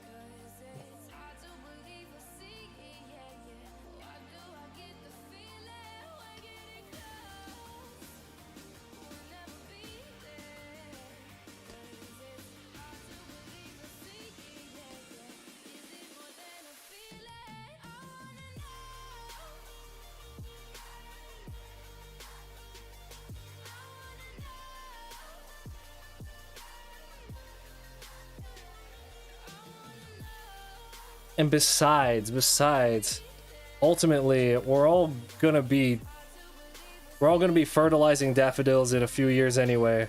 So why expedite the process?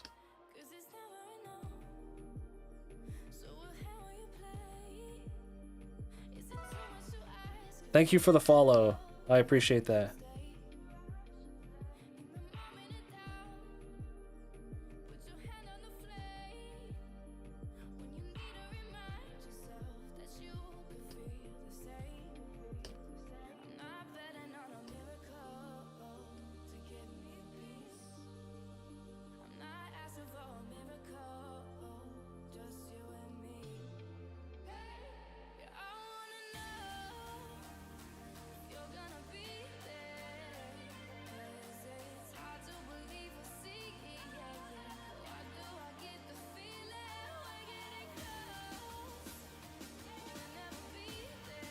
No, you can see the chat on the screen, right?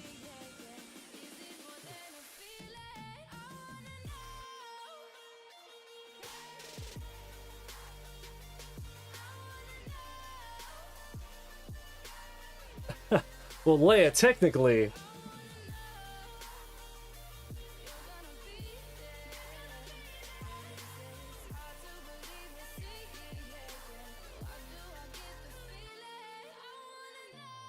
Lyra, I think we're on the same page, but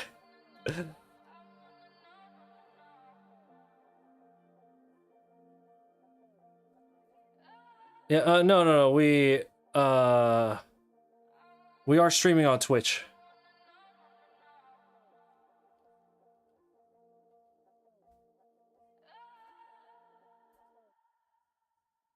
And if anyone asks, officially, we're only streaming on Twitch. I've been trying to be every man you saw in me, but in my eyes I just flicker out and blur like ghosts. Before I go,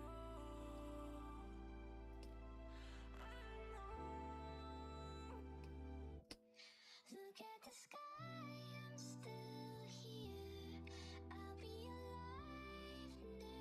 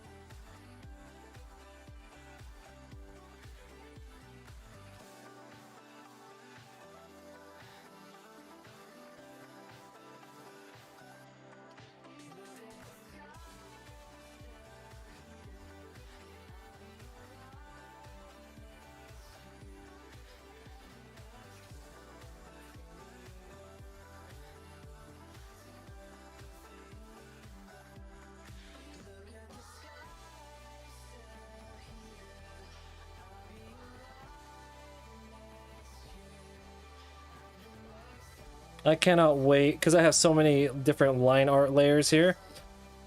Once I finalize this character here, the line art to this slice will be done. And I could merge them all together. Thank God.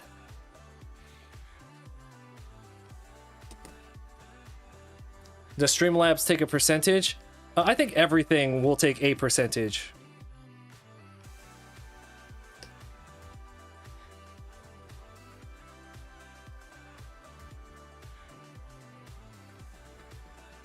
Unless someone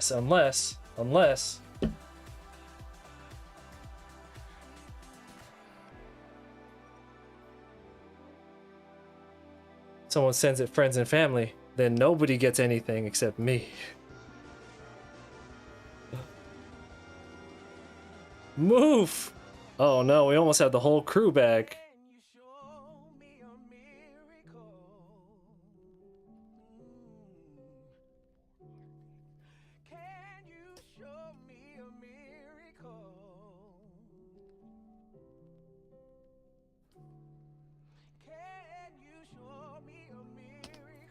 We just need Espeon. And then we got everybody. Everybody who's confirmed to still be alive, that is.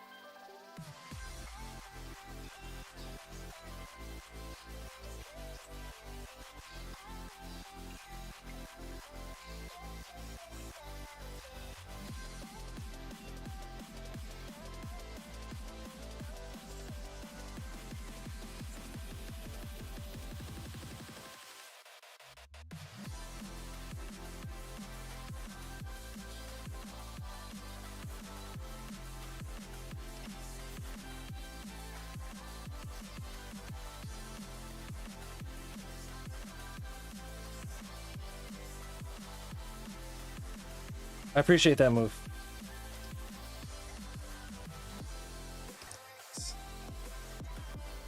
What happened here?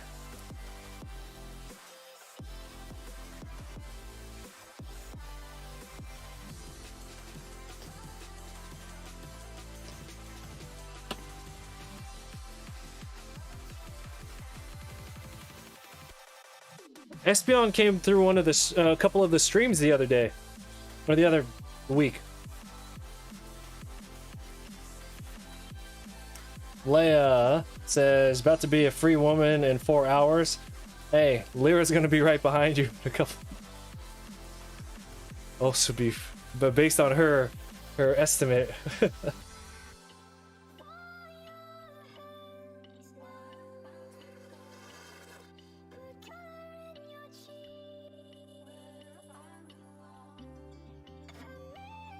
No, you know what, Moof? I think Espeon did join the Discord.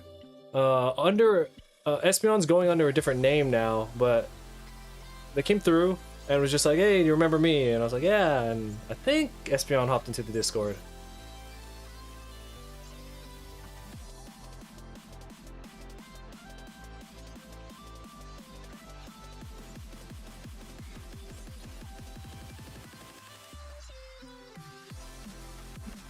Let's merge all these line layers together. Thank God, I hate working in so many layers.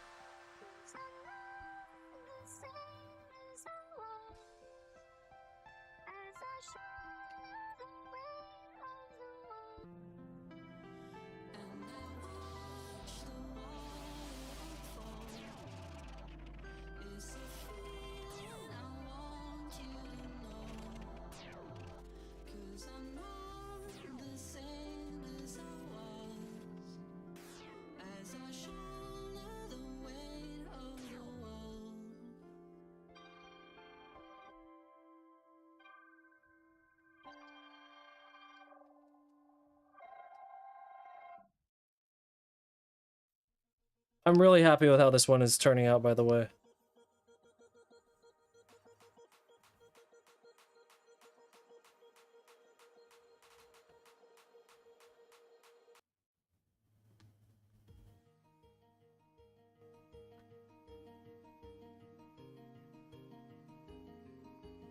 Thanks, Moof.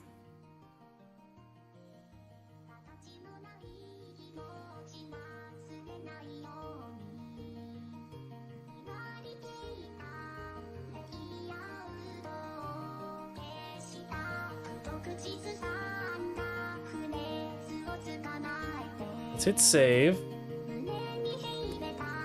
I want to invite everybody into the Discord.